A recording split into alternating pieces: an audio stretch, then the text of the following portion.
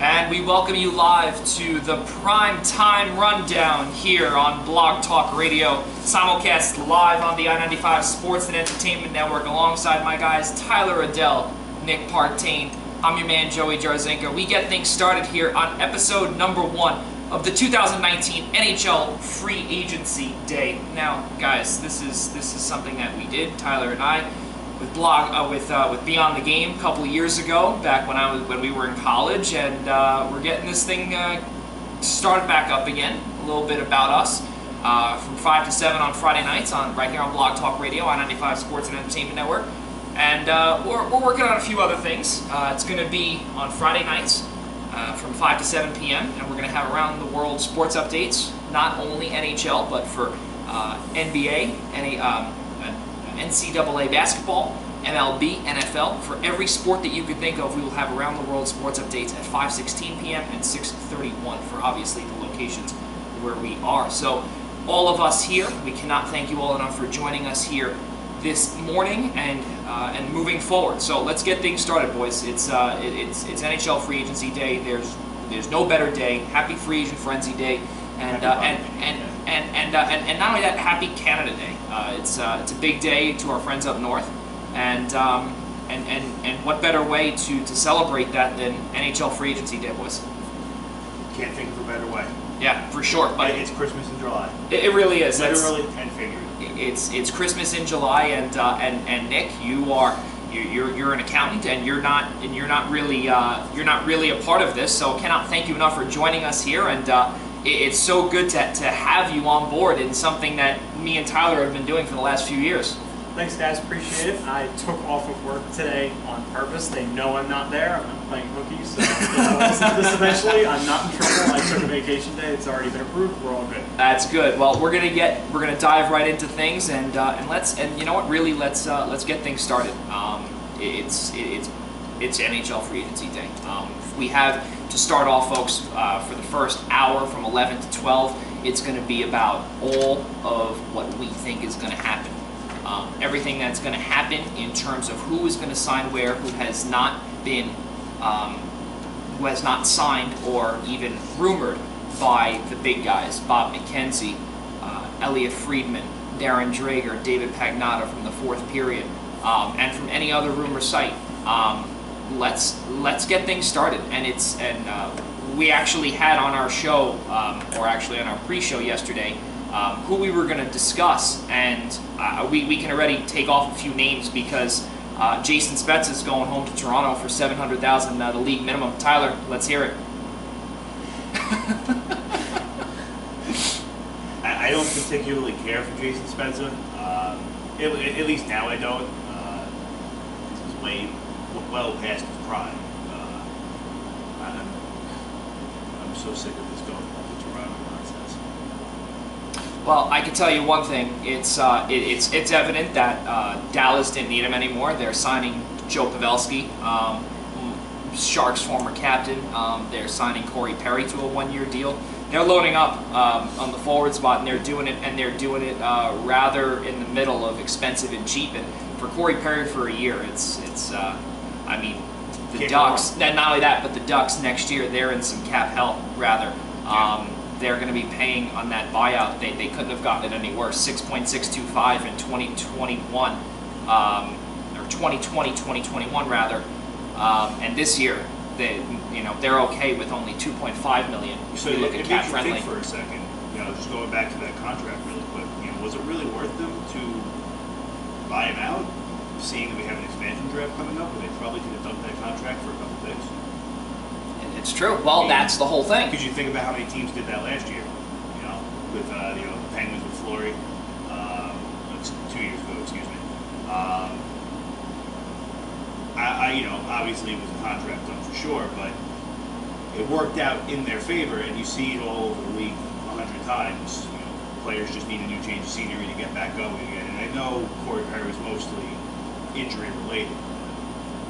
I feel like I almost feel like the Ducks pulled the trigger on that one a little too early. See, the way I feel about that is, I think Vegas set this kind of precedent that they're going to be able to win so quickly the way this process works that Vegas is sitting on a contract or two. They're still paying David Clarkson, and they're trying to win now. So they kind of got screwed by the fact that they took on a contract. So with Perry having that much money and that many years left, you're really going to have to pay to get him back on board. Yeah, I agree. Yeah, it's not out of the question where it's obviously you now have to shed salary, and you said it with David Clarkson, and you said with Vegas. It basically just cost them Eric Hall. Yeah. They're having to trade guys away because they have money they don't want. And I wouldn't be surprised what Vegas could do next. They trade away Eric Holla to Carolina, cap casualty, and they just re-signed Derek Englund last night to a 1-year contract extension. There was no surprise that that was going to happen. Tyler, unfortunately, breaking the rules as we see, looking at his phone. An accident. So, well, you might as well. It's not an Islander thing, but we spoke about this. Okay, so it's most likely Joe Pavelski going away, or okay. Well, I think you could tell our fans now that you could just say it how it is. Jonas Donskoy's going to come. Well, that was said yesterday, and there was rumors. There was rumors that it was 3 years for about $4 million per. I don't know, and there was some rumors going around that it could have been something up for three years per. And you know what? And now that's the part where we're gonna get talking with the Sharks, and I figured I would wait till maybe the second hour of our show, which I think that would be a good idea. Yeah, because really I think my phone's sitting here. I have a job, but if I get emails, I kind of that's the thing. That's the thing. You're okay. We're not paying. So you have to. All right. We take no blame. We take no blame for anything you decide not to do. That is very true. But now looking at the Sharks deal, I figured I'd be able to wait till maybe 1 or 2 o'clock. But the way that the whole Erik Karlsson deal went down, it really hurts me as a Sharks fan. And from what we see just behind here, obviously it is on camera as well. Folks at home can only hear us. I have Sharks jerseys that are sitting right behind us in our studio here in Long Island, and it really hurts me to say that first we lose, or the Sharks lose, Patrick Marleau first because he wanted too much money. He got what he wanted, 3 years, $6 million per in Toronto. Obviously traded to Carolina for a first round pick and basically another cap casualty in Toronto. He's also a cap casualty now in Carolina. Well, he could still be back. Well, he can be. He can be for sure. But basically, what it comes down to is that now you don't have enough money to bring back your captain. You don't have enough money to bring back Donskoy. You don't have enough money to have Justin Braun on the team. Hence, why he was traded to Philadelphia. Don't get me wrong. He's going to be good. He scored that massive Game 3 goal in the Stanley Cup Final from the blue line. And Jonas Donskoy, he was the Game 3 hero in overtime with that wraparound. In the trapezoid.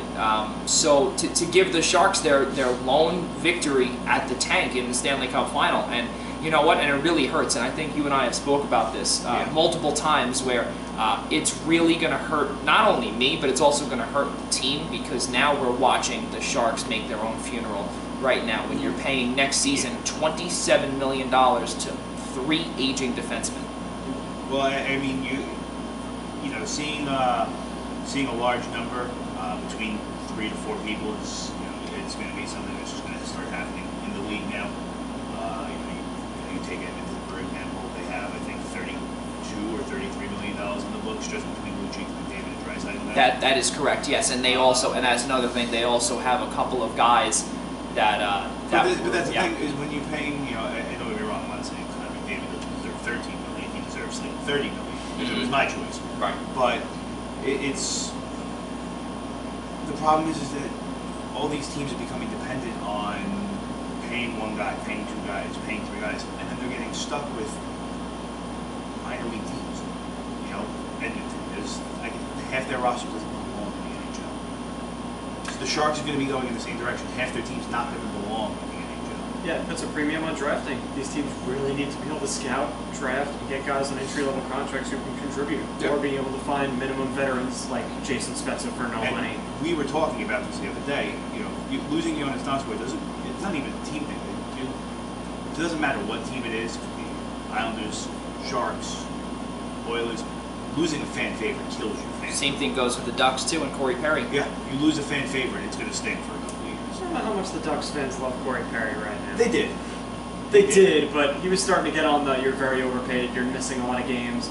You could kind of be those get under your skin Yeah, but kind that of guy. happens to everybody. Like, perfect example. We sat here 3 years ago and we thought after losing Franz Nielsen and Kyle Pozo that Andrew Lapp was going to be a nice replacement, and we loved him for 2 years. Now I can't wait for him to leave. Well, Yeah. most likely he will be leaving in the expansion draft, whether it be this season or next season, rather possibly a trade or something like that. But I would say most likely the former, because I don't know if anyone's going to want to take someone who just tore his ACL at $5.5 million unless the team that comes back comes back with this. So we'll see what happens. Yep. That is true. I think this year he's stuck with the Islanders. And you know what? The thing they can use is they can put him on long-term IR. If they have all their other salaries, get them real close to the cap, and then use long-term IR to go over a little bit. Look, if they know he's not coming back, if he's going to be out the whole season, there's no harm in putting him on long term. Especially for a torn ACL where you know a doctor's going to clear him eventually. Yeah, I think he is going to come back at some point. I think he'd be ready for like the last month. It's a matter of do they bother. If he's not going to be ready till anywhere between February and playoffs, I wouldn't be bothered. Yep, I wouldn't either. I think You see all the time in any sport, just killing a team's chemistry is. Yep. They tried it with Ladd this year. He came back halfway through. They tried to wedge him in. He He had a great game back, 2 assists. Right. And then the next game, Right. He was blocking Michael Dalcole, who was playing well, and it didn't work out. And then he got hurt again, and Dalcole got back in. And he's another one. And I know we're really trying not to be biased here, but it's only so hard. You can only make so many different examples. So I'm working with what I got. It's not really bias. It's playing to what we Well, know. I mean, we're not saying the Islanders are the best. We're not sitting here blowing smoke up anyone. I wanna move on now to Chicago, and I want to speak about your Blackhawks. And right now, what they were rumored to do just a few weeks ago with Anders Lee, they were supposed to come out with a $7 million offer for about 5 years, and it looks like they went back with that. So I don't know if that's going to be the case, but just by looking at what they have with $8 million in cap space, they just traded for Calvin DeHaan, Oli Mata. There's been long rumors about Connor Murphy being traded at some point. They are loaded on the defensive side now. It's just a matter of, can these guys mold well? Can they play defense? Because really, if I'm not mistaken, I'm going to look at that stat in just a few moments, but their penalty kill was one of the worst in the league. Their defense was brutal, and their plus-minus ratings was absolutely horrible. And they also have to re-sign Alex DeBrincat, actually eligible for an extension today. So he's set to make $7.78 according to our friends at Cap Friendly. And then you also have Dylan Strome, and he was really at one point a bust in Arizona, and you never know what the rest of the Hawks can do to maybe make him what he once was in the juniors. The way I see it, and I want to definitely put my 2 cents in, is that the pair of $10.5 million contracts for Patrick Kane and Jonathan Toews, yeah, it worked well, and they obviously got a couple of cups out of it. It's fair they won the cups before those contracts. Okay, that is fair. It's hurt them.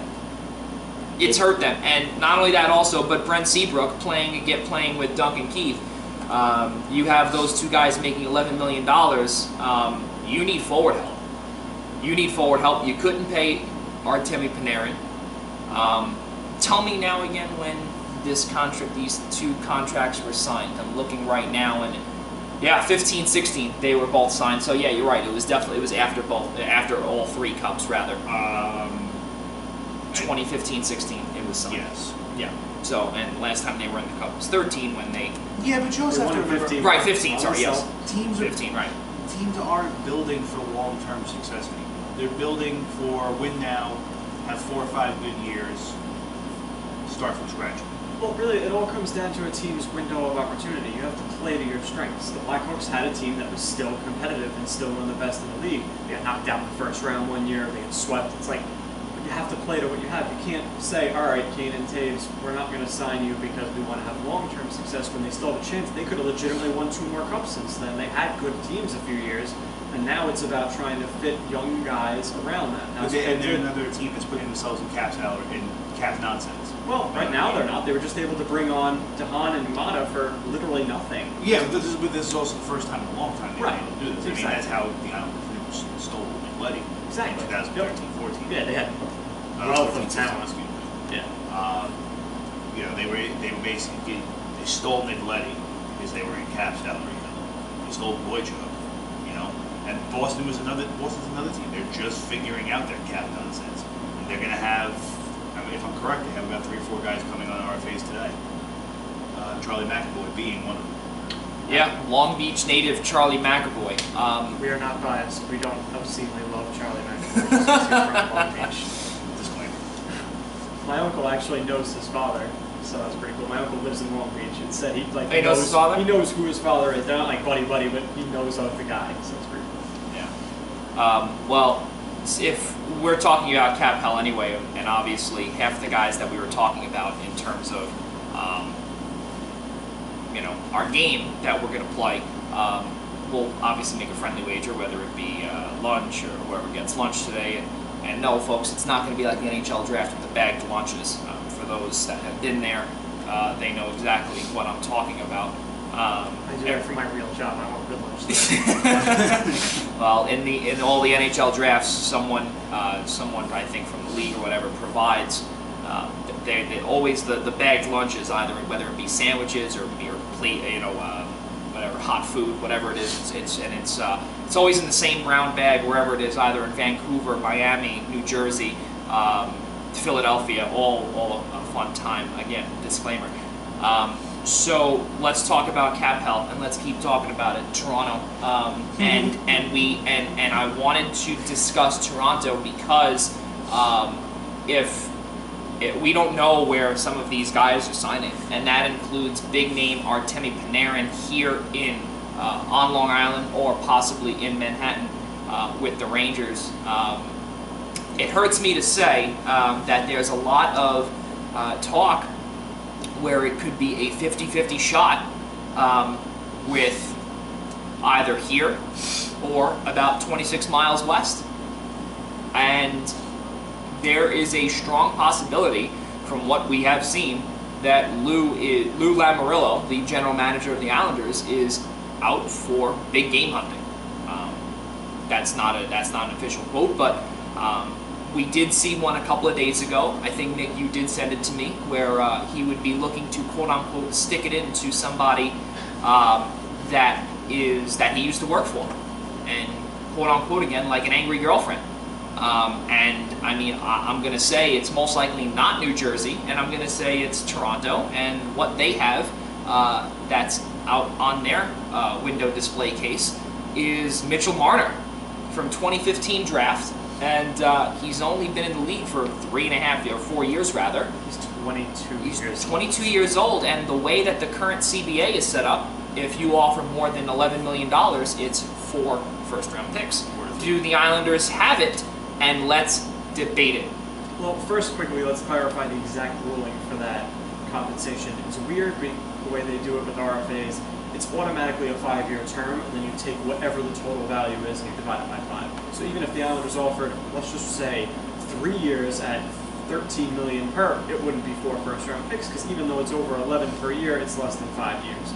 We know Marner's not looking for like an 8 or 9 year term, or 8 or 7 year term. He's trying to get less term because he wants to re-hit the market at some point when he's a UFA and really cash in.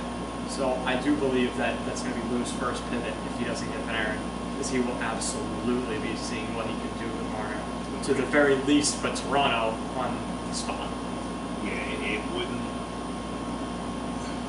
First of all, God forbid, Panarin goes to Manhattan. We are not biased. We're not biased. We promise. God.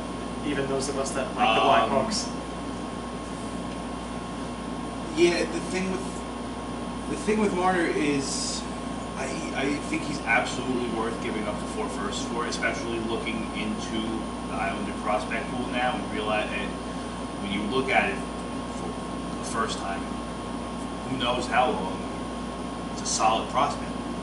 So I'm not going to sit here and try and convince you guys that we don't need first-round picks right now, but we're in a decent shape right now to where we can afford to lose them. I mean, if Garth Snow can find a way to lose first-round pick and trade right back into it, I think Lou Lamoriello can do it too. Lou Lamoriello winning 3 Stanley Cups with the New Jersey Devils, 95, 2000, and 2003, all as the president and general manager of the aforementioned New Jersey Devils. Yeah, so if Garth Snow can find a way to trade his way back into the first round after losing some picks, I'm pretty sure Lou Lamoriello can do it. And we have to wait for Peter Shirley to get another job. What is he waiting for? He's basically our ace. Once we want something, we need him back. Like, come on, dude. Send him to Colorado. They got some players. Oh my God, Colorado! Could you imagine he royally screwed that up? They have all that cap space. Those young guys, he would destroy that. Oh my God, Landon Scott playing roll hockey. Colorado right now, they're sitting without, not officially with Jonas Donskoy in the fold with $42.6 million only on 28 total contracts out of 50 possible. They have another roughly $39 million to spend, and in order to get to the cap floor, they still have to spend another $17.4 million at minimum. Well, first things first on that is Mikko Rantanen is an RFA. Yep. So at least half of that cap space is going to be there. And so they're going to have no problem. Andre Burakovsky as well in that big trade from Washington. I want to ask for the both of you guys now, because I know my stance on this. The ramifications of that deal for Burakovsky to Colorado. Yes, I know he did not. He's been through hell and back in Washington ever since Barry Trotz left, and even when he was there, wasn't the greatest in the Stanley Cup year. It was all of getting Kuznetsov. Burakovsky got the notice, but he did have some tough time. He's now there. How does this hurt Washington? And how does this possibly make either the Metro Division better, worse? What do you guys see with that deal? And what's up with Washington? Does anything hurt Washington? Honestly, I mean, they're a team that they make a mistake and they figure out they can figure it out overnight what they got to fix, and then they come back and win 5 straight games. They're 2 steps ahead of everyone else. They already know what they're going to do if something goes wrong. They already have it planned out. Exactly. And I got to change the topic for 1 second because I cheated again. I looked at my phone. But we do have a trade. I did see the trade. Yeah, and we do, folks. It's called. We'll play this segment. We have a trade to announce. Yes. So this is going to go way over there. That has to be thrown. I do have an alarm set for you. I'll announce the trade since I saw it already. The New York Rangers trade Jimmy Vesey to Buffalo for a 3rd-round draft pick. So a little bit scared, maybe possibly clearing cap space, but they have a lot, so we don't really know what the deal is. So we'll get back on topic in a moment. But let's go back with Washington though, with Andre Burakovsky. Let's stay on this course. I don't think it's going to make that much of a difference for Washington because they're another team that they have the assets to make a trade if they absolutely needed to. I don't think that's a very realistic chance, only because of the fact that if they're trading guys away, I find it hard to believe that they're going to take guys in unless it's somebody that's actually not actually, but somebody who they know is going to be a difference maker. 12 goals, 13 assists last season, 25 points. That's nothing. That's really not much. And the line that he was playing on was, I believe, the 3rd line, if I'm not mistaken. Not with the big boys. He was splitting 2nd and 3rd line. It's mostly. Yeah, they floated him around a little bit. I just feel like now with him, the potential, and again, we don't want to sound biased, but again, we are on Long Island. It's similar to what Barry Trotz did with Brock Nelson. He unleashed the dog that was in the doghouse for many years. Still not a fan of that contract. Well, we'll debate that in hours 3, 4, and 5 later on. But from what I can tell you is that I am a fan. We'll debate that later. 12 goals, 13 assists, only 25 points. The same exact numbers in 20 more games this season from 2018-19 in Washington. The year before, he played 56 games, 20 games less, same exact numbers. And 3 consecutive years, 12 goals with Washington in 64, 56, and 76 games played, respectively, dating back to the 16 2017 season. What did they get for him? They got back a second round and a third round. I will verify that They in robbed him. just a moment. Yeah, especially because he doesn't have a contract. It's a pretty good deal. Forget not having a contract. He has 75 points in 3 seasons. Yeah. Yeah, I think 20-something people did that this year. it's true. It's all about potential. They see talent there, and it's why not take a shot? Personally, I think that deal was pretty even. Andre Burakovsky, exactly what I said. He has the potential. We've seen the potential that he has. It's to me, I just see it as, and on top of it, they could be losing. Colorado may be losing their best face-off man in Colin Wilson, and you need some help right now. Unfortunately, Andre Burakovsky is not really in that conversation. Last year, 35% face-off percentage, not that good. Not But his best fit on the wing. no, yeah, he is for sure. And you know what? And really, they need to bulk up that, both either the left and right side, and he can play both. He's more of a left winger than a right, but we'll see what happens. All I know is that we'll see what 65 can do. And there's a lot of rumors also with Colorado. Panarin, we don't know. There was that mysterious fourth team, but I want to stay on topic. Let's go back to Cap Hill. We have another few minutes before we get into what we discussed earlier, and that was the game that we're going to play, folks. If you're just joining us now, cannot thank you enough for joining Primetime Rundown here on Blog Talk Radio, simulcast on I-95 Sports and Entertainment Network.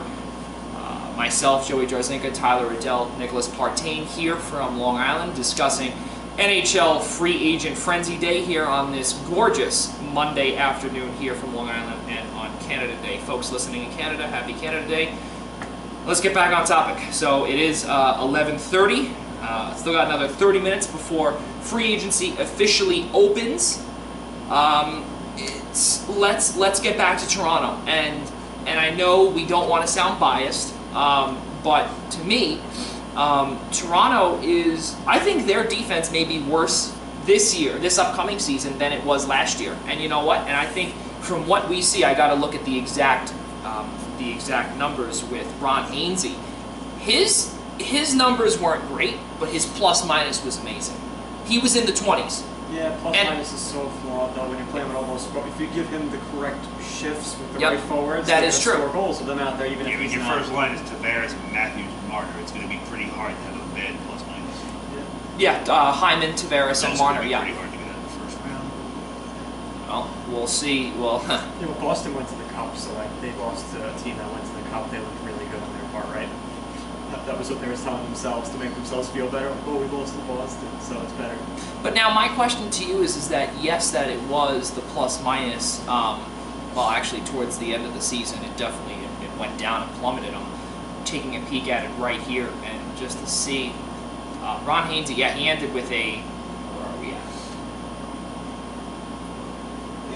Yeah, This is actually the playoffs. He actually had a plus 5. So that was okay. During the regular season, let me just grab that up for just a second while you here. research that, I hate to give them credit. I have to give them credit where it's due. It's amazing that they were able to pretty much keep their composure all season, especially Plus with the 30. We have William Nylander distraction. Most teams, definitely at least in the NBA, that would have been a total meltdown for that team. They were able to hold their composure pretty well through that. So I got to give them props for that. Yeah, it's true. So, I don't. Would I love to see them go through it again with Mitch Marner? Yes and no. No, because that means we didn't give them an off sheet. Yes, because I like to see myself work. Why not? I can't see any chance that it goes into the I don't season. see Marner's Somebody's going to get take that that money. contract.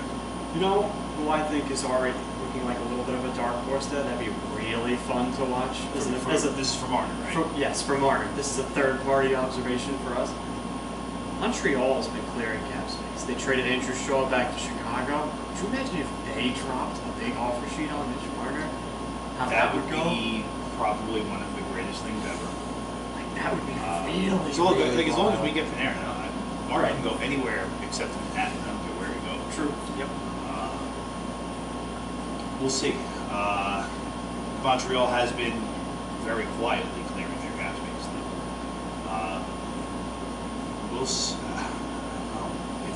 It's very hard to think of things when you cannot look at a phone. Yeah. It is not easy. You're right. You're 100% right. And I don't know if our game's going to work.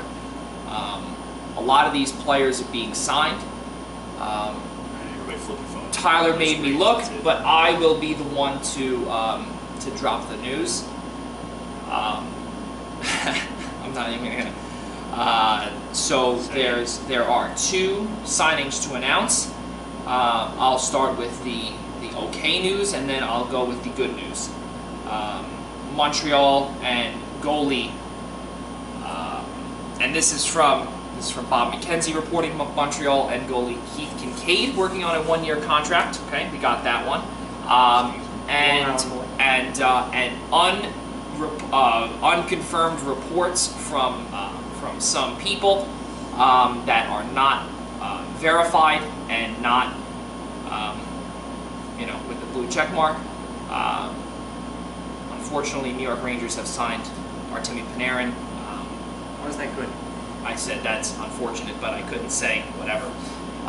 So that's reported by Incarcerated Bob. We don't know if that is official yet. We're waiting for that to be confirmed from the rest of the from the insiders.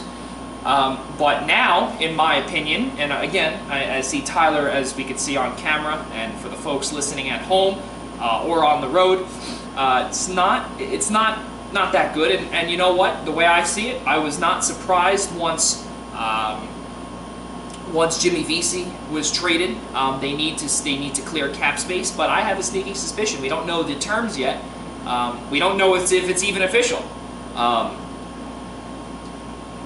The bread man is going to Manhattan, and it hurts. It hurts at us as Islanders fans, but we have to move on. And I personally think that it's not over. And we, the Islanders, rather, not we. Again, I'm not biased here, but the Islanders are in fact in better shape than the Rangers are, regardless of the one signing. For this year, the Islanders are in better shape. But going forward, the Rangers have so many good young players, especially at those forward spots. Once they solve their defense, they could be really dangerous. Even this year, if they actually do have Panarin, if Capo is as good as advertised in year 1, it's almost inevitable he'll be great at some point. But if he comes out of the gates hot, they're going to be a really high-scoring team. They will. Well, they're most likely going to be trading Chris Kreider, we figure. 4.625 this year, modified no-trade clause. Who knows? Ryan Strome is, hey, listen, there were a couple of flashes with him in Manhattan. Couple. Yeah. Keyword couple. I don't think he's worth a long-term investment for them. No. I was just saying he's getting paid 3.1 this year. He is arbitration eligible with being an RFA. So, yeah, that's basically what it comes down to. I'm sorry, Tyler, I had to break that news. Also, my comments from you. Also, Tyler Myers gets paid, goes to Vancouver on a 5-year deal. Something that I want to bring up, though, is that, and we'll get to your laughing in a moment, Jordy Ben also signs a deal with the Canucks, 2-year deal, rather, on the defensive side.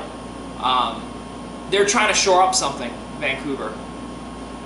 And what's really a shame is that they have to suffer from Roberto Luongo retiring. $3.1 million goes as a recapture penalty for the next 3 seasons. If this news is true with Artemi Panarin, let's talk about it.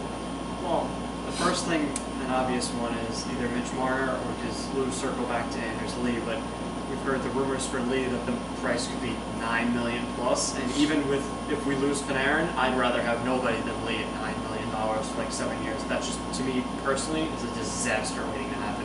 He had less than 30 goals last year, and he played with Barzal.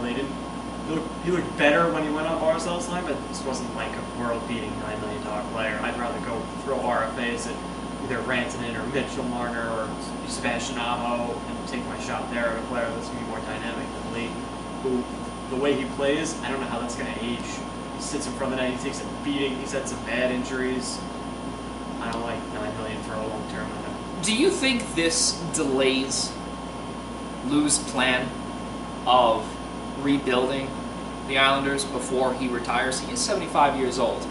His son, Chris, is most likely going to be taking over for him once he retires in a few years. But he said it's going to take a few. Last year, when he was brought in by Ledecky and Malkin, it's going to take a few years. It's not going to be easy, and it's going to be similar to Toronto's situation, the way that when he was the general manager, that it's going to be a couple of years before he gets back to the promised land with them.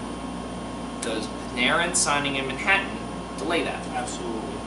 I mean, unless they find a way to land Of all those places for him RFAs. to go, do you know how much? You know what hell it's going to put us through for 7 years? Yep. Yeah, oh, believe me, I'm aware. Look, don't get me wrong. In 7 years, the Rangers are still going to do nothing because they still have a lot of work to do. Signing one player is not going to define them. No. But coming off the season that the Islanders had, the fact that Barzal is going to be a lot more highly regarded than most players on the Rangers, with the exception of Capo Capo. I'm not going to include him because we haven't seen him in the NHL yet. Having Panarin on the Islanders would have put them at least in the conference finals, maybe one finals appearance with probably a loss within 5 years. Yeah, I think absolutely. I'm not going to sit here and try and convince you that the Rangers won't make the playoffs because they will.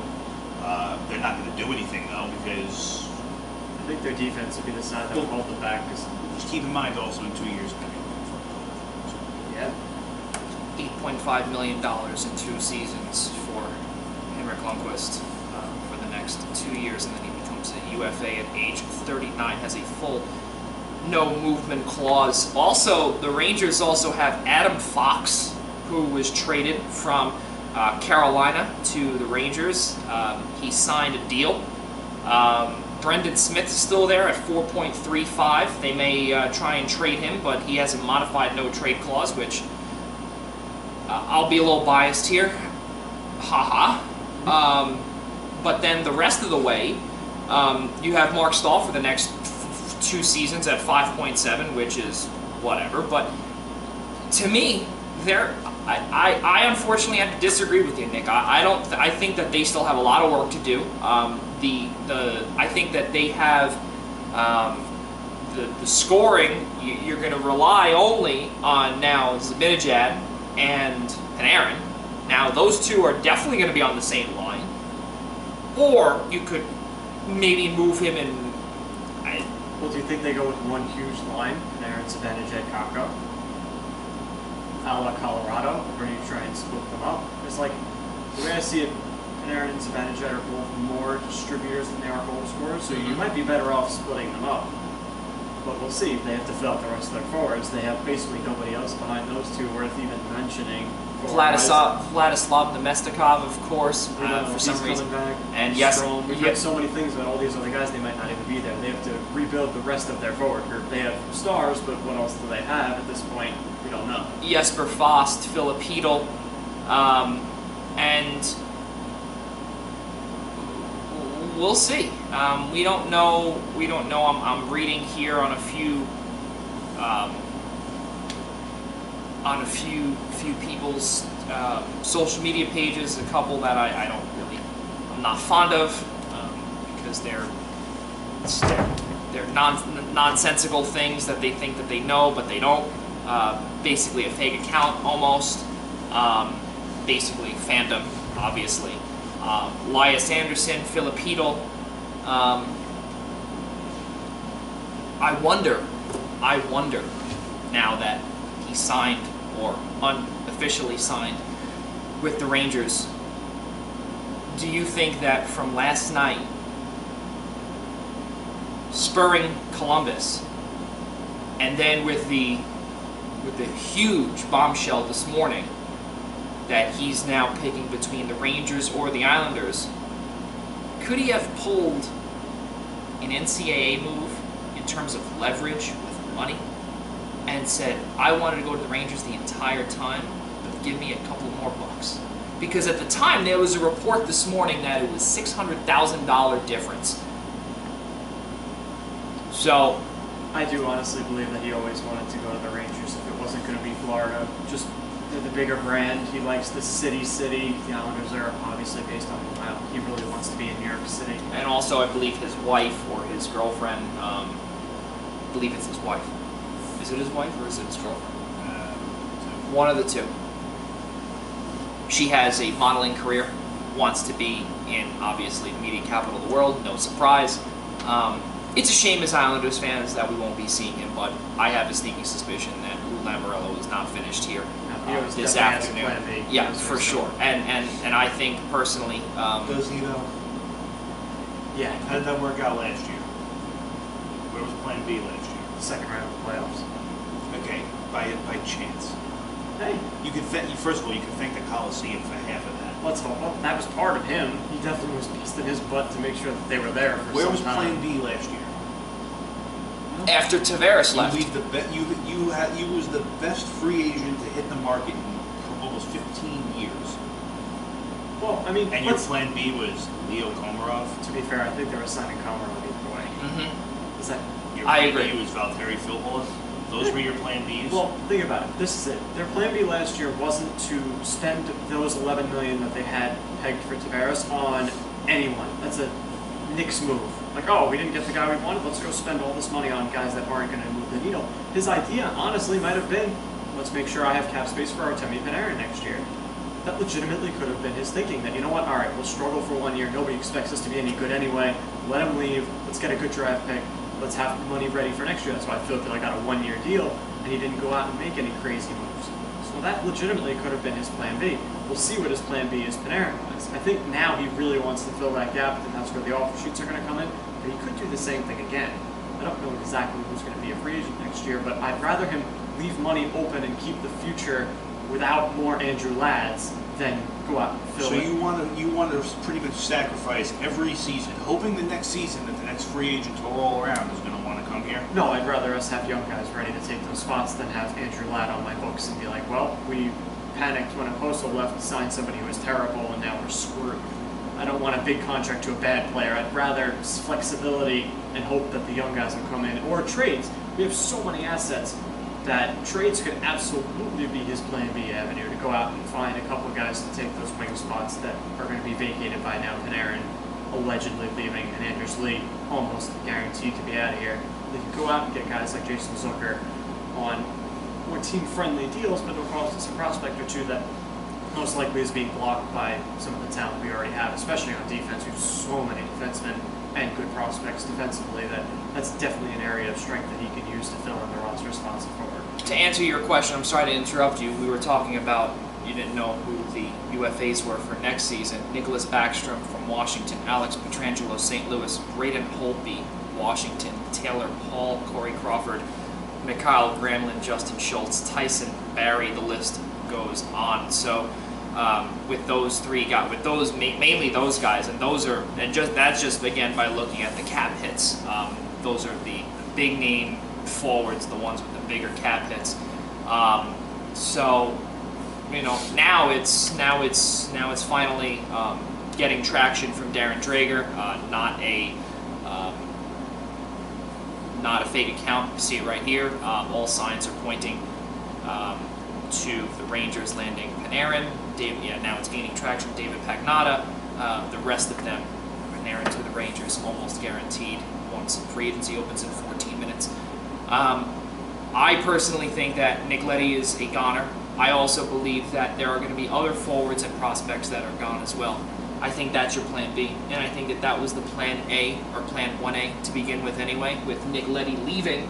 I think it was inevitable anyway, but now you have fans saying, okay, well now you need to make a move.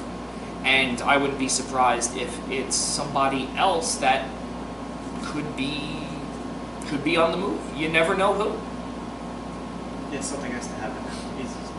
There's no doubt about it, and exactly the way Lou Lamoriello has been doing this season, all signs pointed to Panarin coming here. It was either Florida or it was here. It was whatever.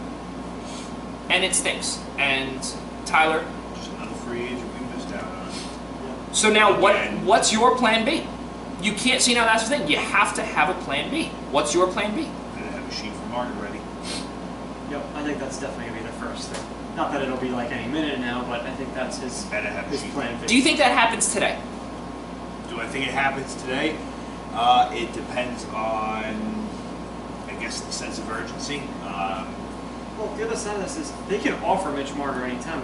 Marner has to sign an offer sheet. That's, So, yeah. the way All 30 teams can offer him today. right, that's why I don't think it'll happen today. Because 31. Excuse me. Lou may already put an offer in today, whether we hear about it or not, but I don't think Marner is signing anything until all of the big dominoes elsewhere fall, and he can now have the maximum leverage from the maximum amount of teams.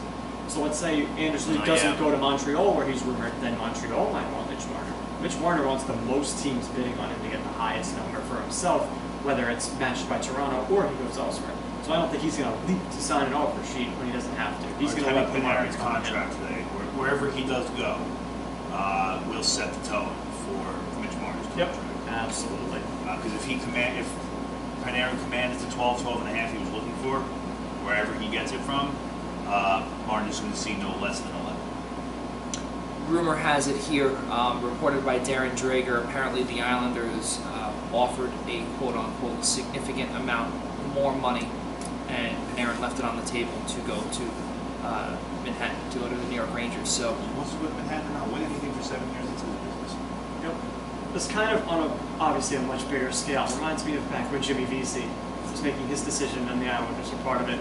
And he chose to go to Manhattan. And he just got traded today and never won anything. I don't think he ever played a playoff game. So, like, he could have been an Islander. He could have been playing next to John Tavares for maybe a year and could have bumped his value up, played in some playoff games. Now he's going, where is it? Buffalo? Buffalo for a third rounder. Well, that sounds fun. I'm sure he's thrilled to be in Buffalo. So, Well, we'll see. now we look at Buffalo's a Buffalo. lot closer to a playoff spot than the Rangers are. And Buffalo right now with Jack Eichel, Jeff Skinner, that Kyle Opozo contract is not looking too hot. $6 million for the next 4 years. They have a lot of money coming off the books after this season too. They have $39 million devoted to their forwards. That's not including their 3 arbitration-eligible RFAs: Gergensons, Larson, and Rodriguez. But their defense, though, is just, through the roof right now, on paper, rather. You had Colin Miller. Ristolainen had an off year. But let's not forget the biggest name that's on their defensive side, Rasmus Dahlin. You do have some, the Western New York team, really, I hate to say it, they are a year, possibly even this season, from a playoff spot. Seriously, I think so. My question is in goal. That is true. You need at least a semi-stable goaltender, especially because while those defensemen... And unfortunately, Carter Hutton's not going to do it. Probably not, especially because think of the defensemen that you just named. While they're exciting, Dahlin, Colin Miller, Rasmus Ristolainen, none of them are known for playing great defense yet in their careers. They're much Brandon more Montour as well. Brandon Montour may be a little more defensive, but they're looking like they have a lot of offensive defensemen, and with a shaky goaltender, that's a recipe for a Chicago season from last year or the Islanders from the year before, where they're fun, but it doesn't necessarily mean you're going to win anything. You need to be able to play defense. And unfortunately, Zach Bogosian was supposed to be the defender or the defensive defenseman, but unfortunately he has been oft injured, so we don't expect him to really last past maybe January or February. Tyler, let's speak about your emotions. I want to get, before we go into the game that we're going to play. Obviously, it really has bumped down in terms of what we are really here for. Let's see. I want to hear what you have to say. Just talk about your emotions. Let's hear it. I'm just so sick of missing out on free agents every year. This team makes it very, very hard to be a fan. I mean, look, at this point, I'm kind of trapped. Not only do I watch, but I can't work for them. So I kind of trapped at this point. It's so hard. It's hard every year to just keep missing out on these big free agents. I mean, I don't care about that idiot last year. He wants to go to Toronto and do nothing. That's fine. I'm really annoyed about the whole Partain thing. Like, I get it. It's just, it'll never. I get everybody, playing in Manhattan is what everybody wants to do. Growing up, everybody, their first thing is they want to play a game in the Garden, whether it's basketball, college, NHL. And, everybody is on their list. They want to play in the Garden, and I get that. But do you want to play in the Garden when their teams suck? I mean, ask Kevin Durant that question. Yeah, He can tell you that. Ask Kyrie Irving. DeAndre Jordan left. Remember, he was traded there in January. He left. Yeah. You guys want to play on a garbage team with a garbage owner? Because their owner is terrible. Yeah, I thought we've seen some pretty stays bad out of it, owners. though. That's the lucky thing for the Rangers. They continue to stay. Does he stay out of it though? Because every time he gets called out of the game when he's sitting courtside in the next game, he throws the fans out because he can't take the. Well, I he feel stays like out of the Rangers. I feel like yeah, well, that's the smartest thing he's probably ever done. See, that's the thing though, and you know what? And truthfully, I believe that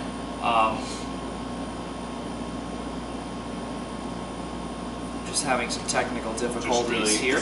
Just for you guys, some still details with the Panarin thing. Apparently, his big turnoff for the Islanders was playing in two buildings. Which, if that's truly the case, I don't blame him. I don't know anybody who would want to do that. I hate to commute to work doing both buildings, let alone going there to watch games and play. And I think, we weren't on the air last year broadcasting this, but you and I both agreed, until Belmont is ready to go, it's going to be hard getting people to come here. I think also the biggest thing, and Nick, actually speaking to your microphone for just a quick second. Yeah. So we got you loud and clear. I think truthfully, what the biggest downfall is here, once the shovel is in the ground, and I think what's going on here is that not a soul believes anything until either there's paperwork. We don't know if there's paperwork. We don't know what the deal is. Tyler has some inside people that works for the Islanders, and those people have things. We don't know what the deal is. I'm sure he'd like to know. He's got to work his way up there to get it. But all joking aside, these free agents are not going to come here until they see a shovel in the ground. Even with a shovel in the ground, you still have to play 2 more seasons. No, I don't blame him at all. You still have to play 2 more seasons, even when they put the shovel in the ground. If that's the truth, 2 seasons this way. If that's really the truth, he didn't come here because he doesn't want to play in 2 buildings and because Belmont obviously not there yet. I don't blame him. And if that's not the case, just tell me that. It'll make me feel good. Yep, and the fact that if that comes out as the way it is, it'll make everyone feel good. Because we get it. They're doing everything they can to avoid this, but they don't have a choice. And you can blame the old regime for this, because these are all problems that should have been fixed 15 years ago. And I'm not going to say that it's all their fault. The county really didn't help. I was going to say I can also But- say the county. Like 90% of the county. Charles Yeah, Wall it's tried 90. Oh, don't get me wrong. It's 90% of the county. And his legacy is leaving them in New York because really, I'd rather play in Brooklyn than in the Sprint Center in Kansas City, where they host sometimes every few years you know what, the people NCAA March Madness tournament. People give that guy a bad rep, saying he didn't open up his wallet for free agents, didn't care about the team, was just a businessman, this and that, blah, blah, blah. That businessman was a smart enough businessman to keep your team here. So... And the thing with free agents was, I'm sure it was the same during the Charles Wall era. Who wanted to come play in the Dumpy Coliseum on a bad team? If you wanted a free agent, you were going to have to way overpay him. And if you keep doing that just to bring in free agents, you're not going to win that way. When you're a team in that situation that has to super overpay to get free agents, you need to focus on internal development and build a team that guys want to come to because you're set up to win, whether you have them or not. Fellas, I want to stop the conversation for a minute. Something that we were talking about our game. I know we went off topic with multiple things, but I want to get things started. So our original plan was to have 10 guys a part of our game. And we do have a few minutes. We are going to turn on our TV that's right behind us so we could speak, so we could have that in our background in a few moments. But obviously volume won't be on. You won't be able to hear all the other guys. You could turn on NHL Network and our friends at Sportsnet up north in Canada. We already know Jason Spezza is going to Toronto. We also know that, well, actually, that's in terms of that's really all we have. So we still have Jason Pominville, Gustav Nyquist, Jake Gardner, who is probably the biggest one on my list here, Wayne Simmons, Valtteri Filppula, Robin Lehner, Peter Mrazek, and Brian Boyle. Brian Boyle, I'm going to start things off with him. Brian Boyle is coming here to Long Island because Valtteri Filppula, in my opinion, is there. I believe Lou Lamoriello is going to keep the third line center spot nice and cheap for now, and he has a lot of. Don't expect him to get more than a year. Which is what it's going to be. He's going to be calculated for the season. He's going to be, and the way it's going to be, I believe that fourth line will remain intact, and I think that Brian Boyle will center that third line. I think Filppula will probably, from the season that he had, he will command a lot of money.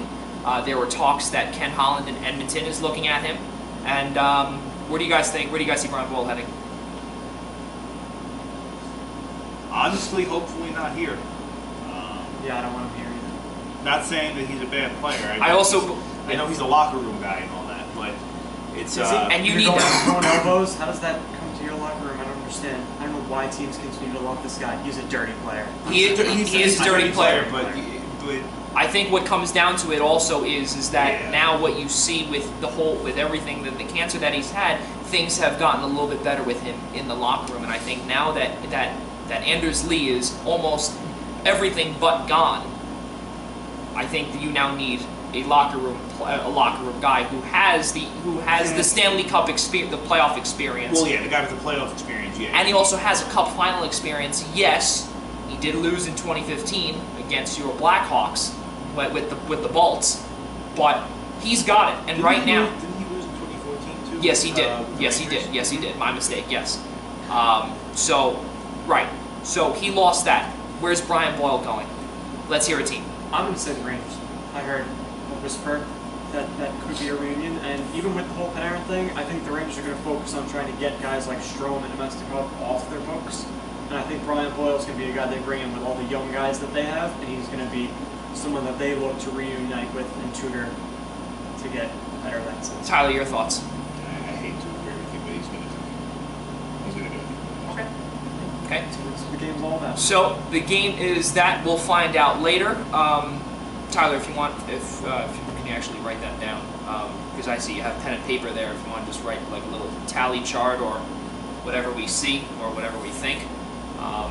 Cool. That would be great. Obviously, it is on camera. I don't have the tools yet to do the producing software where I could put it on the screen. Just so everybody knows, get there. It's officially new and free agency has opened. Yep, and we will be discussing a few signings that have happened, with a big one to Pittsburgh. We'll get that in just a moment. So you guys can now, obviously, 12:01, open up your laptops, open up everything else. We got it. I'll announce all of the stuff in just a moment, but let's get back to the game. I actually brought up yesterday, and you actually let me know this, and the reason why is because Jesse Puljujarvi has been miserable in Edmonton, and he said he will play, and it actually made me laugh. It will. He would rather play anywhere but here. That's what he doesn't want to. And yes, he's an RFA, so obviously Edmonton still has his control. So we will cross him off of the UFA chart. Robin Lehner, former New York Islanders goalie. I think he goes to Carolina. Colorado. Why Colorado? They need a goalie. Bad. Philip Grubauer at $4 million. Grubauer is not a starter. He's not a starter. He will be a starter. He's going to be a fringe starter. Wow. Nothing more. That's a bold statement. And if the Islanders really are going to sign Varlamov like they say they are, which I don't know if that's going to be out the window now because they didn't get Panarin, Leonard's going to go to Colorado. Okay, so Tyler has Lander going to Colorado. Where do you have Nick? I mean, this whole Lander thing throws a monkey wrench to everything. Yeah, it kind of ruins like everybody. Right. So that makes that really tough. I heard another report this morning that the Islanders were done with Robin Leonard. That Varlamov was all guaranteed, and I never heard anything that it was linked. So I have to believe that the Islanders, are getting Varlamov, and that Leonard's going to have to go somewhere else. Tyler completely destroyed this entire show in terms of in terms of being biased. So it's okay. Saying we doesn't make us biased.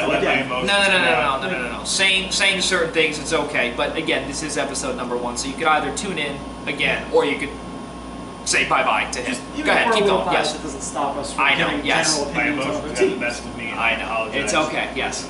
I'm just joking. Go ahead. I feel like the only place Leonard has to go is, you know what, just to be different for the sake of the game, I'm going to say Columbus goes out and signs Leonard. I heard that Columbus, whisper, and that now they have all this room. If Bob leaves, why not rally around Robin Leonard? Well, the way I see it, Columbus did sign Jonas Korpisalo to be their starter this morning. So I don't know what the deal is going to be with that, but let's keep the game going.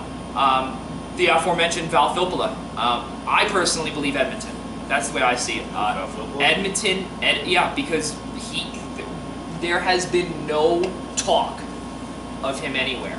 But you know what? A team that we haven't heard from also, because General Manager Kevin Shevladeoff has been doing nothing but window shopping this offseason, and has been literally doing nothing this offseason. I thought Edmonton, but now that I think about it, give me Winnipeg for Val Filppula. And the reason why, you need defense. You've lost 2 guys, one on the forward spot. 2 on the forward spot, which will lead into our next topic, which will be UFA signing to Pittsburgh. We'll get that in a moment, but Brandon Tanev signed a 6-year deal, $3.5 million average. That's okay. We're staying with the game. Val Filppula, I have Winnipeg. They need help. They need a lot of help. And there were rumblings that Patrick Laine, He's another one who's just taking for shoots too. I believe, It doesn't seem like he wants to stay. It's not his fault, unfortunately. Well, you can't sit the season if he wants. Is that ideal? Probably not. If I'm Winnipeg, if I'm any team, if I have a guy who really doesn't want to be there, why waste your time with something dumb? If he signs a qualifying offer sheet, you're gonna get something. It's not like you're gonna miss out completely. could be a William Nylander or it could be a Hampus Lindholm type situation where these guys sit out for a quarter of the season, which really 25, you know. Those worked out both of those teams. I mean, Nylander was not much for Toronto last year. And he was getting paid $12 million from that because he signed in December. And Hampus Lindholm, obviously, he did sign just a couple of days after the season started. Not a couple of days, rather. Sorry, about a month after the season started. Nick has some news to break in just something that Joey might like, might not. in just a moment. Yeah, I think I know what you're talking about, and we will. No, you're not. You're going to be okay.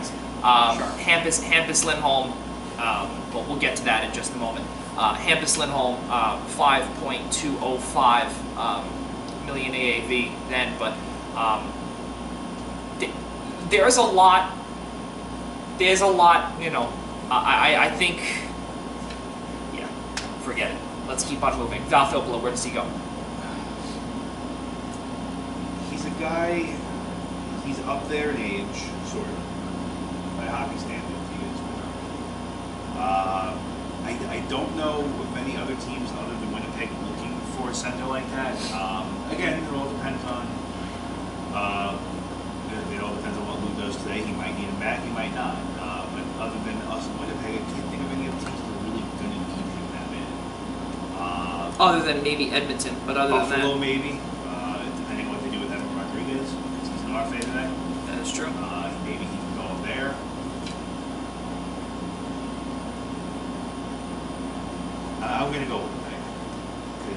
they do need a lot of center depth, and he's. And Adam Lowry is another one that is oft injured. Yeah, that's actually a really good point. You know. And now with Brandon Tanev, who was used as insurance, he's now gone. Because he is one that could slide over from the wing and be a center. Nick. I'm going to go back to Edmonton for Val. I don't know. You have this thing. What do you mean? How else did I say Edmonton? You said it again. But I don't know about Winnipeg with that move. They have so many weird moving parts going around there. I don't know if they're looking for a 1 year older center to come in and plug. I feel like they are reeling right now from all these weird things happening. They were so set up last offseason, looking like they were going to be a powerhouse going forward. It's tough to bite the bullet and go get a guy like Val Filippo for 1 year. You had all these big expectations on your team. I could be wrong. I'm gonna think that Edmonton is more trying to steady themselves, get a veteran guy. We'll see. Wayne Simmons. I'll start with him. From what Montreal Canadiens' Marc Bergevin, general manager, has done, he's cleared cap space. He also brought in Matt Duchene for a visit. No one was expecting that. Not a soul was expecting that. That was a little surprising considering I at least thought Montreal was going to be dead for one of the season. And Montreal was 1 point out of a playoff spot with 90. With, I believe it was 92. Right. So, with that being said, I think that Montreal is in a very, very good position, and all they need is just a couple of guys. And really, Jesperi Kotkaniemi, I believe his name is, has been really right. Jesperi Kotkaniemi in his first season. I don't think it's a flash in the pan. I think for the 3rd overall pick last year, is as advertised. Wayne Simmons to Montreal. Does it fit their mold? No, it doesn't, because they're not a big, bulky team. They have Shea Weber for that on the back end. Gallagher. Him too? Right. Toughish guy. Exactly. They just trade Andrew Shaw, who is in that kind of sort of mold, so it opens up a spot for that type of player. And also, you know what? The Wayne train, that Nick calls him. Best Wayne since Gretzky. There you go. And they still have enough. Are you kidding me? It's a joke me and my friends tell me. He's the best Wayne since Gretzky. No, What Waynes are there? What Waynes are there? All right, you know what I need? So thank you. Yeah. That's what I'm here for. They also have another guy that they need to sign, an Arturi Lehkonen, who is arbitration eligible, RFA, and he may not be the greatest player, but he has come up clutch in a few instances. I say Montreal because they're trying to make a splash. They have $13 million in cap space. He's going to have to take a discount. Wherever he goes, he has to take a discount. He's not going to get anything like that. It's either, in my opinion, Montreal or Colorado, but my instinct says Montreal. They, like I said, they have $13 million to work with. Max Domi depends. Could last year have been an aforementioned flash in the pan? Will they have enough room to sign him in a couple or next year? He's making $3.15. He was traded from Arizona to Montreal in that Alex Galchenyuk deal. We'll see. Dale Weiss on an expiring deal. Matthew Pekka, Nate Thompson. These guys are all tradable.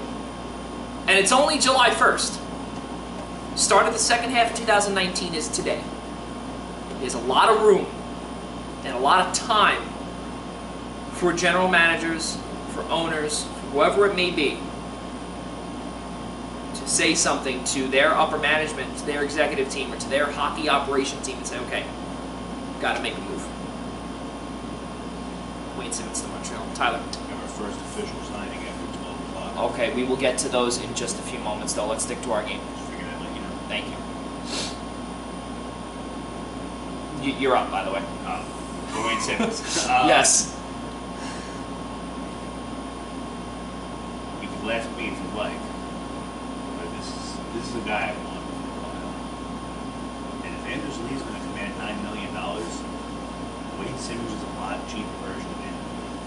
Not as many goals, not as many points anymore. Don't get me wrong. Past that. Okay. You do have a wing open. I know Wayne Simmons does prefer the left side. You do have Josh Bailey, who's comfortable on both wings. You can move him over. Maybe not a bad cheap option for 2 years. Try him out. It gives you a little bit more. It gives you a little physicality on your second line. I don't see him playing on the third line. I feel that of all things to be right for the Islanders, your bottom six is the only thing really set in stone every night. It's a little bit of grit that the team probably, I don't want to say probably needs, but Wayne Simmons is a guy that he'll pick a fight with you all game and then you'll thank him later. You know what I mean? Like, he doesn't care about you. He doesn't. For 60 minutes, he's trying to beat the life out of you and walk away with 2 points. It's been a while since the Islanders have had a guy like that doesn't, two-hand people across the face. But it's really been a long time since the Islanders have had a physical guy like that. And you can, I guess you can count Trevor Gillies, but really, other than that one Pittsburgh game, how physical was he? He fought, but he wasn't like a physical presence. He fought, but he wasn't the guy who's laying people out overnight. Wayne Simmons hits everybody. I give him 2 years here. I see him coming home. Jesus, oh my God. I have that coming home thing planted in my brain because of you from the first hour of the show. I hate you. I do. I don't think just because you brought up Toronto. No, I did. You did too. I did. We both mentioned the Spencer contract. That's what did it. I think Simmons will come to the Islanders. 2 years, you get him cheap. I can see. Is it my turn? It is your turn. I like being contrarian here because it makes this game more fun if we all think the same thing. I do see that as a very strong likelihood that Simmons could be a possibility. I understand the fit. He's in that front Well, like I presence said, in he's the just power a cheap play. Rangers league. Yeah, I get it. But a big concern with him, not that I'm the one making the decisions, is he went to Nashville last year and was invisible. He didn't help their awful power play. I don't think he fits Nashville's system. Nashville does not fit. I guess, but they were hoping for at least was for him to be in front of the net on the power play because their power play was as bad as the Islanders was in Carolina. They were one of the worst in the league, and it's probably what undid them. And they tried to bring him in for that, and he didn't even help. His one thing should be staying in front of the net on the power play, so it's concerning. I could see him still being a fit on the Islanders. We're not going to pay $10 million to get him, but Yeah, but like I said, and you see it all the time where great players just don't fit in certain systems. And I'm not saying I know striking the imagination by saying Wayne Simmons is great. He's slightly above average now. But Wayne Simmons also fit into into Philadelphia's system. Because he's that big gritty guy. He's in a big gritty franchise. I don't think Philly is honestly nearly as gritty as they once were. No. Yeah, they're moving away from that sort of skill nowadays. Yeah, but at the same time, it's not just that; it's the entire league. Correct. Skill. When you can't blame them, it's a skill league now. You don't have guys trying to beat the hell out of each other. That's exactly, yeah. That's why you don't. That's why you see it all the time in the AHL because those guys can't crack a main roster. So for $400,000 a season, they might as well punch a few guys in the face. So your official decision on Wayne Simmons? What coach likes grit more than anyone else? Barry Trotz. All right, he does. Let's go outside of that. If you had to pick a second one. I personally believe, though, that there's too much grit on the Islanders. I believe that there's too much grit, and I think that there's... It's the style they want to play. So, I can see you saying there's too much grit, but they do want to play that grinded out style. They want to win 2-1. That's how they want to play this. Yeah, but you say there's too much grit on the Islanders, and look, I love Matt Martin, and congratulations to him on his big weekend. Is he really the same Matt Martin we had before he went to Toronto? No, he scored a little more goals. Cal Clutterbuck is not going to be a physical player anymore after whatever. I couldn't even tell you what happened with his back. I think he had complete back replacement surgery at this point. He had. Cizikas is the guy who proved this year that he can put up 20 goals. Literally. He finished the season with, what, 20 or 21? But he was a 20-goal scorer this year. I'm not saying that they're not a gritty first line. Gritty, they might well be the first line. They're nice enough to get. But they're all, like, Matt Martin has figured himself out. Cizikas has absolutely figured himself out. Clutterbuck is figuring out if he can walk the next morning or not. You know, it's like the grit from that line is almost gone. Sorry. I'm not saying they're not going to make a difference still, because they still play hard. They go whistle to whistle and play their entire shift. They don't take breaks. But honestly, the grittiest guy on your team right now is Nathan Paul. And that's stupid gritty because he just isn't taking bad. Yeah, he just takes bad penalties. Like he'll drop a nice hit, but it's when the guy hasn't had the puck for about 10 seconds, and it's from behind. Joey's getting mad at me. My pick is Columbus. I think Columbus points him. Torts loves him some grit, some fire. He loses Panarin. Skill isn't his favorite thing. Torts. He wants to go out there and beat people up. That team's going to be kind of almost an Islander type team next year, where let's just say they bring in a good goaltender. They have some really good young defensemen. They could be the underrated team that everyone writes off. That could maybe surprise if they bring in a guy or two that fits the culture that Torts tries to build. But we're also not very sure if Tortorella's even going to be with the team starting next season. Remember I think Tortorella's going to be with the team. I don't know. I'm drawing a blank. I think sweeping Tampa saved the skin, honestly. I don't think it was him. I don't think it was him. I believe it was their general manager. Well, sweeping Tampa's literally saved everybody at least a year on their job. So, I would say so. They have too many player things to figure out now that they can go and fire. Tortorella, the GM, the guy who sells hot dogs at the arena, they all saved their jobs. Jarmo Kekalainen, personally, I believe that the way that is, it's not easy. I think, yeah, I was actually with Nick too. It's getting a little, yeah. So let's keep moving. The way that I see it. Like I said, let's keep moving. I'm not even gonna do it. We got lucky, to be honest with you. Sorry? We got lucky. No big signings yet. We could actually get this game in. Well, we actually do have one thing to announce. It's not a signing, but it is a part of the Panarin deal that we will get to. But we will debate that in just a few moments. I want to keep on going with this and stay organized here, as organized as we could possibly be. Jake Gardiner, Toronto. I don't believe that they could afford him. And I hate to say it, but I kind of love it at the same time, and I don't want to sound like Tyler being biased here. I'm not biased. I just have certain opinions. AKA biased. Next thing, I think Jake Gardiner gets signed in Montreal. I think he goes to their biggest rival, and I think that Jake Gardiner gets the money that he wants. And I think he sticks it to Toronto with a 5.5. Sorry, he was getting paid $6 million. I think he gets, if that, probably a little bit more. It was awfully specific. Yeah. You know something that we don't? I don't know. Are you holding out on us? No, I'm not. No, I'm not, because I would have scrapped his name from the game. Jake Gardiner, Nick. Yeah, it was rumored a lot to Montreal. I agree with you there on that one. I just can't see someone turning heel that quickly that we haven't heard of. I think with Tyler Myers officially signing, kind heel. Are you getting ready to watch Raw tonight? Oh yeah, today is Monday too. We talk about real sports. Today. Ooh, hold on. Let's time out. No. I'll deal with you Friday. There you go. Let's stick to the topic. You take a chair. Let's stick to the topic. Jake Gardiner, where does he go?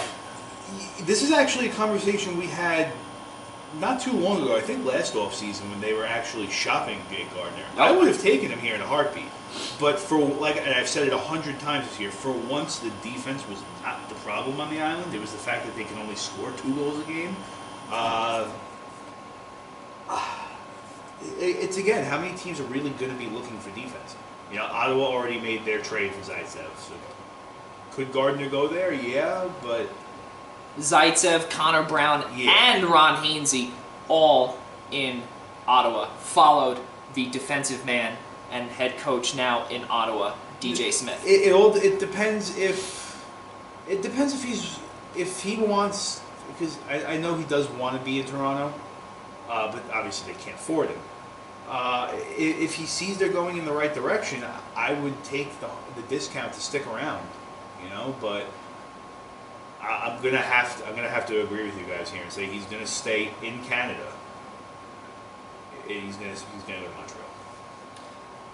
The only other place, and I don't want to say anything else, but my best bet is Montreal with him. I truthfully also think that could be a possibility, and this is out of like the foul area or foul territory in London yesterday, because that's just as much as left field. I wouldn't be surprised if Detroit did, and I see Tyler is looking at his phone with the news that we will break in just a moment. We'll debate that in a moment from Larry Brooks. Give me a moment. And I believe that Detroit could be a player in that aging defense where you have 4 guys coming off the books in $13 million coming off the books in Detroit, where you only have Danny DeKeyser as your signed defenseman in next season's deal. Why can't Detroit come about? Detroit seems to be relying on their prospects too much.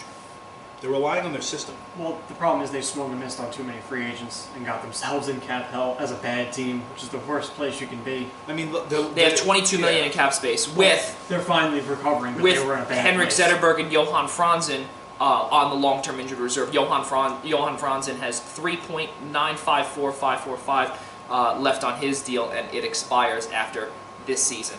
Yeah, I mean, having Cromwell come off the books this season definitely helps. Mm-hmm. Not having, this contract hasn't been a problem for them for a while now, but not having Datsuk helps. I refresh my memory. Does long-term IR still affect your cap? Well, I think the way long-term IR works is you're allowed to go over the cap up to like 75% of the guy you put on long-term IR. Yes, that's correct. Yes. Okay, so Zetterberg's not going to do too much damage to them either. No, because he signed his big deal with Detroit when the cap hit was still way too low. Bold prediction from me here, and I want to obviously keep the game moving because now we're 25 minutes past the opening of free agency, and I would like to start to announce these picks. I'm sure everybody's watching here, probably tuned into another show already that probably already spoke about it. But I think next year's free agent class is going to be big, and Detroit is going to have a massive player. They're going to be massive players in there. They only have, just by looking at it here, $28 million, or roughly actually almost $30 million. Yeah, $30 million in contracted players. That's without Evgeny Svechnikov getting extended this year. And they're not losing anybody this year. They're not. Anthony Mantha, Andreas Athanasiou. They're going to be getting big raises after this year. So they'll probably have a lot less than And the way, obviously, again, we'll speak about that later in the show. The CBA and the salary cap for the next 2 seasons until the American NBC. Keep an eye on TV Tyler deal. Bertuzzi too. Yep. So he's going to get paid. Yep. Well, paid. I think Detroit is going to come back to what they once were just a few years ago, as soon as next year, in my opinion. Let's keep the game rolling here. Jason Pominville, does he retire? Does he retire as a Buffalo Sabre, or does he go elsewhere? Does he want to play again? There's been multiple rumors out there saying that he may want to go elsewhere, but then there's also other rumblings out there that he may want to retire as a Sabre. And he was not happy with the fact that he may not play elsewhere. Or sorry, he may not play ever again in Buffalo. Buffalo's his home. Where does Pominville go? I say he retires.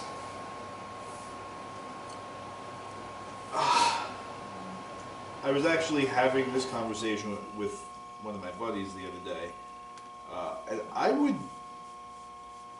have, again, 5 years ago, Pominville would have been great, but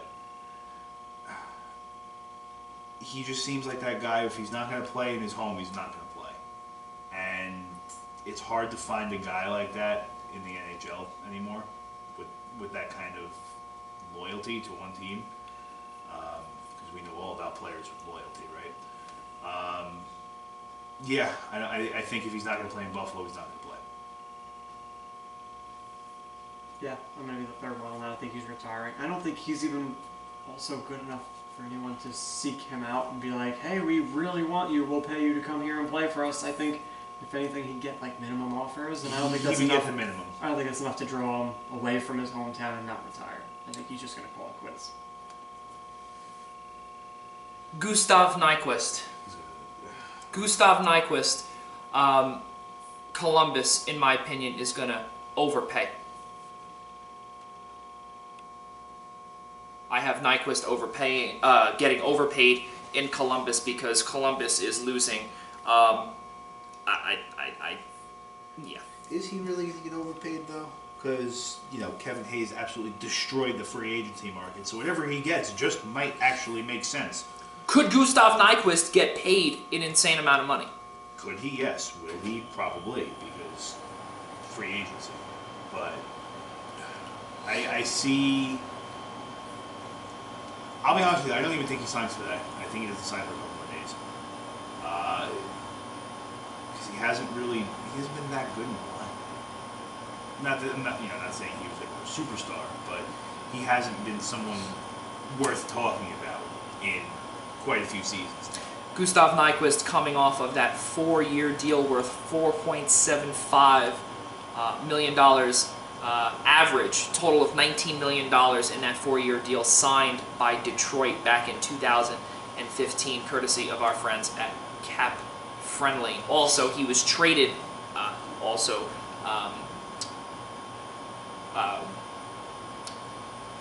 losing the word here. He was to void his no movement clause, or to grant the team to. He waived it. Yeah, be waived it. Thank you very much. To waive the no movement clause. Thank you very much. And I'm a communications major. God help us all. I think he gets about $6 million from Columbus. God forbid. I think he destroys. Would you say you got four and three quarters? $4.75 million per, total of $19 million, and no trade clause in the final 2 years of his deal. Detroit gave him a no trade clause. He had to waive it. He looked like a good young ascending player that maybe that was going to work out. And they were still in like win now mode because I think he signed that like right at the end of them maybe having a chance to be competitive. He got just 4 and 3 quarters. He shouldn't see a dime more than that. No, he will be getting He will be getting overpaid. Oh, and not only that, look, the cap is going up. You're going to see a lot of guys getting overpaid. And Kevin Hayes. And not only that, yeah. Also, we'll leave it at also. Where does Gustav Nyquist go, boys? I'm going to say Colorado. I think they're looking for more punch up front. They need depth. And one superb scoring line. They need depth. I think that Gustav Nyquist is a guy that you can bring in and score some goals for you. And you want to talk about overpaying? Remember, Colorado's sitting on like $35 million. Exactly. Space. That's what I'm saying. They can afford to pay anybody. They just have to be careful. Don't give Nyquist too much term then, because you have your big 3 defensemen are going to need contracts soon. Also, yeah, remember what we were mentioning earlier. Just keep in mind they're going to have to send Nico Rantanen a sheet today. Yep. Or sometime before the season starts. But they're going to have to pay him. Yeah. They're going to have to pay a goalie. Colorado has though is the best luxury in the league, one that the Islanders squandered for so many years. Nathan MacKinnon is probably on the best contract in the NHL right now. He's getting paid $6.3 million per year, and he's an MVP candidate. To me, the best, and we'll get to them in just a moment, but someone on Nashville is getting paid even friendlier, and Roman Josi is getting paid $4 million that expires this year. Well, he's getting paid double that next year. Total value of the contract, because now they have McKinnon going forward for years and going forward with that number. To round off the game, Peter Mrazek. He's been rumored to go back to, or Carolina's going to circle back with him. I honestly see him being a backup somewhere. Are there many spots for starters? I don't see many. I don't see many left, and I think Vancouver would be a place where maybe he could go, but I think Vancouver right now, ever since that Luongo trade and that Luongo contract handed out by Jim Benning years ago, has haunted Vancouver, so I think they're going to try and steer away from that. I believe they also have Jacob Markstrom for the next year. Right, yeah, they do for at 3.66, and really he's overpaid there too. Maybe Calgary. Calgary obviously has David Rittich, who is an RFA. I wouldn't be surprised. Calgary's in win now mode. They have $12 million in cap space, $1.5 million being devoted to Troy Brouwer's buyout for the next 3 seasons. Put me down for Calgary, Tyler. That's what I think, where Peter Mrazek goes. And I think he'll be on another team-friendly deal. I was about to say he gets reunited with his old coach, but Bill Peters was already long gone. So, yeah, Mrazek in Calgary, in my opinion. Tyler. Or Nick. Actually, we'll go to Nick. Who needs a goalie? Edmonton. Who desperately needs a goalie? Edmonton needs everything. They don't need just a goalie. They need a new GM. They need a new coach. They got the new GM part. Okay, well they need another new one. See, honestly, I never thought Mrazek was a starter. He had one very good season in Detroit, right? Which propelled them into the playoffs. I'll be totally honest. I don't remember how far they got in that playoffs year with Mrazek as their starter. I think it was honestly second round. I think, if I'm correct, that was their second year in the East, and they beat Tampa in the first round. If I'm correct, I believe so. I think they beat them in 7. Don't quote me on that though, because I am a little, my brain's a little messed up. I don't see him being a starter in the league, at least this year. Maybe he can be a starter again. I don't know. It's very. This year's free agency class is too deep. You know what I mean?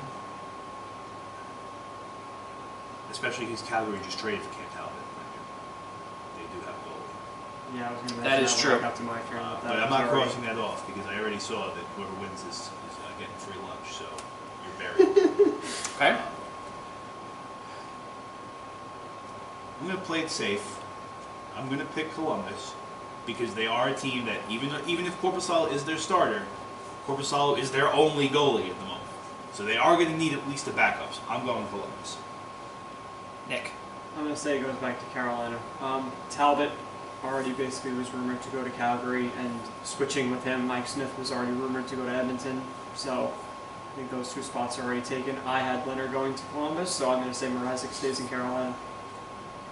Well, that's going to conclude our game here. So now we can finally get to all of the announcements that we'll figure all this out here. And the biggest bombshell that I want to drop here, and Tyler has already seen it, and from everything that we've seen here, and we're going to use Cap Friendly as our guide here. We'll start off nice and slow. Luke Shen signed a 1-year deal with Tampa Bay worth $700,000. Ron Hainsey to Ottawa. We already knew that. 1 year, $3.5 million AAV. Noah Lachari signed a 3-year deal worth $5 million, 1.666.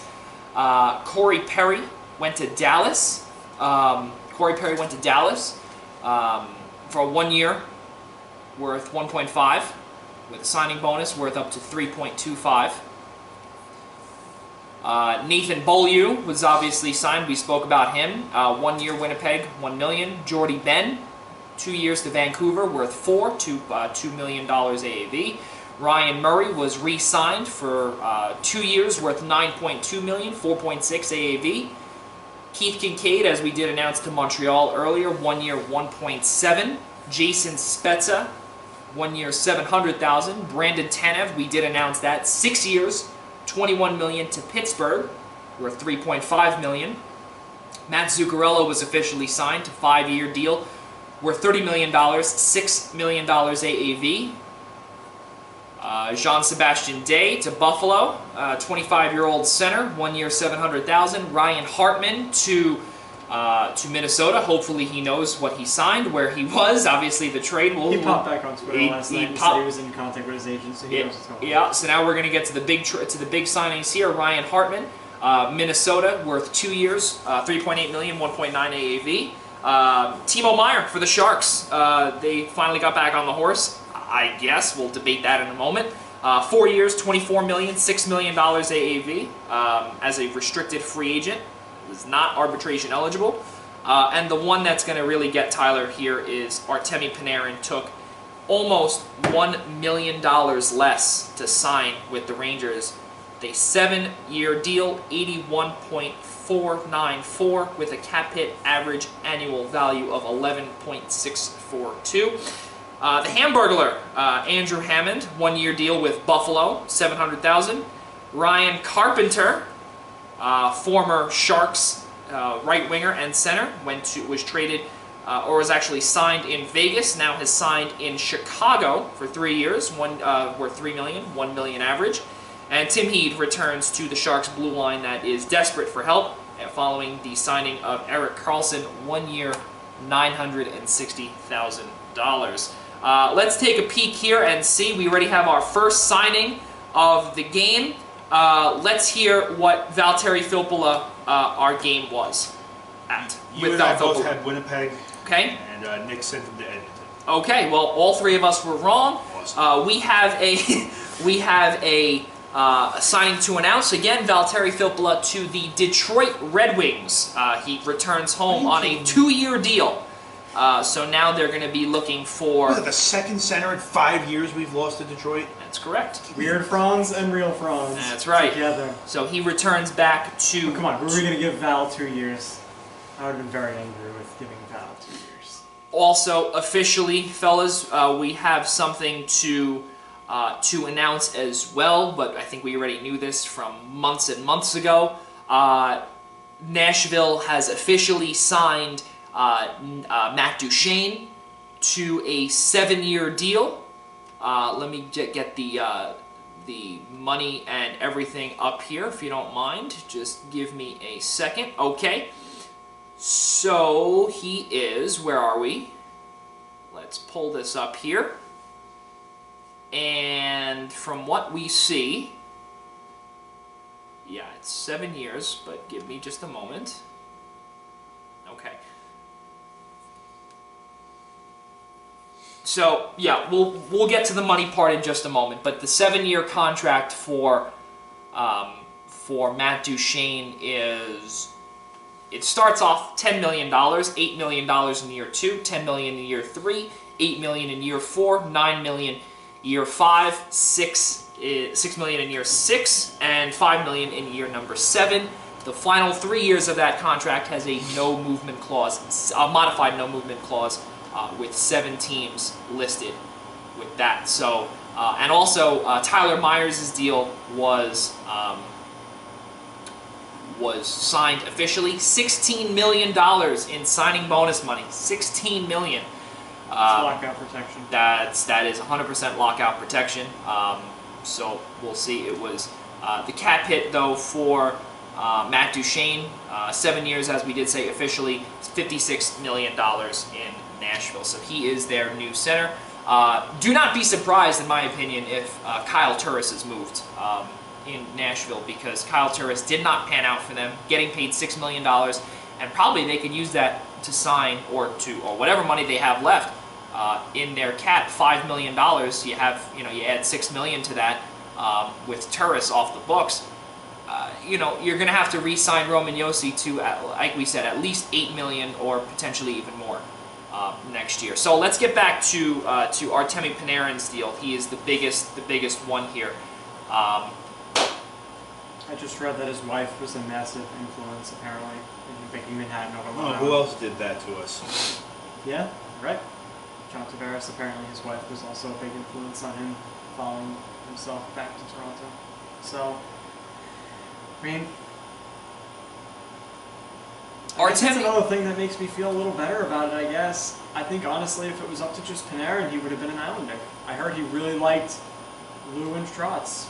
And people actually like living on Long Island. Long Island isn't the problem. Some yeah, all right. But the two arenas and his wife being what made him choose the Rangers makes a lot of sense to me, and I understand it. It sucks, but it's something I can understand. Just another year of missing out on big free agents. Because I'm telling you right now, we are not getting Mitch Marner. It's not going to happen. Yeah, the amount of unlikely, cap that Toronto is dumping right now, left and right, there is not a shot Mitch Marner. It comes down to Kadri for Toronto. If Toronto moves Kadri, I think that like all but seals that they'll match anything. That's the big guy that they have to figure out what they want to do with. Currently, Toronto has 10.715 million in cap space. That does not include the $5 million from Nathan Horton that expires this season. So we'll see what happens. But basically, you said it. It all but locks up Mitch Marner heading back to Toronto. I would assume so, but it does not solve the defensive prowess that they have. The defensive issues that they have.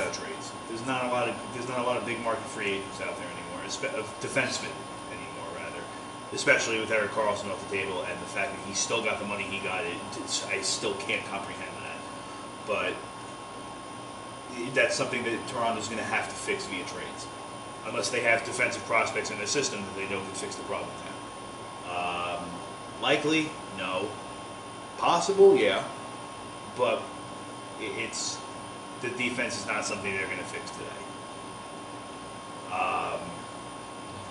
Losing Jake Gardiner definitely does not help their case.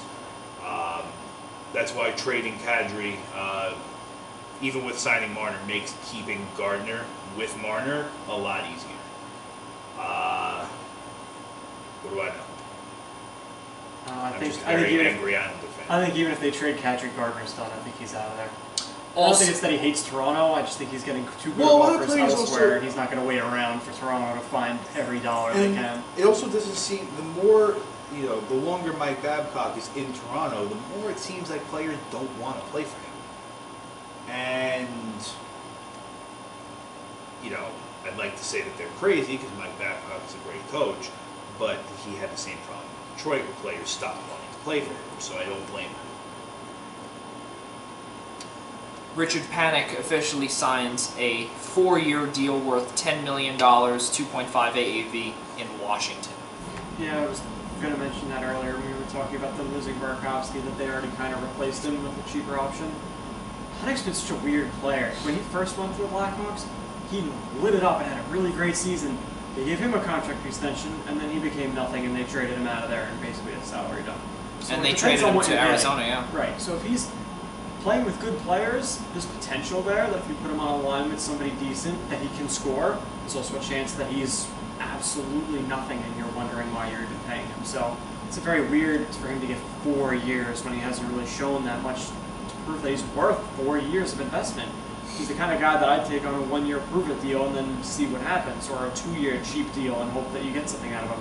It seems like they overpaid for a guy who hasn't shown me that much, an overreaction to losing Burakovsky.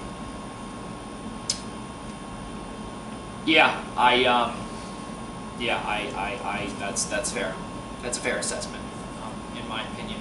I think Washington also is exactly what you said. They have to clear some cap space also with expiring contract for their alternate captain Nicholas Backstrom.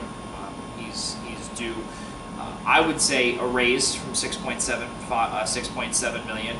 Not much. He'll probably get maybe a $7 million contract. His next, probably, I'd say 3 to 4 years, maybe even longer, you never know. He is 31 years old. Yeah, he's 31. So we'll see what happens with that.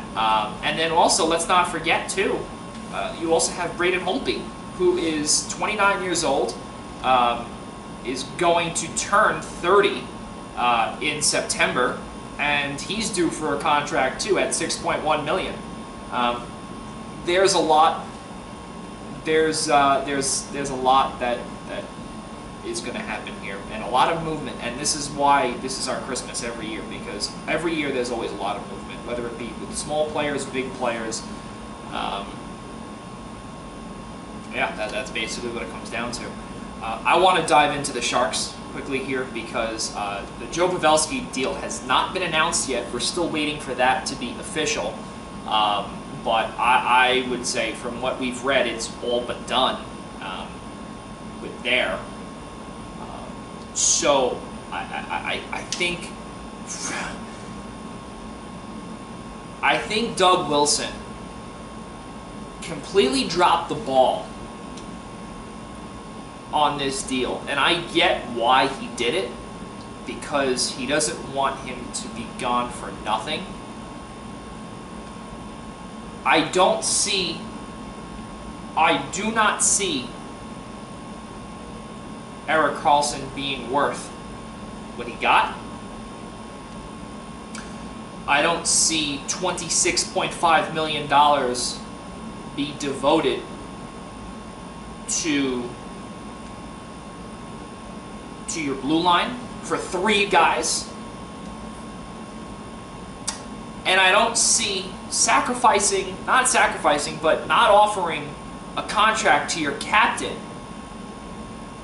And you know what? Now that Pavelski is probably gone at the rumored 3 years, $7 million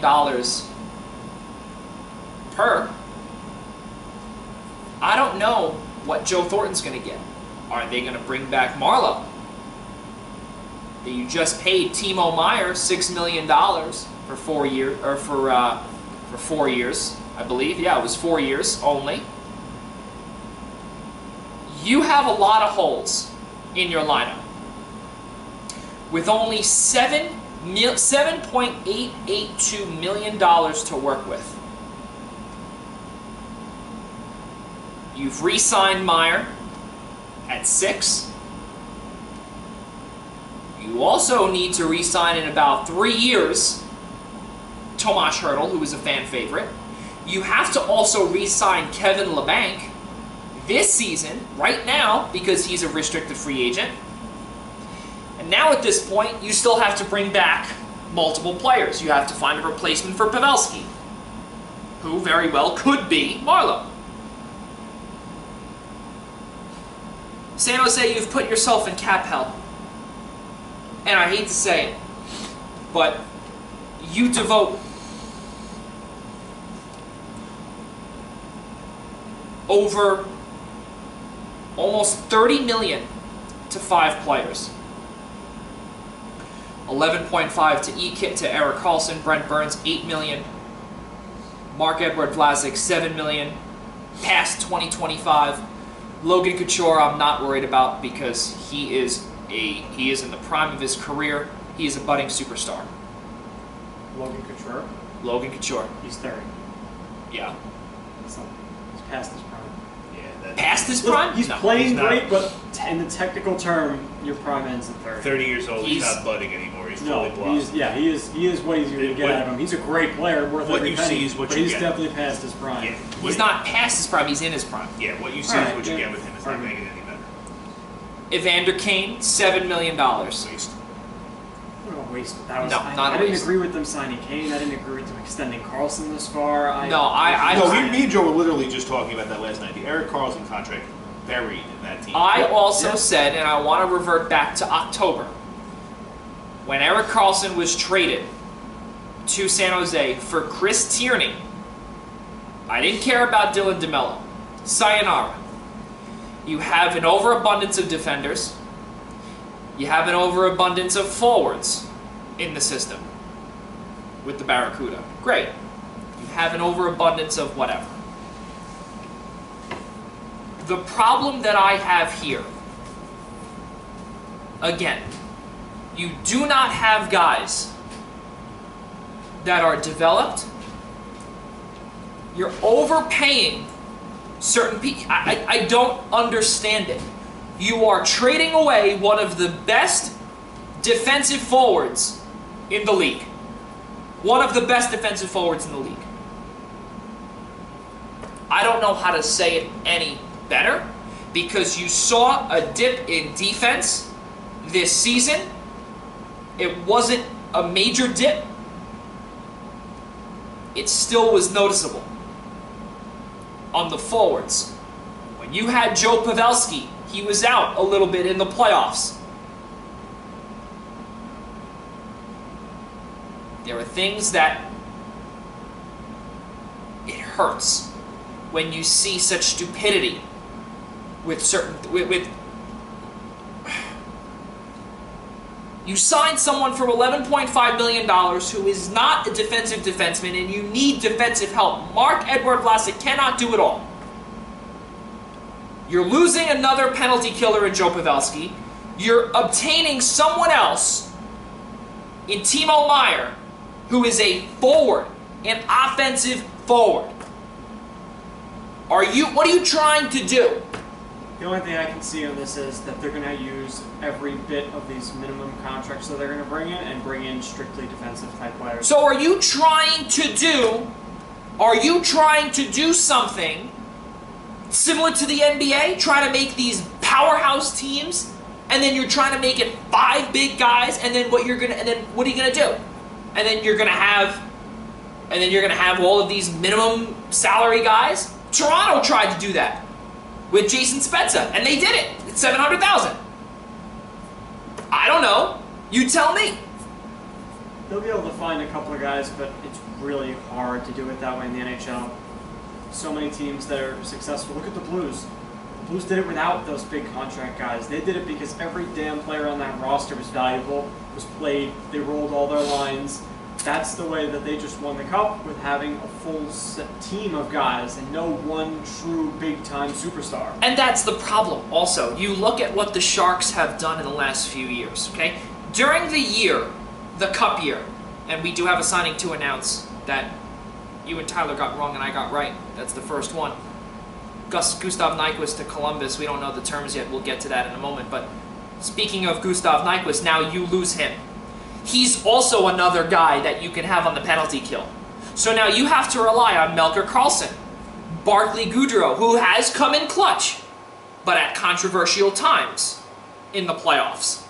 Hence his game-winning goal in Game 7 against the Vegas Golden Knights. Should have never happened. We're there already.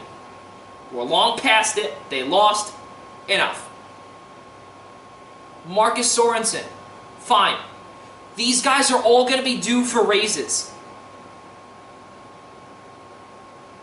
Maxim Lutinov, Antti Suomela,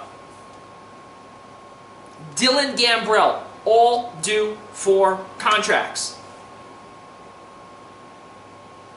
The defensive side of things, it's going to put more pressure on the defensive forwards that are there, on the defensive defensemen that are there, a la Marc-Edouard Vlasic, Brendan Dillon as well.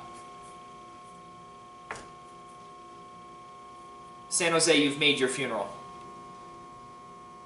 You've made your funeral, and not only have you done that, it's what it comes down to. And the fact is that San Jose will not be a Stanley Cup contender. And that's a bold prediction, but I hate to say it. I love the Sharks. I love the Islanders, but I'm not biased. San Jose will not be a Stanley Cup contender for the next few years. Until I'm over 30 years old. And I hate to say it.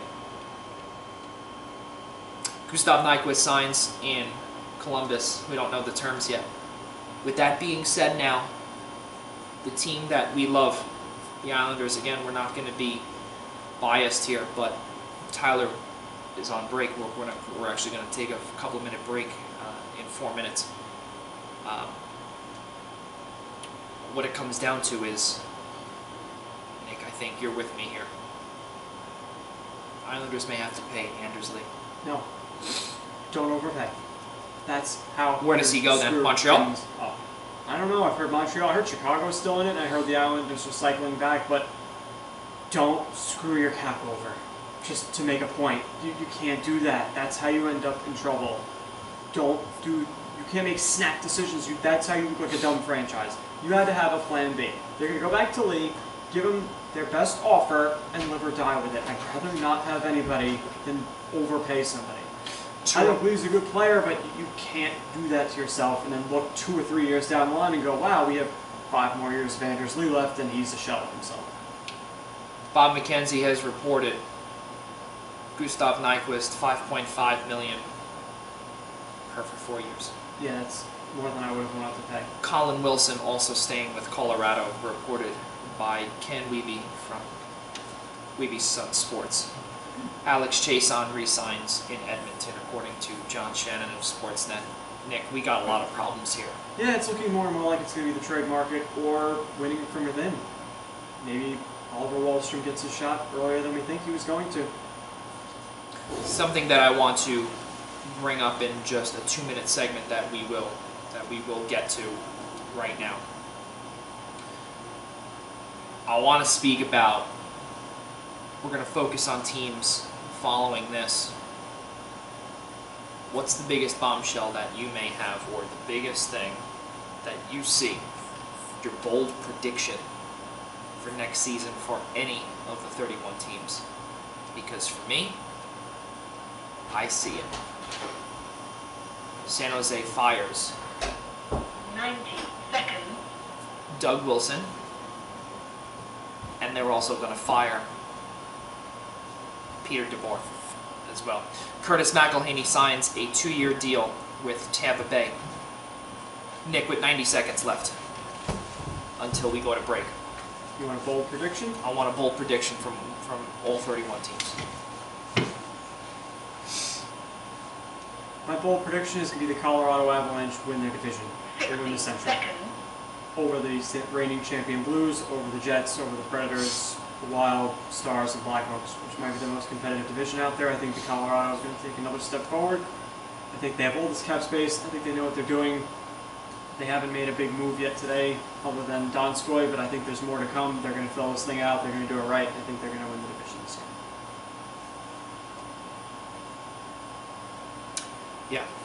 Yeah, I think that. If Colorado can't win that division, then... Well, to be fair, it's a very competitive division. Oh no, they probably have the second toughest division in the league next to the Metro, especially now. But You can put a check mark next to mine. Gustav Nyquist to Columbus for really, 4 years worth $5.5 million. Ladies and gentlemen, we're going to be taking a break here on One Blog last really Talk. quick thing: the money came out on Val Filppula, $3 million for each of his 2 years. yeah. That's actually, we paid him $3.5 for the one. Yeah, but you know what? I'm saying I wouldn't have done it either, but he actually is taking less money, but he's getting the extra year. So. Yeah, but that's probably what it was for the year. We're going to take a quick break here on Blog Talk Radio. We'll be right back on the opposite side of the break, simulcasting on the I-95 Sports and Entertainment Network.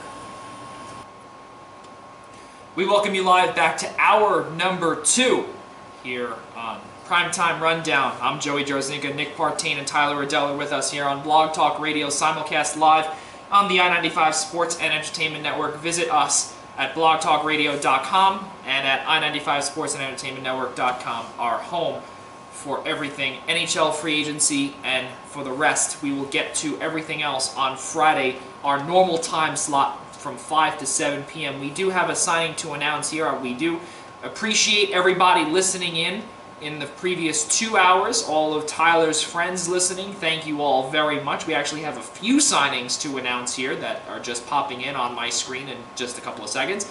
But Sergei Bobrovsky, 7 years, $10 million AAV. You figure, I see Tyler is just from the sound of that, laughing at that. We'll get his comments in just a few moments. But the Flyers made 3 signings official. Andy Andrioff, 2-year deal, one-way contract. Curtis Gabriel, 1-year, 2-way. And Nate Prosser from Minnesota, 2-year, 2-way contract. So just a little bit of defensive depth or offensive depth signings for them. So we'll see what happens. Let's start off with the latest signing. That the biggest name going down is Tyler watching NHL Network right behind my head. I'm not going to turn around here. Actually, I will. But I think those guys on the screens are laughing too. Tyler, 7 years, $10 million. Dale Talon, what'd you do? How do you give a guy a 7-year deal, 5 of those years with a number 1 clause? They've absolutely buried themselves for at least 5 years. $10 million. Look, I understand we're going to be in an era where the cap is going up now, and players are just going to naturally see more money because of that, and I understand that. As You saw the Islanders offering Panarin 12.5 and signing for 11.5. McDavid making now 13 something every season now, because that contract officially kicks in this season. He's officially off his ELC deal. I couldn't fathom paying a goalie that much money. Especially one that hasn't won anything. He hasn't done it. He has a Vezina. A Vezina trophy. The Vezinas don't. And a couple He of won one All-Star playoff games. series, right? Yeah, It's the only one that he won. That's it. Yeah. He is what, 4-4 in the playoffs now? Total in his career. His very long Did he career. make it with Philly? No. Well, actually, no. Was he the backup for their cup run? When they lost to Chicago? Was he the backup? No, they had Michael No. Leighton And that was Brian Boucher. yes, those two. It Yes. wasn't Bob. Okay. Okay, so Bobrovsky is... Okay, so his win-loss in the playoffs is probably terrible then. This is the first time they made it out of the first round. You know, you got to think... And this is why I don't agree with goalies getting paid an overabundance of money, because you have a guy, again, Sergei Bobrovsky is now going to make $10 million a season for 7 years. And... Again, he hasn't done anything. He has personal achievements. He doesn't have... Team achievements. Yeah, he doesn't have team anything. success. He doesn't have team success. He doesn't have team achievement. Robin Leonard played in Ottawa, played in Buffalo, played for the Islanders. This past season was his first ever appearance in the playoffs. 4-4. Swept Pittsburgh, was swept by Carolina, but at least you know with Robin Leonard, if you get him into the playoffs, he can be there for you. And we know it was not Robin Leonard. Oh, against no, that was Carolina. definitely the no, offense defense completely crumbled. disappeared. The defense crumbled, and the offense just couldn't get anything going. There was too many 1-0 games that turned into 2-0 games. Sergei Bobrovsky, 11 wins, 18 losses in 34 career playoff appearances, 30 total starts. He has a 3.14 goals against average and a 90% save percentage. 2018-19, he was 37-24 in 61 games started. We'll see what happens. 2.58 goals against average on a deep Columbus team last year. From what it's official, San Jose has lost their captain, Joe Pavelski, 3 years, $21 million for the Stars. They make that official. This is the funniest free agency ever. This is, I think, one of the wackiest free agents in a long time. Well, I mean, the Sharks they're just spiraling out of control at this point. But we're not Yeah, there get, yet. We'll get there later. Let's stick with Sergei Bobrovsky right now in Florida. But Florida just a couple of years ago, not a couple of years ago, a few years ago rather, they were in the playoffs. They lost to the Islanders. From what we've seen, we'll see what happens. Everything they've done since then has been awful. We excuse us 1 second.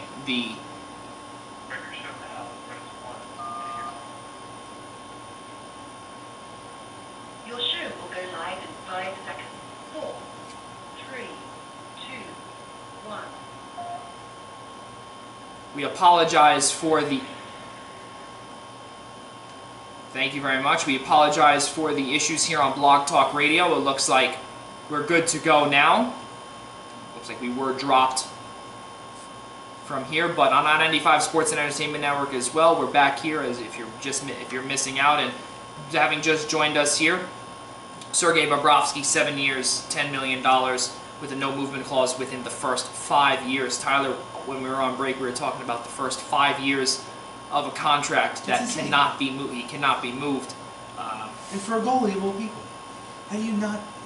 What? How do you agree to pay him $10 million and still have to give him a no movement clause? I don't get it. And just to cut off for a second, I know we officially announced Pavelski going to the Stars. I don't know if you saw the contract deals. It's $21 million over 3 years, so it's 7 for him. Yeah, which is absolutely fair for him. I think so. Going back to Bobrovsky, though, I was just saying, I don't see how do you give a goalie that kind of leverage? Yeah, especially in a league where some of the top teams are relying on two goalie tandems and it's working out instead of making one goalie be your workhorse. And not only that, you're doing it for a 30-year-old goalie who has so many miles on him already. This screams being a disaster at some point.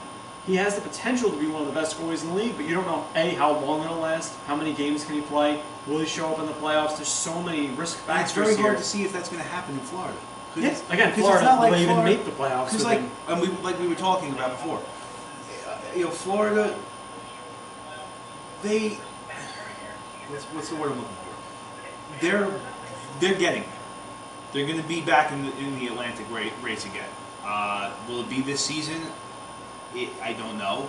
I'd like to say yes, but probably not. Just look because at the Atlantic Division, it's 3 teams. It's Tampa, Toronto, and Boston.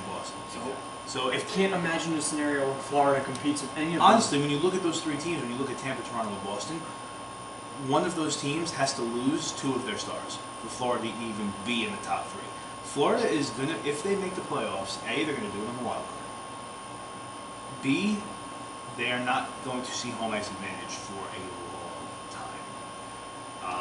I think their closest bet to breaking into the top 3 in the Atlantic is going to be by getting through Boston. Toronto, with their building, they're building a lot of youth. They're building around a lot of youth. I know Tavares isn't really considered young, but 28 in hockey standards is young. I'm not going to deny that. Austin Matthews is, I'm pretty sure he's our age, to be quite honest with you. I think he's about 22, 23. Depending on Marner, again, he's around our age, maybe a little younger. He's 22. So he's younger than me. Nice. All 3 of us. I work at a GameStop, and he's making $1 million. Shows you how well I did, how we all did. And Tampa, they're just Tampa, and they're gonna be. I don't want to say they're going to be, but they're lining themselves up to be the next San Jose as far as self-implosion goes. With the amount of money they're dishing out to certain people. I don't know about that, and the reason why I say that is because now they have $8 million, 8.626 in cap space. That is not including Ryan Callahan's $5.8 million that can go to long-term injured reserve. So you have about $14 million to play with, right? You still have to obviously sign Braden Point, Adam Ern, Cedric Paquette. All 3 of those most likely are going to be signed. I see where you're going, but you also do not have 3 defensemen signed for $26 million. You only have 2, Victor Hedman and Ryan McDonough, for 14 around. Right, but the point I was trying to make is they're dumping money into the 4 or 5 guys they have. Stamkos, I understand. If I'm correct, they have $8.5 million for Stamkos. Because they got him before he hit. They got him when they can still get the 8th year. Exactly. Hedman is making, I think, 8. 7.875. All right, we're gonna say 8 because I can't round that much. McDonough. 6.75. Yeah, he's making 6 3/4. Braden Point is going to make at least 7 at the minimum. I think I'm being generous to Tampa when I say that. I think he's realistically going to see anywhere between 8 and 9. For who is this? I'm sorry again. For Braden Point. Correct. He's going to. I think so. I think he's going to see minimum 7, but I realistically think he's going to get between 8 and 9. Yeah. And I don't. You guys again. This is what we're here for. You're more than willing or more than able to disagree with me or agree with me, but for a guy like Braden Point, if you can get him at $8 million, that is robbery. For a guy that could go to a Colorado, a Carolina, a Columbus, and could command 10. But then again, you also have to remember who he's playing with. Because remember... he's part of their top line. Forget about that. You also have to remember we had the same effect here, and I hate referencing the Islanders as much as I do, but they have... Every scenario that goes on in the league, they've been through at least once. Tavares made so many players here. He helped, at the time, he helped P.A. Parento get that deal from Colorado. Matt Molson. He helped Matt Molson get a deal from Buffalo. He helped Kyle Pozo get a deal with Buffalo. Now, do I think he intentionally helped them get contracts elsewhere? No, but he helped them get paid. Obviously, since then, we've seen how that pans out. P.A. Parento, I'm almost 100% sure is not in the league anymore. No. Kyle Opozo is barely in the league. And Matt Molson makes $5.5 million to play AHL hockey. And that is a great deal. $5.5 million to play half-season hockey, sign me up. I want to circle back to, we'll get back to the Tampa Bay situation, but I want to circle back to Florida, who I know Nick just alerted me on a deal. We do have another signing to announce. Anton Strawman, we were talking about Tampa Bay. Tyler has now signed, or has now gone south in Alligator Alley to Florida, to Miami Sunrise, to the Florida Panthers. Don't know the terms yet. We'll get there in just a second. ESPN actually reported that, so we haven't heard anything from the usual guys, the ESPN usual did drop suspects. this contract. They did. Yes, it's 5.5 over 3 years. For Anton Strawman. Yes. So he's getting a little over 1.25. Yep. So that's an extremely friendly deal. That's a great sign. Wait, that was the total value? That total 3 years, 5.5. Yeah, no, That's a fantastic deal for Florida. yeah. and not only that, because Anton Strawman, when healthy, is a top-tier defenseman. Now, being that we have a situation where we know Florida has their goalie, they've added some defense. Who do they got to move out now to make it fit? Because a lot of Florida, they only have one defenseman coming off their record this year, and he's an RFA. Technically speaking, they're losing nobody. Aaron Ekblad, Keith Yandel, Michael Matheson, Mark Pizik, and Joshua Brown, and now they're going to add Anton Strawman as their sixth defenseman. Well, we'll see. So being that they signed Anton Strawman, you think that pretty much kisses Mackenzie Weegar goodbye? I would say so. Especially, I don't want to say I would say so, because he is an RFA. They might qualify him for the minimum. I don't see many teams that are jumping for joy to get Mackenzie Weegar. Will the team pick him up? If they let him sit long enough, I'm sure someone will throw him a sheet just to see what happens. But They could just outright trade him and not even bother with the offer Yeah, sheet thing. If they don't want him, just find somebody who already has interest. Get Yeah, a I round mean- pick. in his credit, though, Mackenzie Weegar did finish 73rd in the league among right defensemen, which isn't terrible. It's respectable. It's right in the average tier. That's right. 73rd in the league is right about where you would want your second line defenseman sitting. Second round pick Ian McCoshen from, no surprise, from Waterloo. He's an RFA. Who becomes that second? He was a second round pick in 2015 when they drafted him. When Florida drafted him in their home building. I was there to witness that. You have some choices to make. I think Ian McCoshen's going to get a bridge deal where he becomes a seventh defenseman. Now that I think you may be right, or maybe you never know. Mackenzie Weegar goes down to. Oh no, he would have to go through waivers. Florida has some things to do. Mike Hoffman, getting to Donoff. You have room to work with still with $10 million to play with. You really do. Yeah. Yeah, they basically seem like they have to fill out the rest of their forward group, and that's about it. But I don't think they're going to make any big swings unless I think it's they gonna don't be think depth they're signings. going to retain Mike Hoffman. That's the only thing I can see is if they want to use this money to have a winger waiting. They don't think they can extend Hoffman, but they'll probably extend Hoffman next year. Dadonov, I can't imagine is coming back. Next, They can yeah. solve that one next more year. year, yeah. Right, I mean, but The Donoff, at this yeah. point, He they could don't get have the traded. spots to bring in guys for now. Oh no, I don't.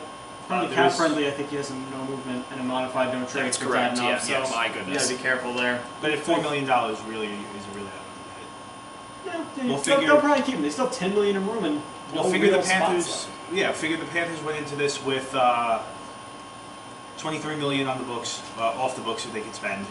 They lose 10 of that immediately with Bobrovsky, so they're sitting at 13. If you're paying Stroman roughly, again, I don't know the math on it exactly, I would say roughly $1.25 a year.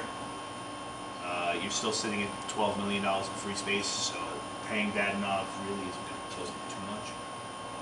No, they don't have a problem this year. No, they'll be all right for them. But next year, I mean, they do have a decent amount coming off the books, like you said, with Mike Hoffman. It's going to be interesting to see how they pan out at the deadline, even though that seems like it's a millennium away. It also is all going to depend on where they're sitting. If they're in the spot where they know they're not going to make the playoffs, you might get dumped for some picks. We do have a signing to announce. Pierre-Edouard Bellemare to Colorado, 2 years, $1.8 million I love AAV. that deal for them. They That's need a depth. great He's a deal. smart fourth-line center. And he's also a defensive Rugged, defensive penalty forward, too. killer. That's exactly what you want on a team that's top-heavy with scoring, is guys like that. Very smart. Also another, no signing, but a something to discuss, and we will actually discuss that in a few Can we make a moments. signing before we get to it? Do you have a signing to announce? Yes, I do. Okay, let's hear it. Ryan Hartman goes to Minnesota on a 2-year deal. Yeah, we had that. We had that before. Yeah, I know. Okay. Making sure you're paying attention. Is it me or making sure he's paying attention? Making sure. Well, he was off the grid for a week, so I got to make sure everybody's paying attention. Okay, well that's what I was gonna say, because he was traded and his phone was off, so he found out like 3 days later. Ha ha ha. Yeah. Well, David Joe, Pat- I'm glad you got that. Yeah, David Pagnotta from the fourth period is reporting that the quote unquote Canadians have significant interest in Sebastian Aho. They're trying to see if a This is trade. gonna be a really dumb question, but ours or Carolina's? There's. All right, because Okay. there's two. There are two. And Well, okay. Ours is actually an RFA also. Well, I don't want to say ours, the New York Islanders, because we're not biased here. I mean, me and Nick aren't, but you know. Right. They know Sorry. we're Islanders fans. We've said it like 5 times that we're Islander fans. All right, they got it. Is a trade doable, or will they present an offer sheet? It depends on what Carolina wants. I just can't imagine Carolina letting him go. You just made the conference finals. Why would you send your only linchpin offensive player away? Carolina should be buyers. You just got a brand new owner. This guy should be willing to pay Sebastian Aho what he wants. I don't understand. Give him an 8-year deal, close to $10 million a year. That's what he deserves. Lock him up. Don't have to worry about it anymore. He doesn't seem like he wants to go anywhere. They're in a Get it done. position to be buyers. They should not be selling. They should be looking to fill in their forward group. They have good defensemen, good young defensemen. They have, I think Martin Nikas is the center that they have, that they're really high on, that could be joining them soon. But they need to get scoring into that lineup. They're figuring out the goaltending right now with free agency. You really need forwards, and you can't let your best one go. No. Montreal would have to blow them away with an insane offer to make them even consider this. And then even then, you'd have to take what you get from Montreal and try and trade that for forwards now. You can't be taking a step back after what you just did. That's ridiculous. I want to speak about some of the decisions from some of these players that was in our scheduled notes to begin with, and I want to speak about. We're not going to talk about Anders Lee because he's actually one of the biggest names that are still on the board. Because the rest of the names here that we have, Matt Duchene, Artemi Panarin, Sergei Bobrovsky, Jason Spezza, Corey Perry, Tyler Myers, Joe Pavelski have all been signed with their respective clubs now. I think I want to start this, and I want to start off with Matt Duchene. I want to go in order, and then we'll, Anders Lee obviously be the last if by the time we figure it out. But Matt Duchene, it was inevitable. You trade away PK Subban, $9 million off the books, and you got something for him. And I think when that trade happened, we were here eating Chipotle. Disclaimer, by the way. We were here eating lunch. Let's go with that. We were here eating lunch. The Subban trade? Was it that? No, the Subban trade came day 2. Okay. Yeah, I was actually playing roller hockey that day. Right. Okay. Well. Okay. So my apologies, but that did come day 2. Yes, my mistake. It was right before the second. Yeah. Yeah. So that trade clearing space, it was inevitable that he was going to go. $9 million. You originally trade 1-for-1 2 years ago, or 3 years ago rather, Shea Weber for PK straight up. One of the best deals that Nashville could have done, and we thought that it was stupidity from both sides. But then we looked at it now, or I looked at it now, and I say to myself, well, guess what? Montreal is beyond ridiculous because you're taking on an aging defenseman, who was out 2 years ago for almost the entire year because of back problems. He's okay now. He played an amazing year in Shea Weber. They made him the captain. He was able to withstand all the Canadian media, the pressure in Montreal. Max Pacioretty couldn't do that. And they've done really well. You said they had 92 points this season, Tyler. Had 92 points. Missed the playoffs by 1 point. And you know what? Matt Duchene signing with Nashville after they cleared that deal was no surprise. He wanted to be there. No surprise. I don't think it was a bad. I think it was a bad move for him.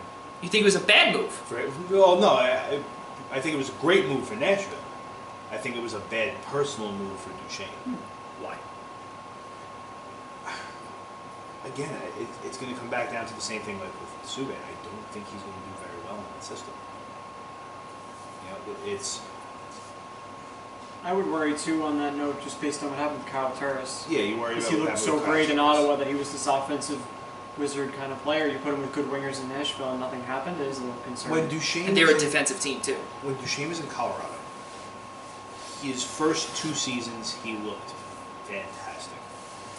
He fell off a little bit. You know, team made some very questionable moves. That we'll get into that another day. We don't have time to talk about Colorado shenanigans too. Goes to Ottawa. Obviously, looks totally out of place there. You know, he finds a home in Columbus. He looked the best he had looked since his first 2 years in Colorado. He looked fantastic when he was playing in Columbus. You know, maybe it came down to, again, him just with a lot of people not wanting to play for Tortorella.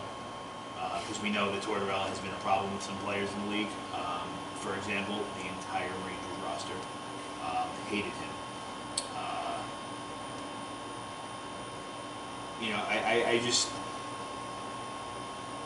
I don't see why he would have been so willing to make that change with,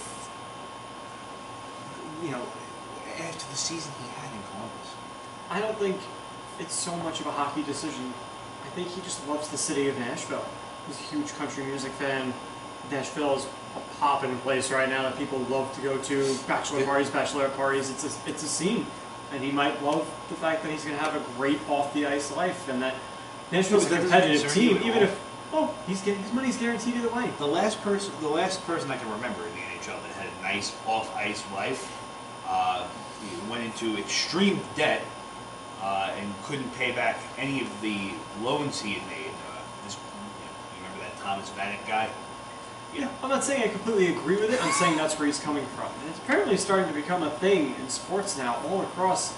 Look at in the NBA, Kevin Durant wanted to come to New York. Oh, of course, that's why Vegas was such a draw. Artemi Panarin picking Manhattan over Long Island. Like, things like this are starting to become very popular. Nashville's just a place he wanted to be, and he's hoping everything else falls into place around No, that. I don't blame people for wanting to play in Nashville. But him specifically, I don't think his player type fits their system. Yeah, we'll have to see how that works out. I think, honestly, at the end of the day, Duchene probably would have done better in Montreal. And I could be wrong. I think also from just a couple of years ago, Eeli Tolvanen, when he was drafted, I knew the kid was going to be, just by looking at some of his youth, when he was in Finland, from what obviously I didn't watch, but from what I've read, when he was in Sioux City with the USHL, 30 goals, 24 assists, 54 points in 52 total games when he had a plus 18. He didn't play. He made his debut a season ago in the NHL. Obviously was sent back down. Came back, played 4 games, 1 goal. They have a lot of depth in the system on top of all of these signings. David Poile is one of the best general managers, if not the best general manager in the NHL. The way that he works the system in terms of, not even the system, rather, sorry, the way he works the salary cap. Eeli Tolvanen is going to be coming up as a dominant left winger one of these days. Mikhail Granlund, Craig Smith, Austin Watson, Mika Salamaki, these guys are not, they're going to be expendable in a couple of years. And you're going to have almost $11 million off the book between those 4 guys. if you're telling me that Matt Duchene made a bad decision, okay, well, guess what? You also have roughly $5.5 million coming off the books, too. Well, hold on. I didn't say it was a bad decision. Oh. I said it was questionable. Okay. I think I think that they could also fill guys around him that maybe it wouldn't make it look like, God forbid, if he did have a bad year or two or whatever, that it's not all on him. You have, a few guys where you can now build around him too. Okay. And you have the cap space to build around him. And on top of it, let's not forget, I just want to bring this here. This is a yes or no. No elaboration. Does Kyle Turris start the season in Nashville in 2018-19? You say no. I say no. Yeah, I'm going to agree. I'm going to say no. Okay. There's not room for it. Nick Bonino at $4.1 million for the next 2 years. I don't see his contract moving, and I don't think they want to retain any money, as you saw with the New Jersey trade. I think Nashville is in such good hands, and I think Matt Duchene made an amazing decision, because you know what? Maybe he can't win right now, because really I don't think Nashville is a contender this year. I think they could probably make it to the first round. They'll probably get knocked off by St. Louis. St. Louis is also losing pieces too. We'll get to them later. It comes down to, I think, Nashville's goaltending. Mm-hmm. Pecorine is vintage prime Pecorine, and him and Saros are a great combo that they can absolutely go pretty far, and I think they can end up out of that division moving forward in the playoffs, but they don't have elite goaltending. I don't know if they have enough to cover around that. I don't, yes, but the one thing that I see also is that their defense is so stellar. You're right, they're goaltending for sure, but also they needed offense badly. They've never been known as a powerhouse scoring team. They've always been known as the defensive type team in the Mike Ribeiro years. Yeah, I can't believe I brought his name up. Mike Ribeiro, Ryan Suter, Shea Weber. Those guys years ago when Barry Trotz was there. What were they known as? They were known as the guys when Roman Josi was coming up. When Brian Ellis was coming up. I don't even think Roman Josi was on the team, to be honest. No, he wasn't. He was drafted though. Yeah, He was drafted. Yeah. But when you have those guys come up, I think Matt Duchene made one of the best decisions, because now you know the cap situation and you know it's probably going to go up, or even if it goes down, you're set. You're not, and also Ryan Johansson's not going anywhere either. Ryan Johansson now is going to slide down to that second. Oh, that's another question for the both of you. First line center, Matt Duchene or Ryan Johansson? I think they'll get roughly even ice time. I mean, in terms of depth, center. right? In terms of depth, I personally believe Matt Duchene takes over the number one center spot, or does he remain like the second fiddle, like how he did in Colorado? I mean, really, what's going to deem who's the number one center is who does Philip Forsberg play with. Mm-hmm. So that might be the real determination. Who's the better fit next to Philip Forsberg? And Victor Arvidsson too. Sure. You said Duchene got 7, correct? Sorry? Duchene got 7? 8. You got 8. 8 what? Million? 8 per years. Yes, 8 million. So if you're ruling Colton Sissons out completely, you have your 4 centers between Hansen, Turris, and Bonino. Colton Sissons will be re-signed, in my opinion. Yeah, but do you really want to take a kid and do you want to make him your healthy scratch guy every game? I'd rather him than Austin Watson. Well, the way you look at it with Sissons is they'll probably try and but get. I'd still rather make him that too. I think for 1 year you bite the bullet that Sissons might not be in your lineup, and then you have him be like a guy you give a 2-year bridge RFA cheap deal, so that next year when you're losing 5 forwards to UFA, that you have one cheap guy that you can plug in for next year. Well, look, also don't forget, if they think that Colton Sissons is a guy that they can get something out of in a trade, they'll hold off from giving him an offer sheet as long as they can. Sure. As far as where Duchene or Johansson's going to play, I think, like you said, I think Forsberg is going to make the call on who's going to play on that first line. Do I think that's the right way to go about it? In Nashville's case, yeah, because they need to have the best. Last year with Forsberg, Johansson, and Victor Arvidsson, their first line was ranked 17th in the league among first lines, which is unacceptable for that much talent. For that, But Forsberg was when hurt you for a look at while, that I on think. paper, but like I said, when you look at that first line on paper, Philip Forsberg, Ryan Johansson, and Victor Arvidsson, and you tell me that they were 17th in the league as a first line unit, Yeah, it's a problem. that's unacceptable. Yeah, and Nashville, the rest of their team was pretty well rounded out for what you would expect. Their second and third lines were both ranked 14th in the league, which is fair. Granlund, Turris, and Craig Smith, 14th.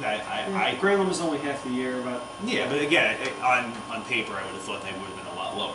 yeah, I could 14th, I would take that from them. Yep. And even their defense, between Roman Josi and Ryan Ellis, they were the #1 ranked defensive And first Matthias team. Ekholm. He always gets overlooked. Matthias Ekholm and Dante Fabro were ranked 7th in the league as a defensive pairing. Yep. And Dante Fabro is also going to need a couple of dollars as well in the next few years. You got 2 more years out of him, thankfully. Yeah, It's a really nice player to have. Yeah, 2 well, more he years, still- less than $1 million. well, you got him on his ELC deal. Yep. And Exactly. Matthias Ekholm's going to need money too. A Him lot. again, you're not worried about him for three 3 more great years. years. You got to worry about Roman Josi first. Mm-hmm. The guys you really have to worry about are, obviously, like we said, Dante Fabro, you're going to have to pay him. Colton Sissons, I don't want to say he's an immediate worry, especially now knowing you have that 4th center. I think we're overlooking Rocco Grimaldi. He looked Yeah, great in that playoff series this year. He was a Depending real on- That good is true. player. Yep. So he's getting re-signed. Right, they got to find a spot for him because he looked like he could be a guy that you might be able to plug in. What they might do with their top 6 is have Johansson and Duchesne are your 2 centers, split up, one gets Forsberg, one gets Arvidsson, and then put Grimaldi on one of those 2 lines. I think he could fit with their top 6. Be a cheap option that they give a small RFA deal to plug in there and play with 2 really good, talented players next to him. Because he looked amazing in that playoff series. He was very impressive. So I guess we've pretty much come down to the fact that I believe, and I think everyone else believes, well, Tyler, I think they made a good decision in terms of signing there. Look, I could be wrong. It could have turned out to be a great decision for him. But seeing his player type in the past, It's fair. the Nashville mold, I don't think suits him. And again, I could be wrong, and he could have 45 goals this year. Again, referencing Tavares, we all thought he was going to go in there and score 100 goals this year because of who he was playing with. He did finish the season with 47. We all called that one. I think that one was a little obvious. Yep. In Nashville, though, I don't see where Duchesne, as good as Forsberg is and as good as Victor Arvidsson is, even if he plays on that first line, I don't see where he's. I put $5 on him right now. He's not going to have 80 points this year. Duchesne. Yeah, he won't hit 80 points. Is that because of the mold, or is that because of the? Is that because of the players around him? A little bit of both. I feel that the points are going to be scattered. I feel like it's going to be a little bit of both. I feel as if. And are they going to run 4 lines with that too? I feel as if Forsberg, I don't want to say he's their guy, even though he kind of really is. He's going to be the heavy point getter for that team. And again, I'm not saying Duchesne's not going to have a good season, but I don't think it's going to be what everybody thinks it's going to be. Well, with that, we're going to move on to the next signing, and we hate to bring it up again. And I know Tyler doesn't want to, but we said, and I'm sure Tyler also prepared for it because that was in the preparation cards. Artemi Panarin. Listen, that is. Hey, listen, you could have changed it in our pre-show. I Could have get done it. It's in the script. Let's just get it. It is in the prompt for sure. Did he make a good decision signing there? In my opinion, I guess. I mean, it's. I really don't know if that's a question you want to throw my way. Nick, one of your old-time favorites Stop. in Chicago. I was the first one to ride the bandwagon before everybody in New York. Trust me, I had heard when Chicago first signed him, before he even played a game with them, that he was a really exciting player and he was going to be fun to watch. Remember the opening day of his first season, they played the Rangers on national TV. He had a breakaway goal. He looked phenomenal right off the bat. This guy is a stud. So it hurts me as much as anybody to see him now play for the Rangers, which is brutal. I think for his point total's sake, if they put him on the right line with some guys, he's going to put up some serious points. And if his wife wants to be a model in Manhattan, it's slightly easier if he's living in Manhattan. But in terms of which team would win more with Artemi Panarin, I think he would have won more if he signed with the Islanders. I think we have a better structure around him with great defense. The defenseman signed for some term. They would have figured out the goaltending one way or another. You have the best goaltending coaching staff in the league. They would have been good goaltending for a while. He would have been their superstar offensive player next to Matt Barzal. Watch the two of them play. Would have been very reminiscent to the way he played with Patrick Kane. The two of those guys in Chicago used to fly around the offensive zone in the same way that Matt Barzal does, where he just circles the perimeter holding the puck. Panarin and Kane used to do the same thing as a tandem, and then throw cross-ice passes to each other through the slot like it was nothing. They were dynamic. That would have been him with Barzal. So I think he missed a big opportunity to play with an exciting young center that fits the kind of guy he likes to play with, and on a team that would have had all the defensive capabilities to let him roam offensively and run their offense. Yeah, I mean, you know, now that I've calmed down a little bit,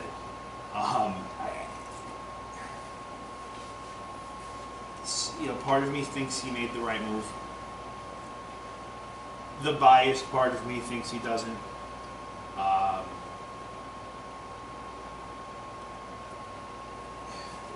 Look, and like we were talking about, the Rangers, they're still not there. And look, you got Panarin for 7 years. Congrats. You lose your goalie in 2. Unless you get this kid from Russia over here that they've been talking about, you're going to be in the hunt for another goalie. And, all of the, I guess you can say, big name goalies out there aren't going to be around much longer, Pecorine, for example, just off the top of my head, he's going to be a free agent in 2 years. That's all fine and great. He's also going to be 40 when the contract expires. So we're getting to the tail end of getting to watch Pecorine be magical for Nashville. They don't have defense. The Rangers, they spent all that money on Shattenkirk. What has he done? Mark Stahl, they've been actively trying to get rid of for 3 years now. Who has a full no movement? Tony DeAngelo, We don't know. he's going to be there for a while. He's going to be one of their next top 4. You just can't avoid it. But here's the thing that I wanted to mention before, and I kind of had to bite my tongue on it. And before I get to that, we can cross Wayne Simmons off of our list because we were all completely wrong. Wayne Simmons is going to join the New Jersey Devils. 1 year, $5 million. Yes. Should have thought of that. For $5 million, they can have him, because I wouldn't have given them more before. Yeah, but for 1 year, the Devils are a perfect spot for that. Plenty of cap room. Trying to make Stay on focus, everybody. Stay on focus. Stay on topic. Going to the Rangers defense for a minute. As we all know, they sent their pick. Well, I'm sorry. They received Winnipeg's first-round pick for Kevin Hayes at the deadline, and they recently reacquired it as part of the. I'm sorry, they recently sent it back to Winnipeg with the Jacob Trouba trade. Right. He is an RFA this year. They do have to qualify him if they plan on keeping him. Now, remember, the problem in Winnipeg with Trouba is he was looking to make more money, and he still is. And as an RFA, his cap hit was 5.5. You think Panarin makes it a little bit harder for them to pay this man now? They had that planned out, though. They weren't going to offer Panarin too much if they already traded for Trouba. They're sure they have an idea of what they're going to have to pay Trouba. So I think Trouba's going to. I think he's going to ask for at least 8. I can see it. Wouldn't be surprised by that. And you know what? Now that you say this, and again, I'm not going to be biased at all. Now that I'm looking at, at the list from our friends at Cap Friendly, I believe the New York Rangers are going to be in cap hell in about 2 years. And why? Someone might ask. Because if Philip Hedl, Elias Anderson are the big name, and Pavel Buchnevich, who has become a fan favorite in Manhattan, you're going to have to pay some of these guys. And once all these expiring deals Tony DeAngelo, Jacob Trouba, both restricted free agents. Arbitration eligible is Trouba, and we know how, let's call it needy, he is when it comes to money. He believes he can. He believes he can get whatever, and I mean, we'll see what happens. Will Jeff Gorton and John Davidson really pay him more than $8 million? No, I don't see it. No. You're still going to have to sign Buchnevich. You could let Lemieux go. But do you want to? Because he's another one they're very high up on too. That's true. But you also most likely are going to have to well, not most likely going to have to, but you could, again, the way that they have rebuilt their system, Right. I think is one of the smartest ways that they could have done it. Yep. They I think- finally committed to a full rebuild. They I finally think- did it right. They traded all their veteran guys. They got a ton of And you know what? stuff for them. They have all these young kids now coming up, showing themselves. It's about an 80% rebuild. It's not a full 100. It's not like Ottawa where they traded away everybody, because you know what? You still have, you could have traded away Zibanejad also. You Yeah, could. he was young enough. They knew that he was part of. He was almost the they first traded step of for the him rebuild knowing because they they needed- traded Broussard, Right. who was older away. Exactly, So yes. It was almost their first step was getting a good young player right off the bat. Chris As much as I hate to admit it, the Rangers did everything right. Not only did they do everything right, Except they did the Brendan Smith contract and the Kevin. Yeah, that was Shattenkirk. the only. Brendan that was the Smith only and really Shattenkirk questionable were thing two of they the did. ones that they've done that didn't make and sense. with You that- can't question the Shattenkirk though, because at the time it was a fair deal, but his injuries started Yeah, catching but up to him.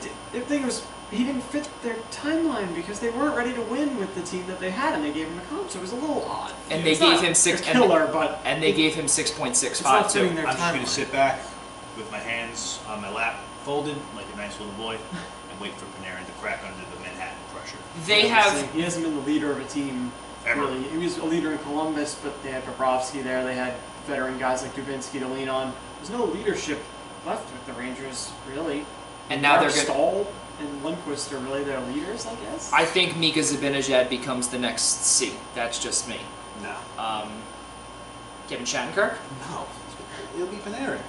How you pay the only possible way. You don't have to pay somebody the that only much money possible to be way a they C. could have convinced him to go to the Rangers, knowing that he still wouldn't win anything for 3 to 4 years, was with a C. I don't see it. I don't see him. I don't see him as the I mean, that leader. was half the reason Andrew Ladd signed with the Islanders. It's in his contract, you know that, right? That he has to wear an A his entire tenure there. Huh. It's in his contract. That's wild. Half the reason he came here. I did not know that. He is basically an untouchable.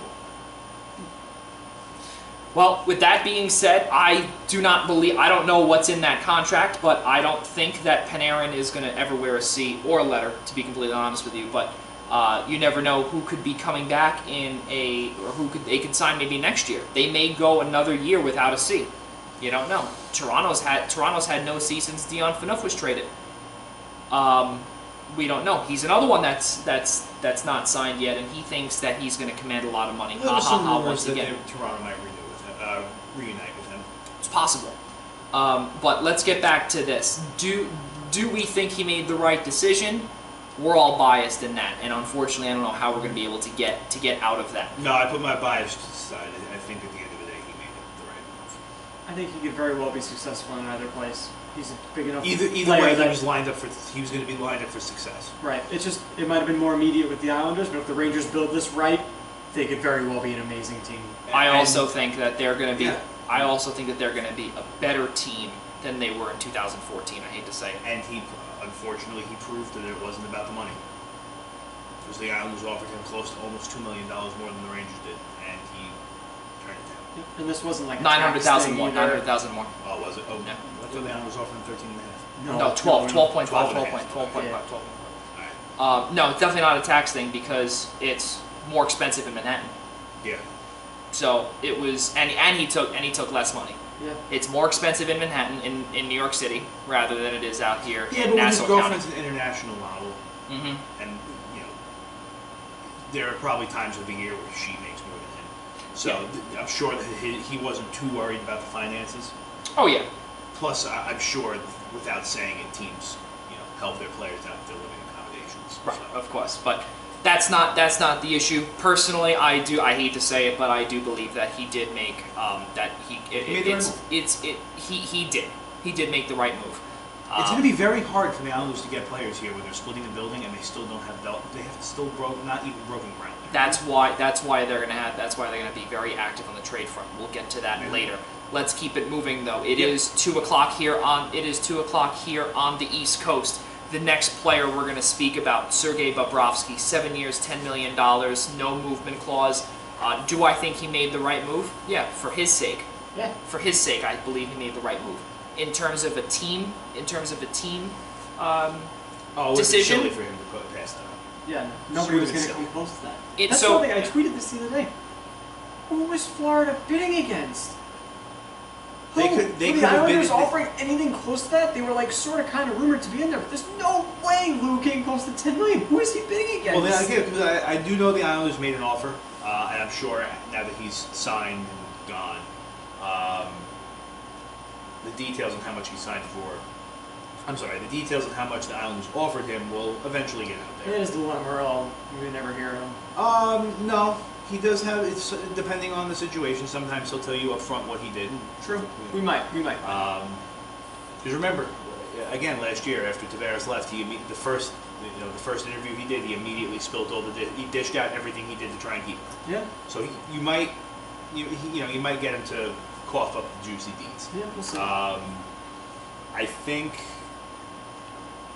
if Florida truly was not legitimately competing against another team, they could have gotten him for $8 million.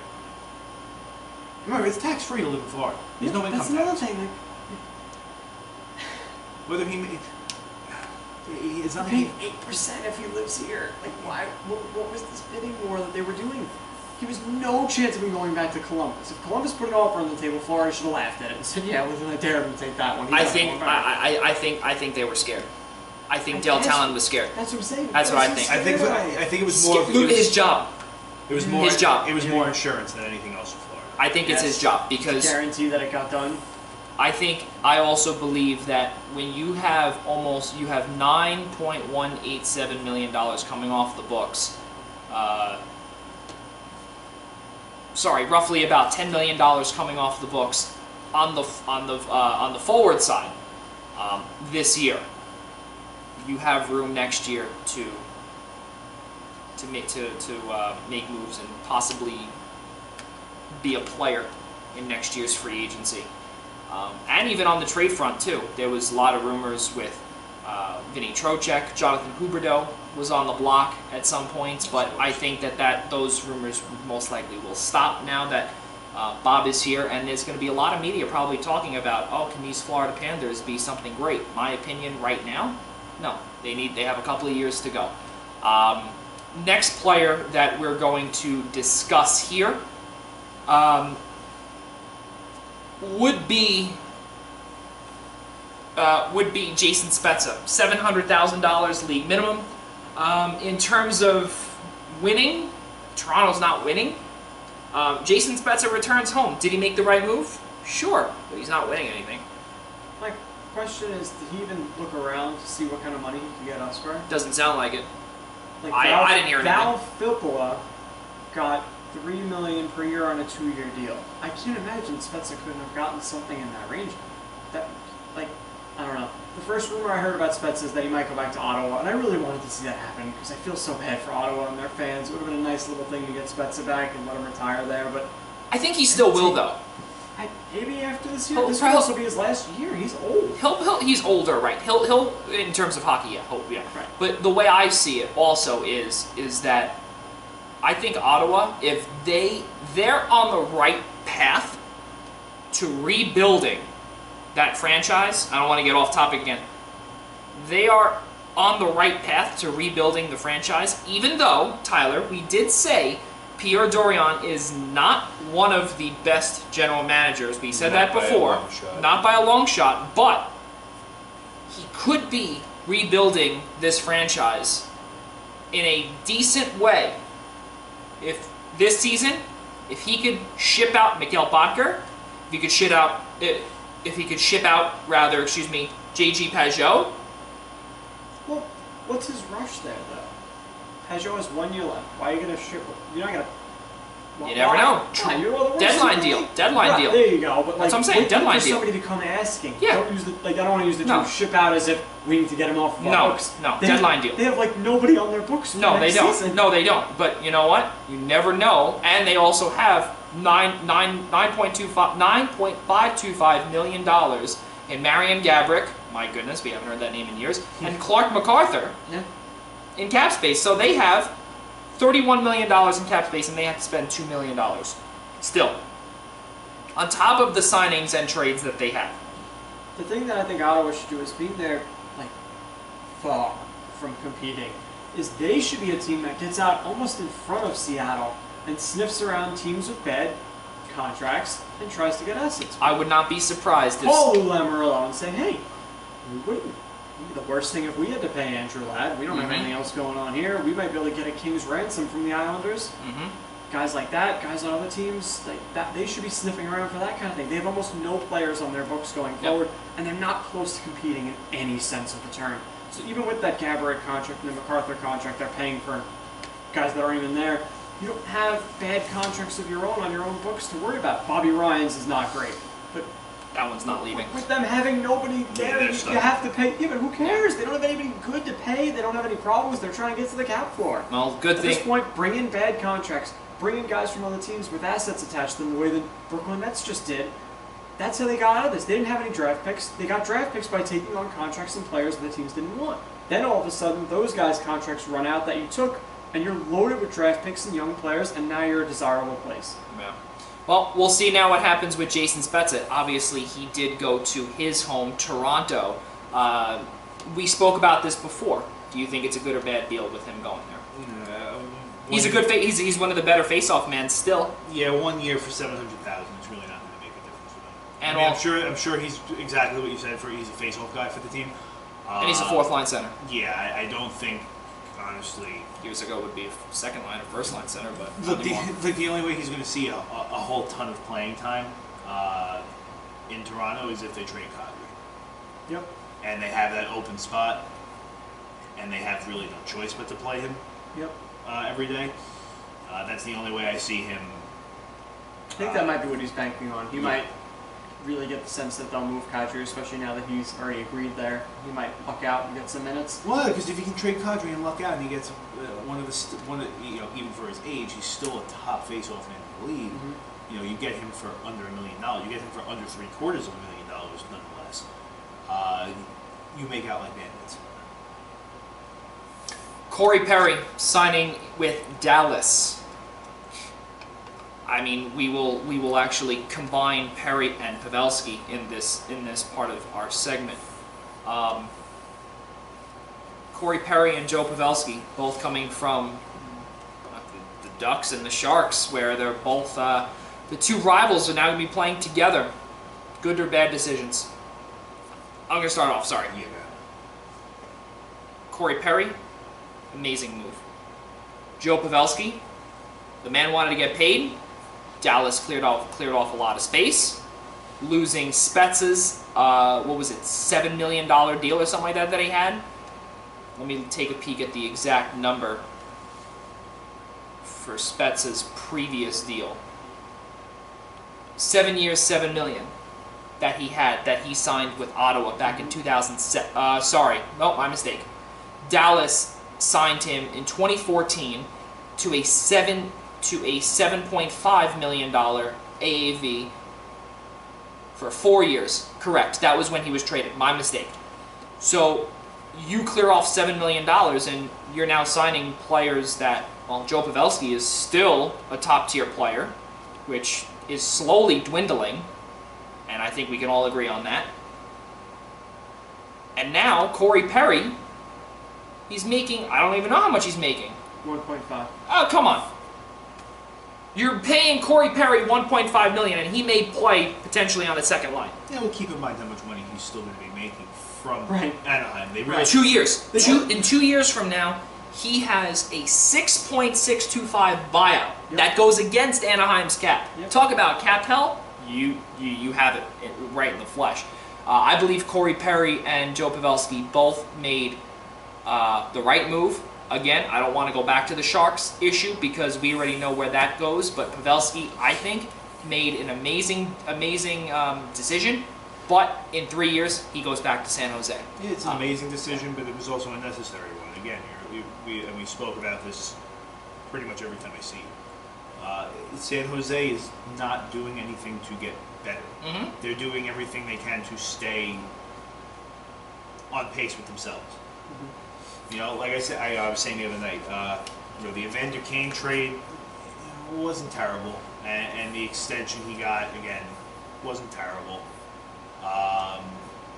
But he wasn't going to be the problem solver.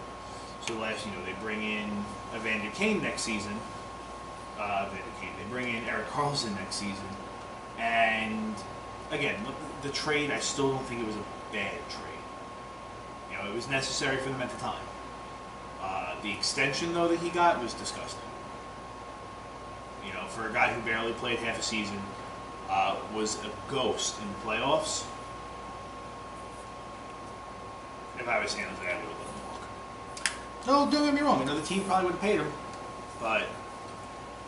Sticking with Dallas, though, as we did say, Martin Hansel comes off that contract that I completely forgot that he was still around. He heard, I think that he had back problems a couple of years back where he played, I think it was one game for Dallas, and he's making 4.75 AAV this season at the age of 32, and he was when he was signed from Minnesota after being traded from Arizona. Just a couple of years back. So we'll see with that. There's a lot of money coming off the books. I think Dallas is in good hands moving forward with head coach. This should be one of their best seasons. Jim Montgomery and Jim Nill. And they were in the second round this year as well, yeah, in the playoffs. Yeah. And really, they couldn't make it with Jason Spezza. They thought that they had it with Sagan, Ben, and Spezza. That was their big three a few years ago, and they couldn't do it. Don't forget they eventually added Radulov. Right, exactly. They added Radulov, yep, and they also traded for Andrew Cogliano, one of the best defensive forwards in the league and one of the best face-off men in the NHL as well. Yeah. Heading back to this same exact question here, we go back now to the West Coast and the Pacific Division and Vancouver with Tyler Myers, 5-year deal, worth about $6 million AAV. Overrated. Your thoughts? Tyler Myers is overrated. Did he make the right decision? Personally, yes. You offer to play mediocre defense for $6 million a season, I'll take it. Yep, and he's basically being pegged in as their number one defenseman. So, but then again, the realistically, possibility to play with Quinn Hughes. He and Alexander Edler. And realistically, right now, as much as I hate to say it, he is going to be their number one defenseman right now. Quinn Hughes is not ready. You give him a couple more years, Vancouver. I feel like a lot of people forget they even exist sometimes, and not in a bad way. It's just they're very. Ever since they lost the cup in 2011. Yeah, it's like they're very quiet. You know what I mean? It's like they make these moves that you would never expect them to make, and they turn out. You turn around and you go, ooh, holy hell, that was a great move. I can't believe that no one thought of that. And, again, like I said, Quinn Hughes is going to be the guy eventually. I think Tyler Myers is a move that people obviously are hearing, and people are, like myself, probably laughing. Because when he was in Buffalo, and I get it, it's Buffalo. When Tyler Myers was in Buffalo, they were terrible. And that was their rebuild. That was their really rebuilding times. Yeah, Winnipeg. When you're playing with Trouba and Buffalo, splitting time between those two most nights, how can you have a bad season? And again, Buffalo's not what he once was. Trouba's no longer in Winnipeg. So how do you have a bad season playing with those two? Like any one of us could go play defense next to Buffalo for a shift and look like all-stars. You know what I mean? So as far as Vancouver goes, I feel like Tyler Myers was a short-term solution. And by short term, I mean like 2 to 3 years. I don't think he was a 5-year solution. Even though he is signed to a 5-year deal. Yeah, I don't think he was a 5-year solution for them. Because it's going to turn out to be when Quinn Hughes is ready, you know, you're going to be paying this kid $6 million to play third line. I also think, I don't mean to interrupt you, I also think that the reason why you signed Tyler Myers is because Alexander Edler is getting older. You need your new number one, and your guys are both of you guys are right. He's a bridge. He is 100% bridge because it's a very, very long bridge. It is a very long bridge, but you know what? But by the time Tyler Myers' deal is up at 2024-25, Quentin Hughes is already going to be in probably his 3rd year of a big extension, and he's going to be taking over. Alexander Edler is going to be gone, or he'll be on like maybe the 1 year, whatever, 3rd line left side defenseman. The rest of the way, it's not that good for Vancouver, but they're Vancouver has a while. Vancouver has a long time, and not only that too, they are really punching themselves in the face with that Louis Eriksson deal. Not only that one. $6 million, no move clause, and he's 33. And then last offseason, they gave Antoine Roussel and Jay Beagle dueling 4-year, $12 million deals. Makes no sense. Those are like adding 2 Comaros. And that's a team that wasn't ready to compete. You shouldn't be bringing in depth. And that's guys nothing like that compared to the contract they handed. Some of the contracts they've handed out. Yeah, they had some real mysteries out there. And even JT Miller. Is JT Miller? They traded for him now, basically to relieve salary from Tampa. Yeah. Is he worth the 5.25 he's getting there? Brandon Sutter can't stay on the ice either for 4.375, and Brandon Sutter, when he was in Pittsburgh, was very good. But then again, Pittsburgh, it's Pittsburgh. But now it comes down to the big thing. Brock Besser. That's what I was going to say. Yep. And on top of it, they have... There's no way he stays. Brock Besser. No way he stays. Well, it's not his choice once again. It's a problem that he has to figure out. Does someone sign his offer sheet? I'm sure. You got to think about how many people are actually available right now as RFAs, excuse me. A lot. Mm-hmm. You have Jacob Trouba, probably going to stay in the Rangers. Brock Besser, Mitch Marner, Patrick Laine. And then if you come home for a second, Beauvillier and Dalcol. Those are 2 other RFAs in the league that are probably going to get offers if Lou doesn't get on that. I don't even know at this point what he's going to do. And he's not leaking anything, as we know. And that's the worst part about him, because you never know what he's doing. And I think we all should have seen that the Islanders were not going to get Panarin. Once people started saying the Islanders were going to get Panarin, we probably should have seen that one coming. Yeah. So, all of our faults on that one. There are a lot, like we said, a lot of RFAs out there, like Sebastian Aho, Charlie McAvoy. The RFA class this year is deep, and that's honestly probably, you know, we've already seen 63 contracts, 64 now, handed out since noon. It's one of the 60. Okay, so We've seen 63 to 64. I think you said now we're at 66. 67 contracts, and the total cap hit is $151 million. Total contract dollars is 526. That, according to our friends at Sportsnet up in Canada, is a record through the first 2 hours. It's 2:18 here on the East Coast. And, you know, I think the reason why we see it slowing down right now, because remember the first hour and a half were booming with signings, rumors, and this and that, broken hearts, crushed dreams. But, you know, I think teams are starting to slow down because, you know, again, call me crazy here, but it seems as though almost if a handful of teams just slam the brakes real quick and we're like, hold on a minute. Look at the team you can build just off of RFAs. Like, look at that team. Like, oh my God. It's a legitimate all-star team that they can build with that thing. The problem is once you sign one, you give up the draft picks and you can't sign anymore.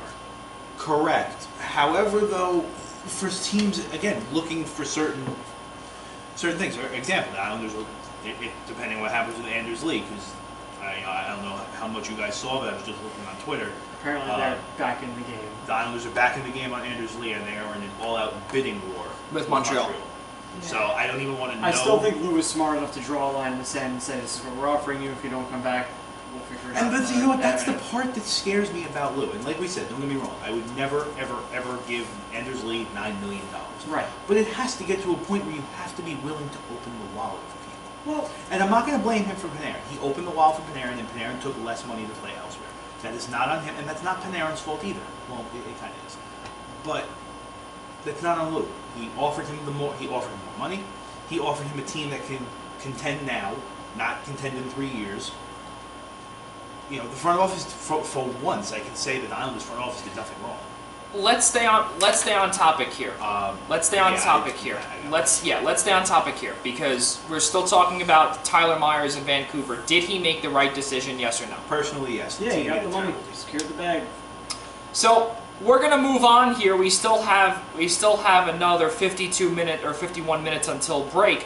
So let's speak about what. Well, first off, now that you're on the Islanders talk again, as per usual, because we're not a biased. We're not a biased radio Yeah. here. And according to Andy Strickland at SNY, all-out bidding war with Mark Bergevin of the Montreal Canadiens. Back here, let's look at trade Santra that happened about a week ago in Vancouver. PK Subban to New Jersey. Let's hear it. It was a good deal for both sides. Nashville was looking to get out of the contract for a 30-year-old defenseman with 3 years left at $9 million, which is a lot for somebody who didn't have a great year last year. Yeah. The Devils need players. They're trying to convince Taylor Hall to stay. They had all the cap space in the world. Why not bring in PK Subban, who, if he's at his best, is a Norris caliber defenseman? You take on the risk of him being 30. It's only 3 more years for a team like the Devils, who don't have a lot on their books. 3 years is not that much to swallow if you have to end up getting hurt by it. But Nashville has 3 other superstar defensemen. They don't need to pay PK Subban $9 million. You're better off getting a forward. Yeah, So- it was a great deal for both sides, especially when you look at the end of the day where, you know, the Devils obviously have to take something back in the trade. Their trades obviously are not free. They took on little to no salary and didn't have to retain a dime of PK Subban $9 million. Yep. Are you kidding me? Yeah. It's amazing. In my opinion, it's amazing. That they were able to pull that off, and still were able to get I think, what was it, 2 seconds in the third, a second and 2/3. I believe it was. I think it was 2 seconds Yeah. in the third. But are you kidding me? Yeah, they nailed it. And the Devils got back Subban. That's it. Yep. Like they couldn't even get like a thank you draft pick, like a thank you 3rd round pick or a thank you 4th round pick. I mean, to me, that is David Poyle's way of doing business, in my opinion. Now here's where I'm going to disagree with you. Okay, one more second. You said it was a $5 million total for Stroman. It's 5 per. You can thank Darren Drager for lying. All right. He said, There's no way that was he true. said Darren Drager said 5.5 total. That's Check his all right. He bungled it then. All right, no worries, That's a everybody. much worse deal now. he's It's getting $5 paid. million Now it's per. Now it's like $5.5 million. Rewind an hour and a half. That deal is terrible, and Okay. you're not be able to add on to it. Okay, well, that's Regardless, it. this is That- where I'm going that's to it, disagree yes. with you on Subban. Okay.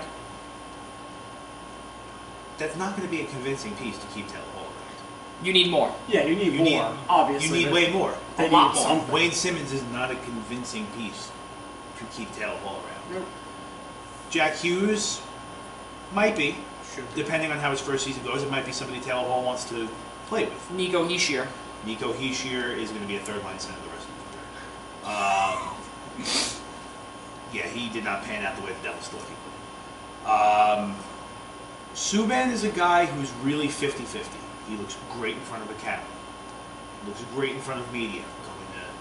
Going to, children's hospitals, fundraisers, which is all great. That's publicity the league wants. It's good publicity for them. He is a locker room nightmare. Yes, it's amazing that That's that's not happening a because guy- he doesn't seem like that's it. Where not- does this keep coming It's from? not. He's not a guy, but that's Yeah, that's the it's reason. what it is, though, 'cause But that's that's why what you keep Montreal hearing. got rid of him. He was a locker room nightmare. Yeah. They said he was a locker room nightmare. Did not get along with the front office. Nashville, he was there for what was he there for 2 years? Yeah. Yeah, he was 3 there- years, sorry, 3 All right, years. So 3 years. 3 years in Nashville, right? First year, didn't hear Pete. Last year, you started hearing he was having problems with them in their front office. buy. Now it'll be Ray Shero's problem. Now it's going to be Ray Shero's problem, and if it works out the way it does, and he's just going to have a problem with a different front office every 3 years, he'll be a UFA by the time he has another problem. Yep. By the time he also has another problem, he's not going to be able to command more than $9 million. He'll be in his early 30s. So he'll be able to command 6 at most, maybe 5, depending. But Before you continue and before you get to it, Nashville acquired Steven Santini, Jeremy Davies, a 2019 second-round pick that was used for Bobby Brink, number 34, and New Jersey's 2020 second-round pick. So they got 2 second-rounders, Steven Santini and Jeremy Davies, who Steven Santini will now, check into the lineup for Nashville this season because he is a decent defenseman. And unfortunately for him, he's going to pan out to be one of the better top 4 defensemen for his career in the league. But unfortunately, in Nashville's system, with the defense they have between again Yossi, Ekholm, Ellis, it's going to be tough for him to. It's going to be tough for him to pan out there. If he does choose to stick around there and is content with third-line D minutes, he'll be a very underrated third pairing defenseman. Yeah, and in terms of PK Subban and in terms of the Devils, I don't think that it's enough to keep Taylor Hall there. I think he's happy because they're friends.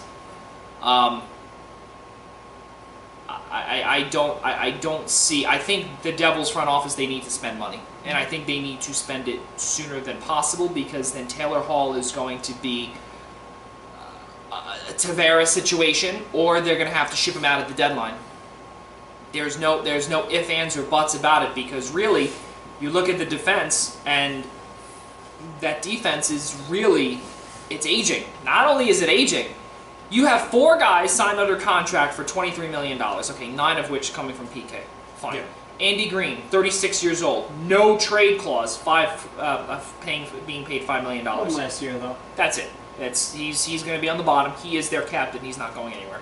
Sammy Vatanen didn't turn out to. He was a one-year wonder. He was a flash in the pan in Anaheim. That's it. Done. He played okay, and I know this because of my fantasy team. I loved him. Great, whatever. He played like garbage down the stretch.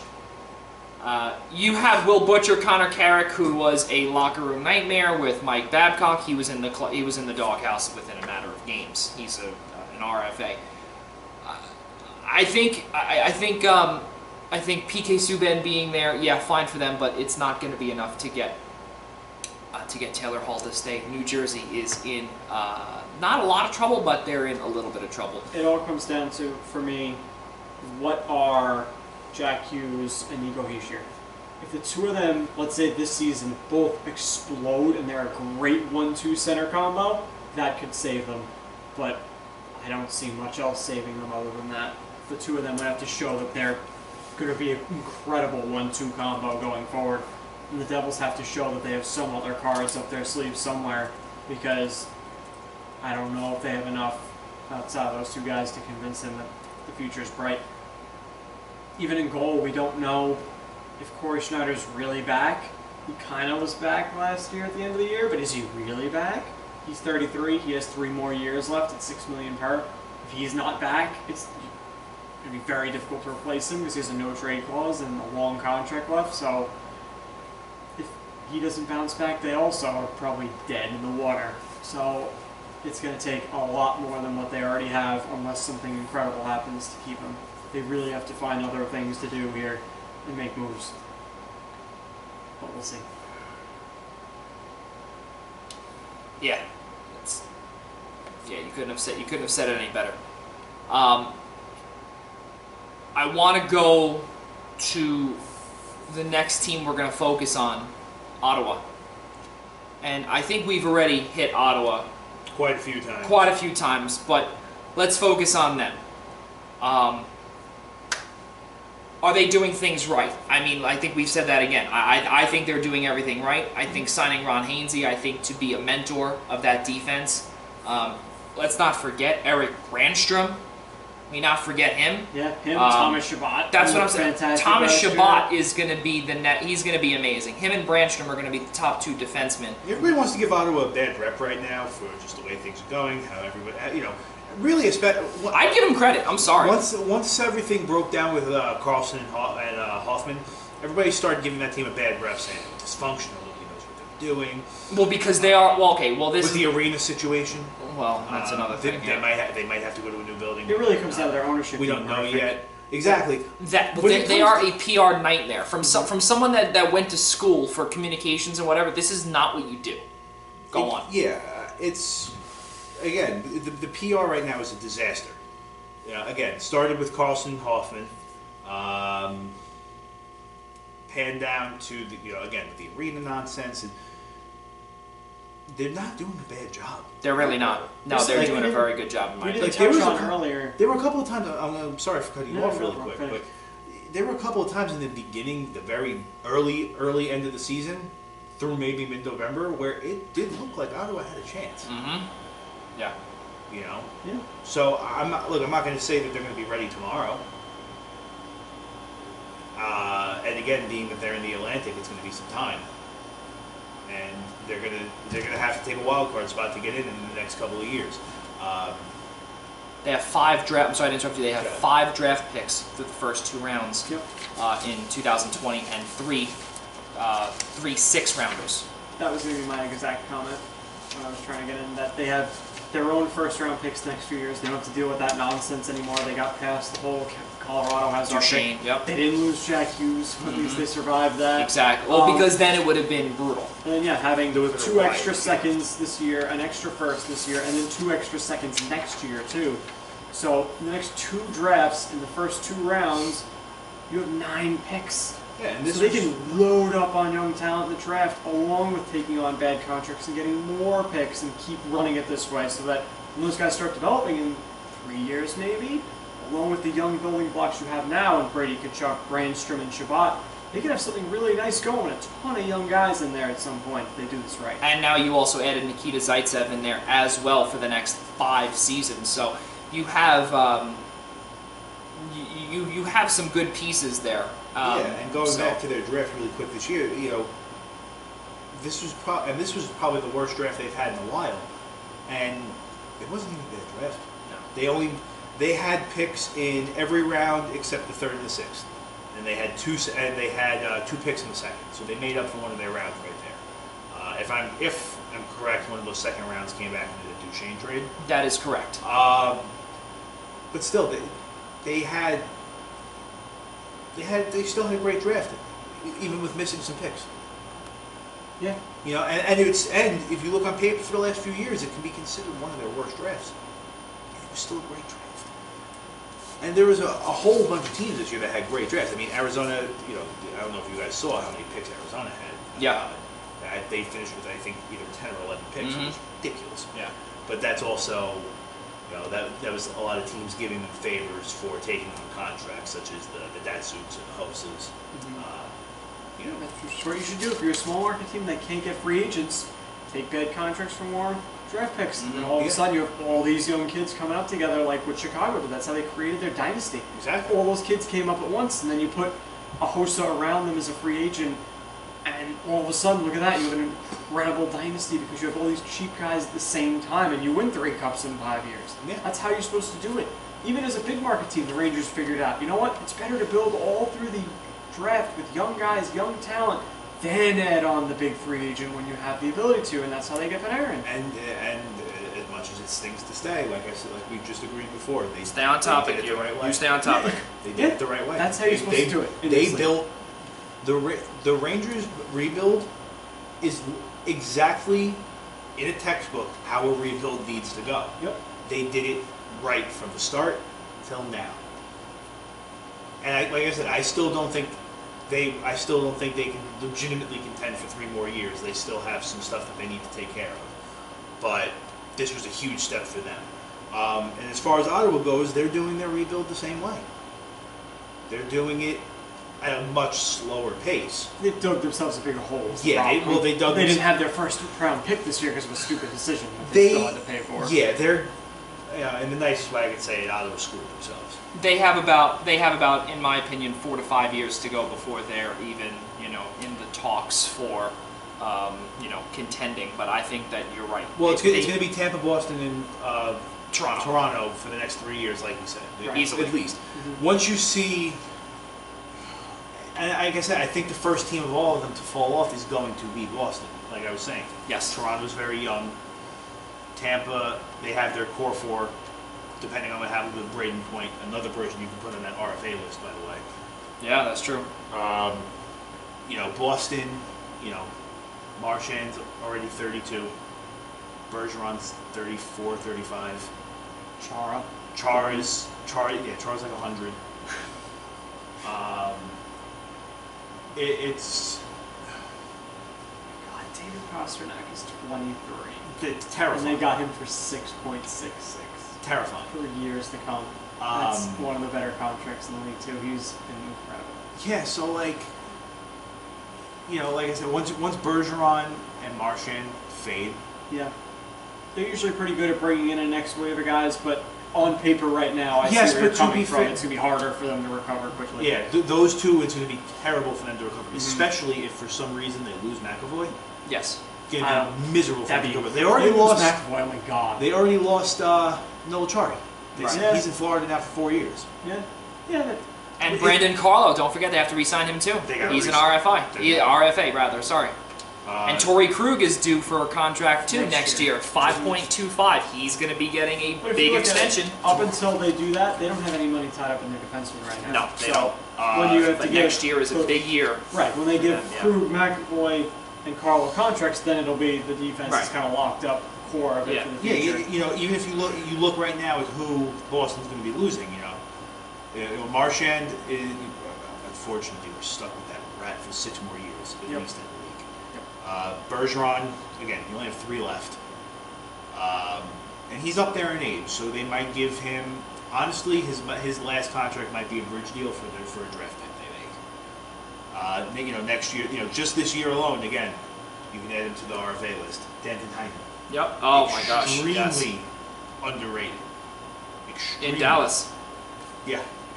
Extremely underrated. Forgot about him. Yeah. You're losing McAvoy, Carlo on the RFA. You're not losing them, but you can't account them for the roster because they cannot play till they're signed. We all know that. Joakim Nordstrom. Not going to be the worst signing in the world, but for what Boston's looking for, he is the ideal 4th line guy, baby. And then you're looking, Charlie Coyle, not going to be a big loss for them. They lose. There's a very good chance they lose Marcus Johansson today. I don't see him going back. Yeah, I don't know. I haven't heard anything about him. They've been very quiet about him. And he was the kind of guy which leads me to believe he would come to the Islanders. I was kind of thinking he'd be a nice spot in that 3rd line center spot. Or a third line winger. He's a winger, but he would have to. He could play center though. He would have to play 2nd line winger. Well, as of right now, yes. Well, because think about Everly's on your top. Well, all right, everybody. Let's stay on topic. We're making conversation. I get it, but let's stay on topic though. So regardless, if Johansson was to come here, he'd have to play 2nd because Lee's going to go. Right. Regardless, so Boston's going to be in trouble in the future. Yeah. So going back to Ottawa, I think Ottawa is doing everything that they can to basically stay with whatever it is on their rebuilding path. The next team I want to focus on is the LA Kings. And LA has been rumored to trade away, to at least put on the block Jeff Carter. They've been rumored to put everybody on the block for years. Yep. Ever since they won the Cup in 14, they went all in. They stopped trying cups and then realized we've got issues. They went all in. Then they traded away Jake Muzzin, but then still gave Doughty 10-year. Well, gave Kopitar 11. No, they gave those 2 guys you Doughty got 8, right? Doughty got 11. Doughty got 11. Doughty got 11 for 8. Yep. Kopitar got 11. Got 10. You only got 10? He got 10. He got 10 for 8 also. So but you have $21 million. I was out of 2 people. It's a franchise center and a franchise defenseman. If you're going to do it there. Exactly. Don't give Kovalchuk a 3-year deal. That's the real problem. For 6.25. This is that 6.25. Makes sense. Yep.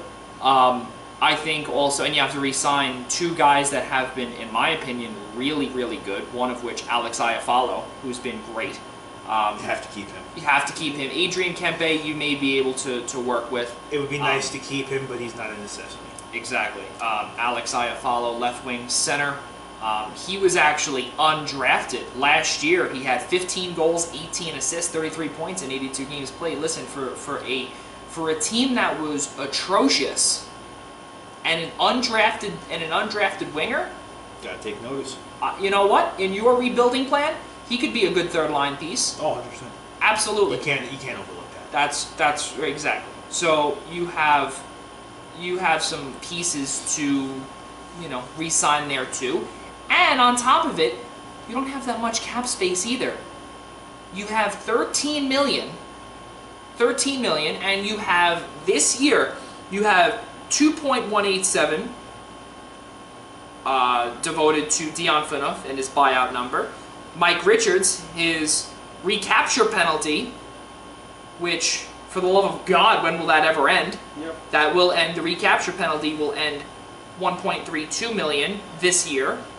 And his terminated contract, he's got $250,000 on it, and then next year it goes up to $700,000, and it keeps going. So when are they going to get out of cap hell? It's going to be a really. It's going to be a really long time. But the Kings are not going to be what they were a few years ago for about a few more years. Yep. They have a long ways to go. Tyler Toffoli is not going to come back. I don't see it. I see him being a trade deadline acquisition. I would love to see Luke go and ask them now. We'll get there. We'll get there soon. That would be a really nice player to I would put on a wing with. I would not be surprised if Tyler Toffoli is definitely moved. Hello. Yeah, You. I'm with you. I'm not going to be shocked either. He definitely is a role player for that team, but I think his time of playing a role there is coming to a close within the next year or two. Well, he only has 1 year left with a $4.6 million cap hit. Yeah, it's 27. Yeah, it's 27. It's the next year too. Oh, okay. Ilya Kovalchuk, 2 years. I think, like I said, in terms of LA, they got a lot of time to figure everything out, especially with Jonathan Quick aging. He is 33. He still has another 4 years left on that deal, worth 5.8. Is it 5.8? Yep, $5.8 million AAV. So we'll see where we're at. And we actually have some news to break. We have the first offer sheet that has been signed. Folks listening at home, folks listening here, this is probably one of the biggest news that we've gotten here today. Montreal has signed Sebastian Aho to a 5-year offer sheet worth $8.454 million AAV. Are you kidding? Per year, yeah. Per year. That's being Sebastian reported Aho by top being people. Said who? reported Actually, by Montreal tweeted it Montreal themselves. just tweeted it. Listen, everybody, calm down. We're now going to move that, and we are going to speak about this for the rest of the 30 minutes. Let's do it. Sebastian Aho to Montreal. What would that do for the Habs? I mean, first it would take them out of Andrews Lee. Yeah, I think that almost knocks them out completely right there. It has to, unless they pull something out of their butts to move a lot more money around. But realistically, Way to stay PG. I like it. try. This is a I'm family usually very show. vulgar. I've did That's everything right. possible That's right. to keep That's the bad right. language This out is of a this family today. show, everybody. But in reality, Carolina would be insane not to match that. Like, legitimately insane. There's no shot they don't match that, right? Right? I can't even... I would say so. I can't even imagine we could waste time talking about if Montreal gets him, because I can't imagine Carolina wouldn't be like, all right, fine, we'll take that. Thanks. You did the work for us. Especially considering... And you get him for cheap, in my opinion. I think that's fair. In terms of Carolina, No, that's fair. I think he could have gotten, again, overpaid elsewhere. I said, it's fair that. But you're also thinking he only got 5 years as opposed to if the team could have got him for 7, because now Carolina only has 5 more years of control, as opposed to if they was a UFA, maybe you're paying him a little more, but you could have got more years out of him. So No way Carolina's matching that. Really, you don't think they're going to match No it? way. You don't think? That'd be shocking. Okay, hold I'd on. be stunned if they. I'd be stunned if they don't try, but there's no way they're going to match it. Why not? They have a couple other pieces that they need to figure out right now. But they need forwards badly. They do. And by losing them, they have But again, no offense. Carolina's not a team really too willing to open up their wallet. I don't Now, know about that now because they have new owners. I believe this is their exception where they need to open that wallet and they need to open it very quickly and then peg Sebastian Aho in the face with it. Don Waddle, their general manager, has come out publicly and said, we are ready to spend. We are ready to spend. Well, I hope he's true to his word then, because the more time Montreal spends being bad, the happier I can be. But I don't like them. But we get it. Go ahead. Okay. I don't think they're going to match. One thing I want to interject really quickly. Depending on the exact rounding of this contract, it's being reported it's $8.454 million per year. So of course, What would the ramifications be in terms of compensation? If the contract is below 8.454871, down to the freaking dollar. Down to the dollar. So if it's 8.454000, let's just say that's the exact number, Montreal would have to give up a first, a second, and a third. Which is nothing. Which is, I feel like, is a steal. That's a great. It's probably why they put the. I'm guessing the number is then there. Just First, second, third. Out of curiosity. Steal. And if you're Carolina, you're insane to let him go for that. If out of curiosity here, say they were to spend the extra dollar, because it seems to be. It's not a dollar. It's $871 per year. Okay, so the extra $800, Right. which seems to be the bank breaker, right? Right. What do they get? It would be 2 firsts, a second, and a third. Two It's an firsts. extra first round pick for the extra, say, $1,000. Oh yeah, if I'm Montreal, I wouldn't go any higher. Right. Because Montreal, even though it does seem like they're trying to add right now, Right. with I think they're doing this as a no-brainer move. Montreal has a If lot of Carolina- draft picks. If Carolina lets them get it, all right, cool. Montreal does Happy have a with lot that. of picks, and especially remember they did just get a whole bunch of picks back from Chicago in that Shaw deal, Yep. so they are going to still be in the second and third round. Yep. 2020 second and 2021 third. And also they have 4 fourth rounders in 2020 from the Sharks, the Jets, and the Ducks. Yeah, so this And is their own. brilliant from them. And their own, correct, Perfect yes. positioning of the number. If they get him, great. It's a great deal for them. If they don't, all right, fine. You don't lose anything for not getting the guy on an offer sheet. You made Carolina sign him. Personally, the way I see it is, I think that it would have been more. I believe it would have been more money that Carolina would have offered him because, first off, they want to make him the cornerstone. They want to make him the guy. The guy. This is the guy that could potentially wear the captaincy after Justin Williams leaves. There's a hot. Yeah, I would say so. It's either him or Jordan Staal, and Jordan Staal, they already tried that with him with the dual C's. That didn't work. That's another disaster with Justin Falk and Staal. You now have Teuvo Teravainen, former Blackhawk. Yeah. He had a pretty good year. He did. He had a very good year, and for what he's getting paid at age 24, $5.4 million, he's going to be due for a raise in 2024, 25. I don't know about a raise. We'll see how his next year comes out. That was really the 1 year he's been like good. Oh, 2024, 25. That's you're looking a little ways down the road. That 5.4 seems pretty appropriate for the rest of his prime. That's a solid contract. So not now, a deal, but not an overpay. So now, Sebastian Aho, you would figure he would get paid $9 or $10 million, I believe, and I think that yes, you may not believe so, but the reason why you want to give that guy, you want to basically say, here you go, here's the keys to my franchise. Yeah. Sebastian Aho, he had an amazing season where this year, first off, let's get the numbers out.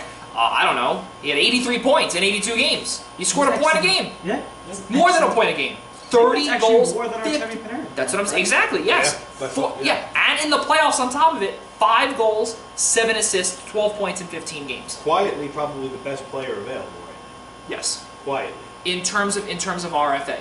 Well, in terms of overall free agency. That's correct. He's probably the best player available. And the only I don't know. Mitch Marner and Panarin are kind of right. Oh, there the only with reason them. I would, well, the only, I'm not trying to bring bias into this again, but the only reason I think Panarin was obviously ranked as number 1 is because Marner and Aho are both RFAs. Yeah, but they're not also open to the public. Panarin's proven this on several. But yes, seasons. Panarin was absolutely It was proven. Aho's one great year, so you have to be. Slightly No, I still think, hesitant. regardless of what happened, Panarin would have been ranked number 1 in the free agency class. Yeah. But it wouldn't have been by such a landslide as it was. Like Aho and Marner would have been right on his tail if they were both classified UFAs. 100%. That I do agree with for sure. Huh. But for Sebastian Aho, are you looking at the same thing as me for Pierre LeBrun? No, I just saw a very interesting tweet that says that from Dmitry Filipovich, who I love. He's a great Twitter follow. He can be really funny, but also really insightful. He said now that the Canadians can kind of be screwing themselves here because Carolina can cross their arms, sit back, and just wait. That's They true. don't have to match it now and Yep. say, all right. How long do they have? Guess Montreal can't sign anybody now for a few days. I'm not sure what the rules are, honestly. I don't know how much time they have. Well, whatever it is, Pierre LeBrun from TSN has given us the breakdown of the offer sheet. So exactly what we were talking about with salary bonus and signing bonus. $11.3 million signing bonus, $700,000 salary in year number 1. $700,000 salary in year number 2 with a 9.87 signing bonus. Year number 3, 6.95 signing bonus plus $750,000 salary, and a 5.25 signing bonus with $750,000 in each year 4 and 5. They have 7 days. 7 days. So And they 7 can put days. Montreal on hold for a week, which takes them out of Anders Lee, unless Lee wants to It wait could. a week. But the other thing I don't see that happening. The other thing going that I wouldn't say would be a deal breaker or not, but it all depends on how they worked it out. According to Chris Johnston on Twitter, the offer sheet that has been sent to Aho includes all of his signing bonuses at an absolute maximum. Yep. Yeah. I don't know. I guess Which- that doesn't apply to. It's the not going to apply to the cap, compensation, but it it's applies still, to Carolina, who doesn't like paying money. Going Right. back, They would have to match the entire sheet. So whatever bonuses that Montreal offers him, they're going to have to match those bonuses too. Everything has to be matched to the Did you see the exact number Johnston said? More than $21 million in the bonuses. first calendar year. So It's now, insane. that you say that, I don't see them matching the offer. Now, scrolling just through Twitter briefly, painful Carolina way to- someone has now dug up old quotes from Carolina front office that Saying they're we'll going. match They everything. will match everything and anything. So That's why I still think, honestly, they're going to match it. You can't do that as a brand new owner. You can't go in there and not like spend you, that that money. can't be your first impression of the fans. Right, Just go because, to I'm these not finals spending that with because this the guy signing and whatever. bonus, they'd be furious. There's no way. Plus, this guy has a big personality and bravado. He needs to do this. So then to everybody's question now, does he sign? Or does Carolina match the offer sheet? Yeah, I say they do. And you know what? Montreal almost makes it a little easier on them because instead of his cap hit being higher, they're paying him a signing bonus that doesn't count towards the cap then. So it's almost kind of weird that if the owner's willing to swallow the signing bonus, they got him in a lower AAV than they probably would have If had they're to. willing to swallow the signing bonus, then it's a no-brainer to keep it. Right. If they're not willing to swallow the signing bonus that still barely touches your cap, mind you, then I don't think that the owners really know what they're doing. I personally believe now, by looking at the $21 million in the first 12 months that you guys both said it, the rest of it is it's going to basically, now Mark Bergevin is pulling the hand and basically drawing his cards saying, okay, to the owners, are you going to open your wallets and sign these checks? Yep. Because clearly Montreal and their ownership has agreed to this, obviously. Will it happen? Honestly? Well, talk is cheap. So they keep saying this, this, and this, but if it doesn't happen, then you're exactly right. Keep in mind, Carolina does have the cap space to cap match that. space is never their problem. No, No. they have. It's the the problem- actual dollars They have pay just them. they have just shy of Problem. $25 million available, so they can match that 8, no issue. The Yep. problem is maximizing that cap space. They never do, and they also tried doing that when they signed Alexander Semin. Let's not. Yeah, I know. When we brought that up, right? Okay, I just want to bring one thing up here in terms of the buyout number for Patrick Marleau that Carolina has, and the reason why I don't believe that that's going to work. Tyler, I don't know if you know, Do I want to know? Patrick Marleau is getting paid his full $6.25 in buyout, Okay. and it's going against the cap. Okay, so they're roughly working with 18. Figure if they were to match Aho, you're working with 8, so you still have about 10 free. Which they probably won't spend. They probably won't touch that 10. And if they touch it, it's going to be because they traded for somebody that they needed to move for. Maybe. They need to spend at least $2 million. They need to spend at least $2 million. I don't think that's going to be an issue. No, they'll figure it out. They'll do something. 1-year deal for somebody. Kind of Give like a somebody Wayne 1 Simmons year. kind of thing, like a 1-year 5. Just overpay somebody in 1 year just because they need to get to the floor. Well, again, depending on their goalie situation, which I hate to say it. Yeah, they don't know yet exactly what they're doing there. Yeah, Because they decided. Because they have Reimer now. But they can't rely on just Ryan. Yeah, exactly. They need somebody else. Darling's bought out. You know, Darling they sent away for a buyout. Yep. That was a disaster. I feel so bad for them because Darling had such a great year with Chicago. I think if Carolina's smart, they bring back Peter Mrazek still. But Well, those talks went south yeah. roughly quick. Well, if I was Carolina, again, I would be smart and I would bring those talks way back north because they need to go. They need him. So I just mentioned that Dmitry Filipovich is a really funny account too. He goes, "Oh no, how can the Hurricanes afford to spend $21 million on a player next season? It's not like their owner just lit $70 million on fire last year on a football league." So like, how can this guy go and dump all that money into the AAF and then turn down Aho? That would look so bad. They can't possibly not match this. They're not going to have. The owners have almost put themselves in A deep hole. They even if they didn't want to match it, they almost don't have a choice. Yeah.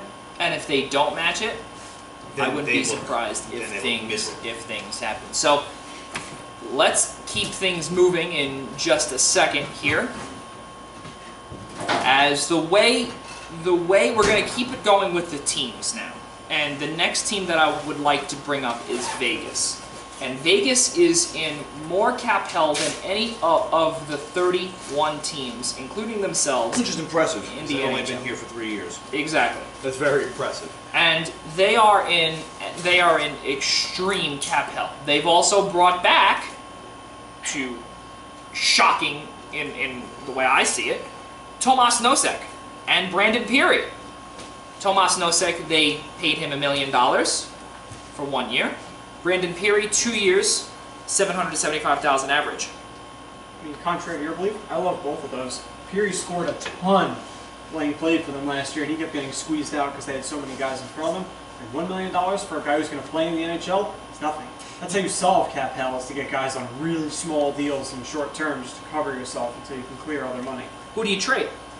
Let's see. Because you just signed William Karlsson. Mark Stone ain't going nowhere. Full no movement. He is now the cornerstone of your franchise. I think everybody in Vegas that doesn't have a no movement clause has to be free game at this point. Anybody. Well, that's what I'm saying. Well, William Karlsson didn't get anything. That's why I think the biggest one to move would be either Cody Eakin, Ryan Reeves, or Riley Smith. I don't think they move Ryan Reeves. I don't think so either, but you just said everyone's fair game. I think of all of them, Riley Smith is going to end up being the odd man out. It could just as easily be Cody Eakin, but what do I know? The problem with Riley Smith is he has a modified no trade. That's his beck and call. You could still trade him, but yeah, it's just somebody on your list somebody on his trade list has to be willing to pick him up. Obviously, modified NTCs work. Reeves is one of those players where you still, even though the league is pushing away from players like him, right now you still need a player like him. Mm-hmm. So it's just tough to pay that guy almost $3 million. Can you find a $1 million or minimum guy to play that role? Well, yes, you can. The Islanders found that guy Ross Johnston when they gave him 5.5. Right, so they're out there. Right. But Ryan Reeves is he's a different breed. He's the best of what that is. But if you're a team that's trying to keep a top 6 winger, you're gonna trade. Ross Johnston's a very big physical body, but Ryan Reeves is a very big physical body that will also punch you in the face repeatedly if he has to. Yep. I think I've seen Ross Johnston fight twice. Yeah. Nothing. It's just not that kind of league anymore. Exactly, and Ryan Reeves is that guy where he's not afraid of the league per se. Like if he's being signed for a specific job, he's going to do what he has to do, and he will take the penalty for it. Yeah. I can't. Like, how many times last year did he get thrown out of games for game misconduct? At least 6. At least he took 6 game misconducts last year. I can't think of the last person on any team that took even nearly that many game misconducts in a year. I think the next closest person to him last year was Kucherov, and he took 1. I think going back to Vegas, I personally believe that Riley Smith would be the odd man out. Yeah. Which really is sad It's because he has such a good relationship with William Karlsson and Jonathan Marchessault. Mm-hmm. And they play amazingly together. But I think what really screwed them over is signing Alex Tuch to a 7-year deal worth $4.75 million. Well, yeah, Why? Maybe. He was a top prospect with the Wild. Yes, it was a huge he was. deal that they gave him up in the expansion draft, and he showed a lot that first year. Vegas never expected to all of a sudden reel in guys like Stone Petrie and fill the entirety of the top 6. Yeah. Well, we'll see what happens. But I like Tuch as a player. I think they could absolutely move him no problem with that contract. I think somebody would easily take that Oh, for yeah. a 23-year-old player. Yeah, no, somebody has to. I don't want to say somebody has to take the contract, but if somebody if somebody was looking for his player type, that is the best contract I available. mean, we don't want to be biased, but if Lou No, thank you. I Lou don't- Lamoriello already brought him thought up- about it. Don't want him. No? Nope. Just saying it's an option as another guy. We need wings right now, so it's a thought. And I think also, now with Eric Howell gone, I think Cody Eakin is safe. I think he has to. They don't have a lot of centers. That's the whole Yeah. thing, right? And They picked also, between those two, and they picked keeping Eakin for one more year. and not only that, I'm surprised that Vegas hasn't had such a big name in the free agency market today. As far as looking, room. well, there's plenty of teams that don't have room, but they're still at least talking. Yeah. Look at Montreal. Yeah. But They had no room yesterday. They traded Shaw, made a couple other moves, spoke to Duchesne, spoke to Lee. True. Almost, Fair. they could pick up Aho. And they did what they had to do with Shaw to make sure they had room to make a move. I think the difference is that Vegas has a lot of long-term money tied up, so it's hard to be active Well, in that's free where you get agency. screwed in the expansion draft, is because look, they're not exempt from the NHL's rules. They have to have a minimum on their cap, and they can't go over the same cap that everybody else has. Right. So they have to take on those big, stupid contracts. The only one they have is David Carlson, who's $5.25 for this year. I wonder if they could trade that. Depends if Arizona can hold it or not. But like a team like Ottawa. You got could really another high. They could probably have a first-round pick for that. Yeah, number. but is Ottawa really looking to continue doing that? Because with all the moves they've been making, it looks like they're on But it's only 1 year. For one more year of that money, why not? That'd be a gem for Ottawa. Third first-round pick for 1 year of cap hit and then let them go? Okay. It's a steal. They should be salivating at that. But, I think right now, I'm sorry to interrupt you guys, but by looking right now, they traded away Tomas Tatar. They also traded away Nick Suzuki, who was Really? that was last year. They traded him when they had received Tomas Tatar from Detroit in their cup run 2 years ago. Right now, they have $0 left to spend in terms of long-term injured reserve. So really, they do have money left over. They have about $3 million left over, right? $2.674 or $2.675 million they have left to spend, basically. If you really want to talk about like tippy top of the cap. So, do they really have to trade anybody? No, they don't. Thankfully, which is good. So really, they could thank David Clarkson for Columbus for having that deal. No, I know what you mean. But they still also, which is not official, we don't know how much Derek Engelland signed for. I would assume probably $1 million. It's got to be pennies. It's most likely pennies, but still, with 2.675 to work with, each little penny counts. Yep. Vegas is, I think, okay for the next, I would say, year. Well, the problem is they don't have a backup goalie right now, too. Malcolm Right. Subban's restricted. And yep, exactly. Or unless they may go after someone like, I was going to say Mike Smith, but he's in Edmonton. I think most of the veterans have now moved around.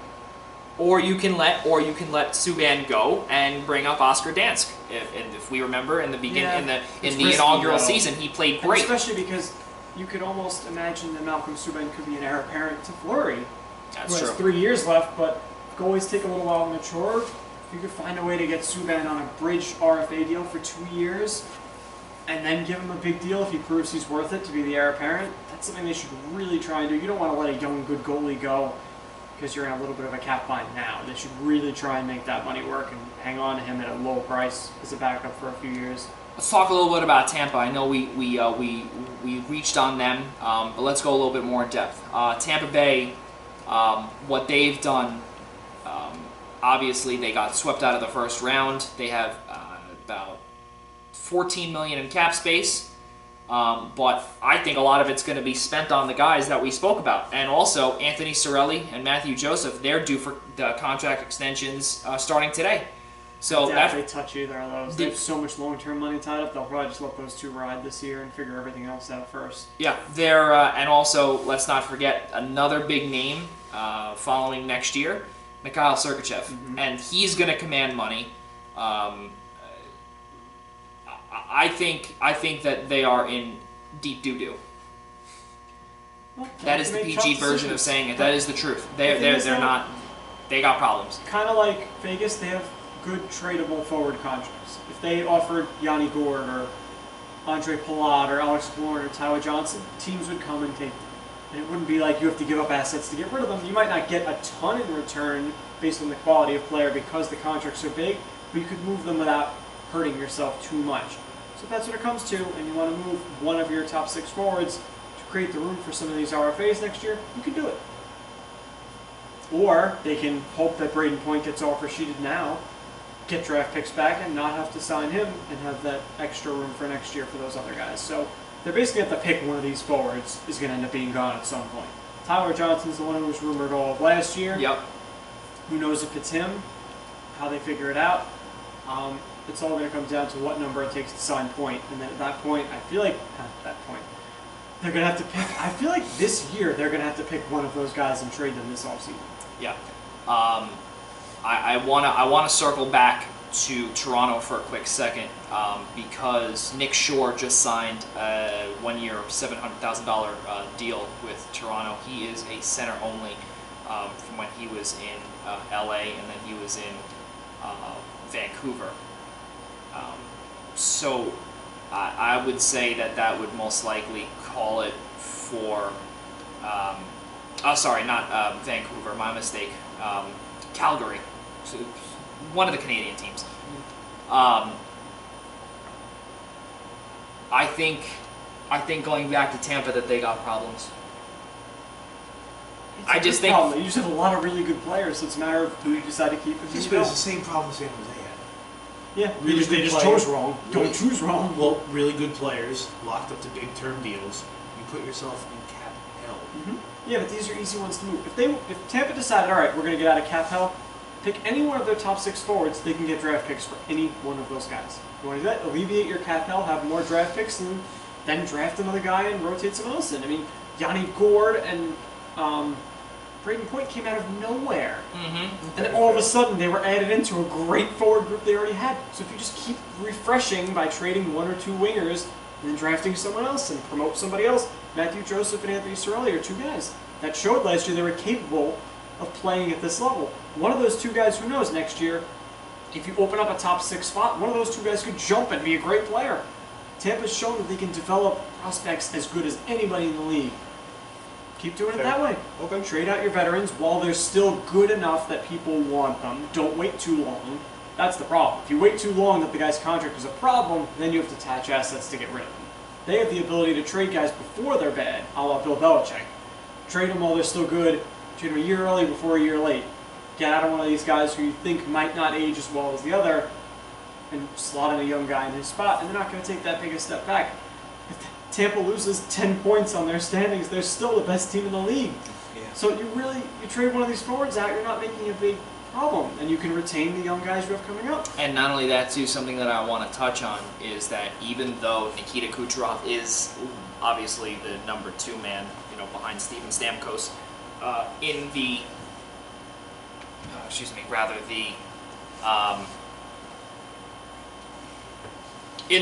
obviously in the franchise, or on the franchise rather, he doesn't have a no movement. Yeah. Well, think about this.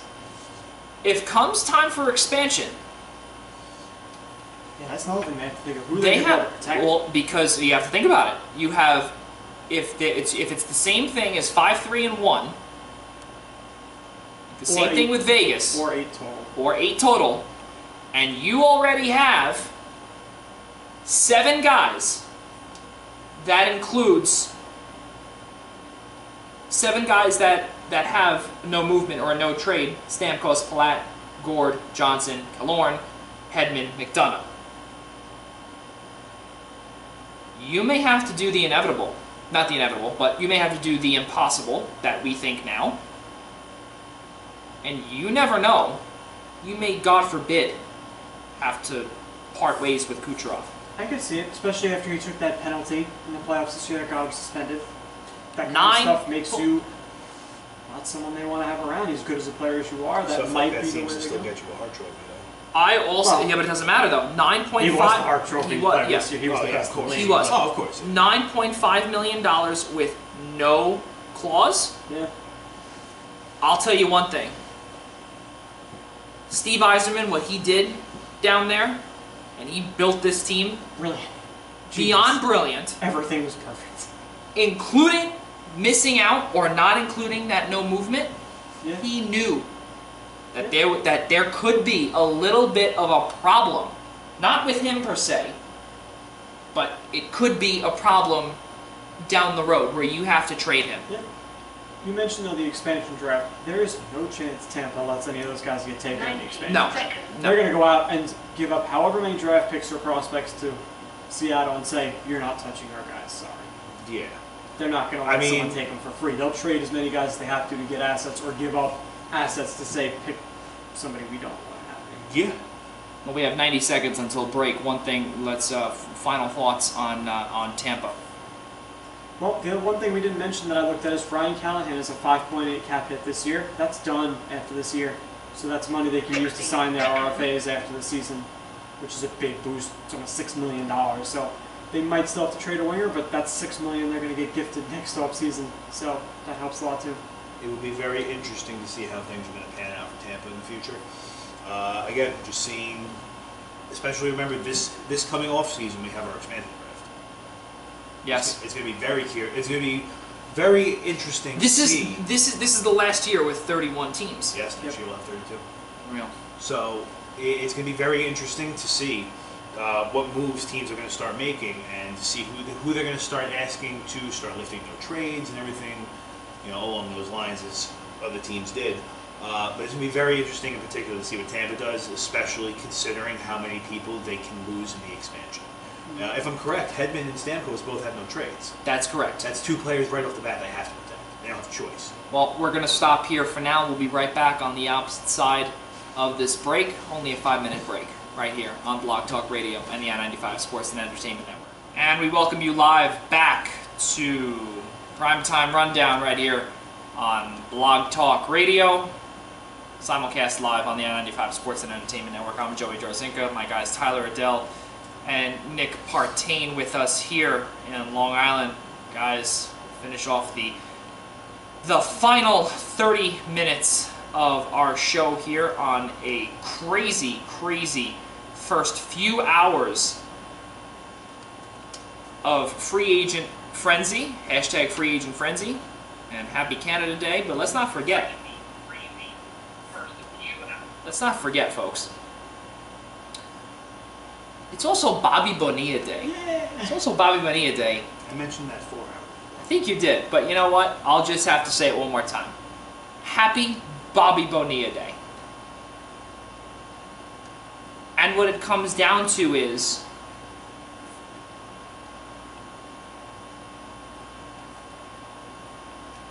hold on a minute. Something's up. That's true. I just created a picture, yes. We apologize for the technical difficulties. We're back on. Well, let's talk a little bit about our hometown New York Islanders.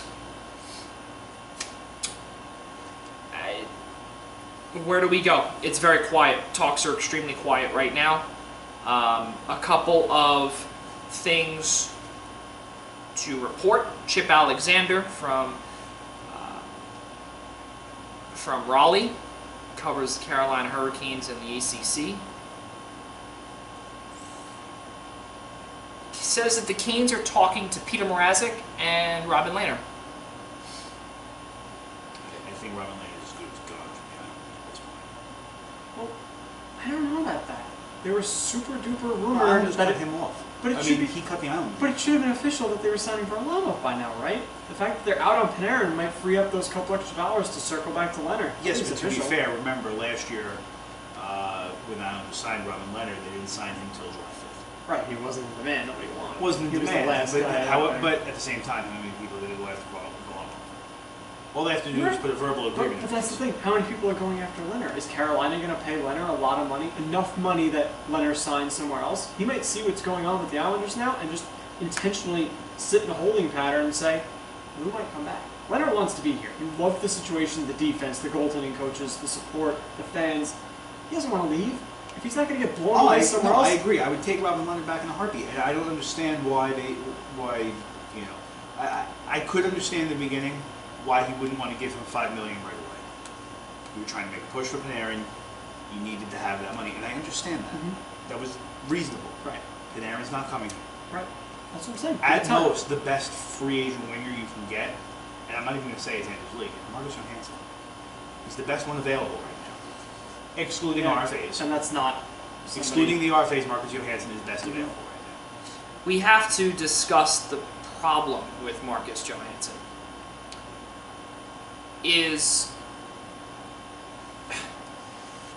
He's oft injured. Yeah. He has concussion problems. I also don't think he's a top six. I think he's a good third line winger, but I don't think he fits in a top six of a contending team. So I'd be really upset if the Islanders decided to make him one of their replacements in those two wing spots. I don't see Lou Lamoriello going all the way from Panarin all the way down to Johansson Do they have a choice? on day one. On day one, Well, you still have some choices on here's day one. another thing. Like who? If Montreal is sitting still out have on Anders the Lee offer still. sheet, Anders Lee is not getting $9 million. And Right. he's not. but he's not getting it from anywhere. He's now, not getting- Montreal's apparently. How Not- are they going to do anything? They have an offer sheet out Not only Montreal, how about Columbus? You just signed Gustav Nyquist. You still have other guys tied up into money. there. Chicago made a couple of depth signs. They have even less than they had before. Nope. Who's paying Anders Lee? If it's not the Not a Islanders soul. right now. And if he wants $9 million, the only place where I could potentially see it is Carolina. And Carolina's not doing it, and Colorado too. And Only because they have cap That space. makes Not sense. saying he would fit. They haven't announced anything yet, but I could see Colorado swooping in yet. That makes Yeah. sense. But they have Landeskog is the same mold of player. They bring in a second player in that type of gritty, bulky power forward type on another long-term deal. Yeah. The thing is, again, getting back to Leonard for a second, it didn't make sense to pay him right away with, you needing to have money for Panarin. And like I said, and I think you and I, Joe, we spoke about this earlier in the week. If getting Panarin meant having to take Bobrovsky with him, so be it. You still get a decent goalie, and you get the best free agent available.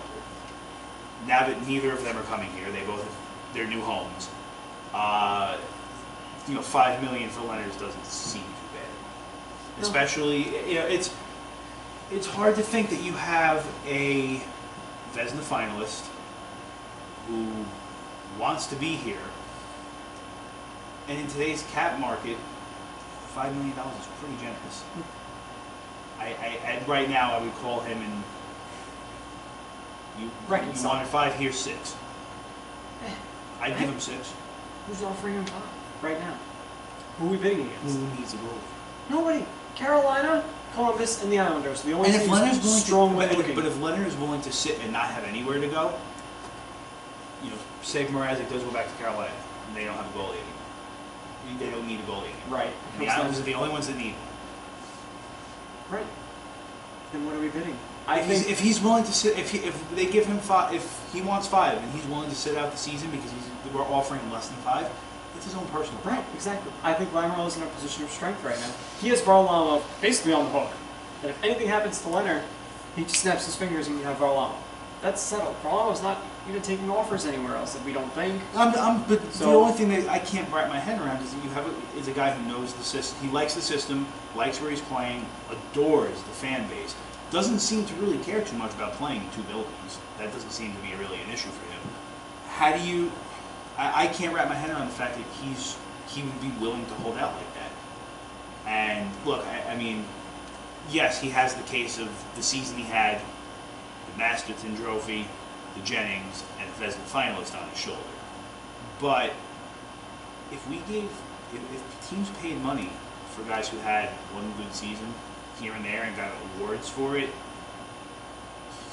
the whole league would be in cap nonsense. Mm-hmm. I would have to think it'll get to a point eventually where I think Leonard's going to end up cracking and he'll take less.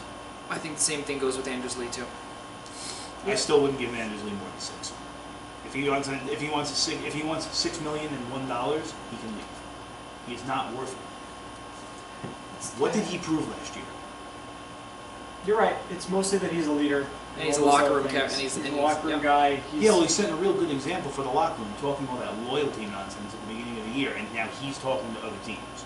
You want to talk about loyalty? But we don't know what Lou offered. Loyalty. Lou could have really lowballed buttocks. him, and then you don't blame him.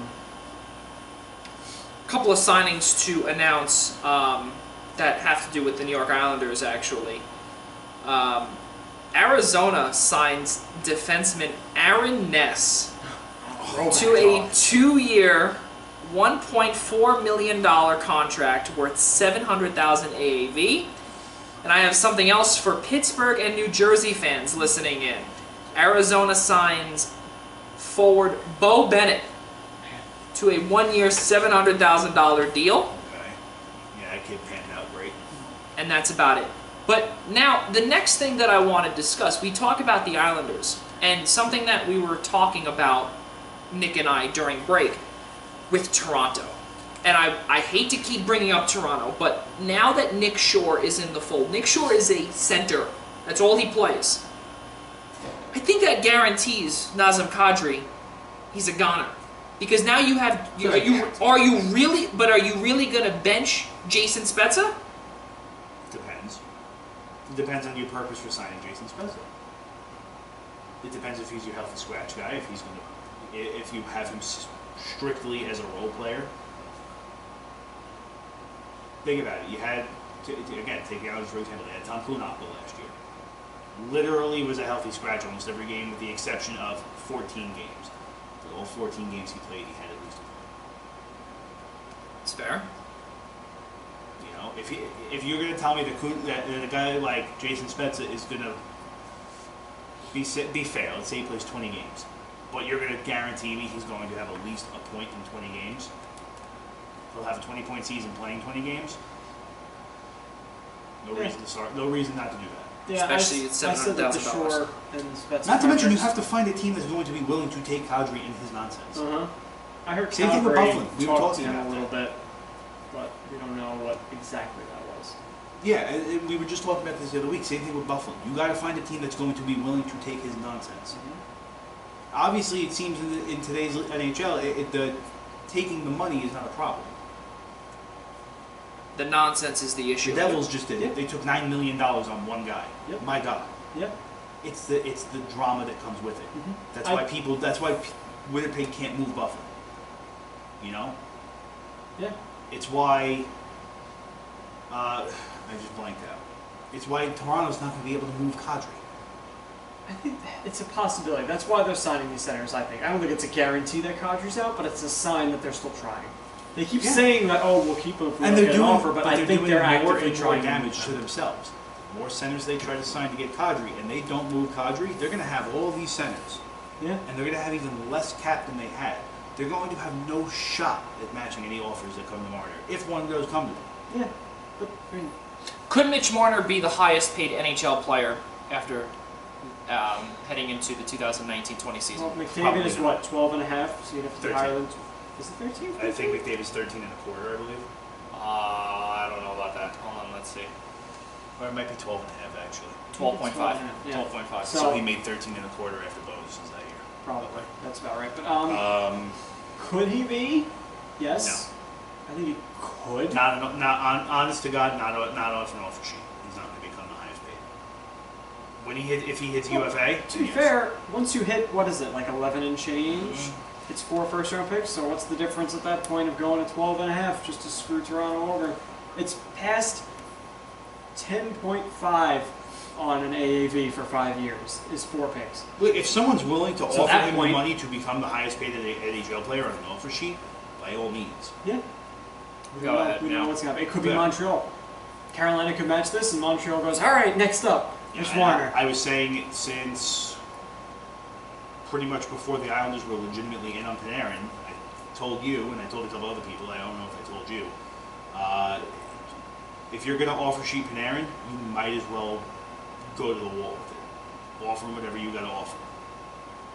Offer sheet Panarin. You mean Yeah, Marner. that's what I meant. Before Panarin was in the mix, I said it. Offer sheet him whatever you can get to him. Yeah. I'm okay with losing the picks. You have a deep prospect pool right now. For the first time in Ever. ever. This is the deepest the prospect pool has probably ever been with the Islanders. You know, and then you look at some of the draft decisions they made and some of the things that Garth Snow did really haunt us. It's a fun fact, you know that nice Jared Spurgeon guy in Minnesota? Yeah, we drafted him too. 6th round pick. Didn't even give him an ELC. Just let him Yeah, Now he's a top 2 defenseman in Minnesota. yeah. But you know what? The funny thing is, you can also find opposite moves like that for Garth Snow. Do you know when we traded Mark Streit, what we got for it? Him? We got a 4th round pick. Yeah, refresh my memory. Who did that turn into? Devin Taves. So sometimes he pulls That's things true. out of his butt. Look, These weird That Garth is very Snow. true. He'd have the moments of glory where it was like, how did he just do that? And then the other moments of, oh my God, what did you do? Well, that's Yeah, why. that was Same his thing goes problem. with Peter He had Chiarelli so too. many great moves that endeared people to him at moments. He got Nick Leddy and Boychuk for nothing. He got Bouvillier and Barzell for Griffin Reinhart, who he knew was garbage. And he pulled so many of these random ones out of his butt. It's the bad ones that are still haunting us. Right, but the problem is like you just said, for every 3 good moves at the draft that Garth Snow made, he made 6 terrible ones Yeah. to go with it. Yep. Yeah. Like- He gave Clutterbuck like- way too many years on his extension. And there was a lot of He's still got like Two- 3 more years left in his back. He's dying. I don't think he gave him too many years. I think he gave him too much money with the years, because that's what's going to kill you. Yeah. That is true. He's not wrong with that. The years were fine. I was totally cool with the years. It's the money. Nah, I was scared the other way around. He was 3.5 for Clutterbuck, and at the time he was killing penalties. He was a part of the energy line. I thought 3.5 was a lot for a 4th liner, but I was more willing to swallow that than how long it was going to take him into his 30s when he plays a bashing style. Yeah, It I was mean, but like I said, if by some off chance, you know, Garth Snow is listening, I hate him. But it's and even like it's hard to give credit to the guy for the things that like he's supposed to do. Yeah. Like, look, trading Griffin Reinhardt for a 1st round pick that eventually turns into Pat Barzal. It's a no-brainer. Yeah, I get where you're coming from. Any idiot would have made that move. Anybody with 2 eyes and a half-functioning brain could have figured that one out.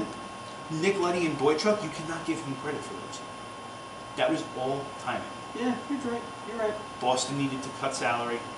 Chicago needed to cut salary.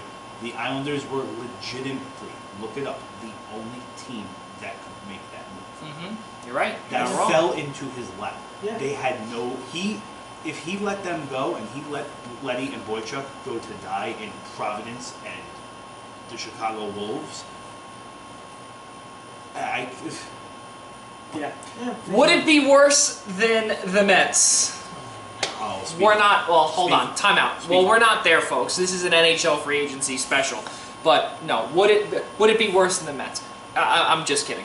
We're not there yet. We'll speak about the Mets and the rest of the the other sports. We'll celebrate by being the day Friday. Exactly. Yes, we'll do it a little bit differently. But we have 15 minutes left, so let's speak more about the Islanders. I mean, Belmont's going to most likely happen, we figure, after horse racing season is done, which is next week, I believe.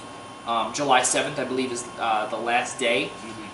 So, or the last day of the spring-summer season About for a horses. week from today, horse season should be official. Right, yeah, no, well, then they come back in October after Saratoga. So you have about 4 months of construction before you have to probably take another month off. No. You don't think they'll stop? No. I doubt it. They want to get this thing done No. as fast as possible. Which is why next year at the Belmont Stakes, I don't know what's going to happen. Yeah, I don't know. It'll depend on how I far think they are in the something. process. I think something as major as Belmont, they might hold off of working for at least a month if they have to. Well, you have that to- means they have to work around the clock. But But you got to remember, the stakes also might pay the state to shut down that operation for however long they need Sure. it to. The stakes, I think, is the only thing that would hold anything up. That's that- And it's they that might one take, like, day. a week off to kill tourism, and that'd be it. Yeah, Belmont, and like I stated before, the double arena nonsense.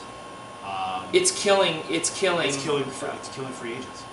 Because remember that not playing in 2 arenas. That eventually, and he eventually later Incarcerated Bob actually reported that too. Well, no, not even Panarin, but he eventually would later on go to admit that it was a factor in why he left. But that was the reason why Tavares left too. Yeah. He did not want to play in 2 buildings as much as he loved the Coliseum. So here's a weird thing then. Go ahead. Would the Islanders be better off if they were just playing at Barclays? Yes. Or if they were better off playing at the Coliseum only. I think that one's a guarantee. That I think there's would be no doubt they'd be better off if they were just playing at the Coliseum. But if the choice Yeah, was probably half needs to. Coliseum, half Barclays, or just Barclays, which one would you pick up until Belmont? Barclays. You have Really? to pay Barclays. Wow. There's only You have to pick one arena. Choose. Oh, to pick one arena at the Coliseum is not even. No, I get that, People but go in to one of those arenas. As a yes, fan, but in you're terms picking of the Coliseum. yes, Right. but in There's terms only- of business, There's only so Barclays. much I'm allowed to say. But really, do you But think they the have to. players that much liked the Barclays Center? They don't, believe me. Right. There's only so much I'm allowed to say, but they would have to pick Barclays if they had to pick 2. Right, but I'm Yeah, but saying also out of any person who, I don't know, well, has common sense and common sense within hockey, and the Islanders for that matter, it's obvious. It's obvious that it's a Barclays because of business. I was asking in the terms of a free agent. If you were Artemi Panarin looking, would he have signed with us if we were just at Barclays and not at the Coliseum? Yeah, but either building. I think either building. I think if you were solely in Brooklyn, it would have made Panarin a little bit easier to get. Because you're closer to Manhattan for his wife. Yeah, I think, especially when you look into the deep details of it, like, you know, we pretty much from all angles over here have easy access to mass transit as far as the railroad goes. The Coliseum does not have that anywhere. The closest train stations are Westbury and Garden City. Oh, right. So it's not like you just walk across the street, hop on a train. Like, you gotta first Uber to the train, stand at the platform, because we all know the train schedule at midnight. And the train station all the way in Westbury with the arenas in Uniondale is not going to run a game day schedule. Yeah, that's correct. You will get there when the train tells you to get there, and you will say thank you to the Long Island Railroad. But that is how they operate here. It's true. Not wrong. So it's playing on Long Island probably would have been more of a deterrent to where he probably wouldn't have even entertained it. I'll be honest to you. The only reason I would think he even entertained the Islanders, forget the competition and everything. The money. Not even the money. It was close to his wife. And also something that I see as well. I think that I just have this gut feeling that when the Rangers when they were knocked out of the race or anything like that, I feel like almost he was going to go there anyway, to the Rangers. I feel like at the same time, he was never going to put on our jersey. It was hard to see all the connections and everything lining up on the Rangers as they did, and to see him not go there. It would have been more surprising to see him not go there than to see him actually go. The way I see it is the way that I said it to you before, he did what some of the collegiate coaches did after March Madness. He used Lou Lamoriello to get the offer up. He went to the team that he knew would offer him the most to work everybody up. So that way, at least if he has to come to the Islanders, he knows he's getting paid. That's the whole thing. That's what I'm saying. I feel like he used them. That's the way I see it. I feel like that was definitely the case when he took a meeting with them. But I honestly believe that when he talked to Lamoriello and Trotz, a part of him thought this wouldn't be the worst thing in the world. But you know and what? if the Rangers And never... but as of 9 o'clock this morning, when we were all waking up getting ready to get here, it was pretty much signed, sealed, and delivered that he was coming here because he ruled out Florida at 6:30 this morning. Yeah. And he also ruled out Columbus too when he didn't sign it. He ruled out Columbus 2 days ago, but it was never official. Yeah. You know, the Rangers said they backed out because they wouldn't go over the 11.5, and eventually they did go over to the 11.6, the whole 100K. Yeah. But up until VC was traded today, it was like signed and deal that he was going to be here. And The moment VC was traded, I had this. the moment he was traded, I'm sure, obviously, it's on my faces, but my stomach sank. Because it's going to be a while before this team catches any breaks with free agents. Yeah, no, it's going to take until they're playing at Belmont, I believe. I hate to say it, but the Islanders now, and it's just how it is. It's the team that we love. They will always be the second fiddle in this state. That's just how it is. Buffalo doesn't count. I would be generous enough to say that... And even free agents go to Buffalo before here, so are we third fiddle? No. When have we offered somebody that they chose Buffalo? You get We it. didn't even offer a post or anything. We let him go. I don't Yeah. think he ever even saw a number. No, we never even sent him. Which I was still, to this day, I'm still totally fine with, especially seeing how that panned out. Yeah? I mean, I'd like to be generous, maybe saying that maybe someone will come here the year before Belmont. Maybe. You know, help. Similar to like Kuhlman and Grabowski. Here's one thing we're completely discounting. Jordan Everly, basically a free agent, and he chose to come back for less money. As did Brock he was Nelson. only here for one. Brock Nelson was a homegrown guy, so like that's kind of like just re-signing your own guy. Please Everly don't was say only that here name. Everly was only here 1 year. He Brock chose to Nelson stay. was a horrible person. Everly chose to stay here. Let's Everly had the opportunity to walk away, Right. and he had teams looking at him. He didn't even get to the offering point. Nope, He took a lesser offer with us to stay. So that's a sign that the guys that are here don't mind the travel necessarily. It's the big guys that can have anything that they want. Yeah, and it tends to be, all right, that's the smallest little tiebreaker, the arena thing. Which is why they're gonna have to. Which is why I have a sneaking suspicion it may be quiet for the first few weeks before Lou Lamoriello starts trading. I can see it. So now here's my question. The owners want something. Since I don't ask questions very often here. You lose Panarin today.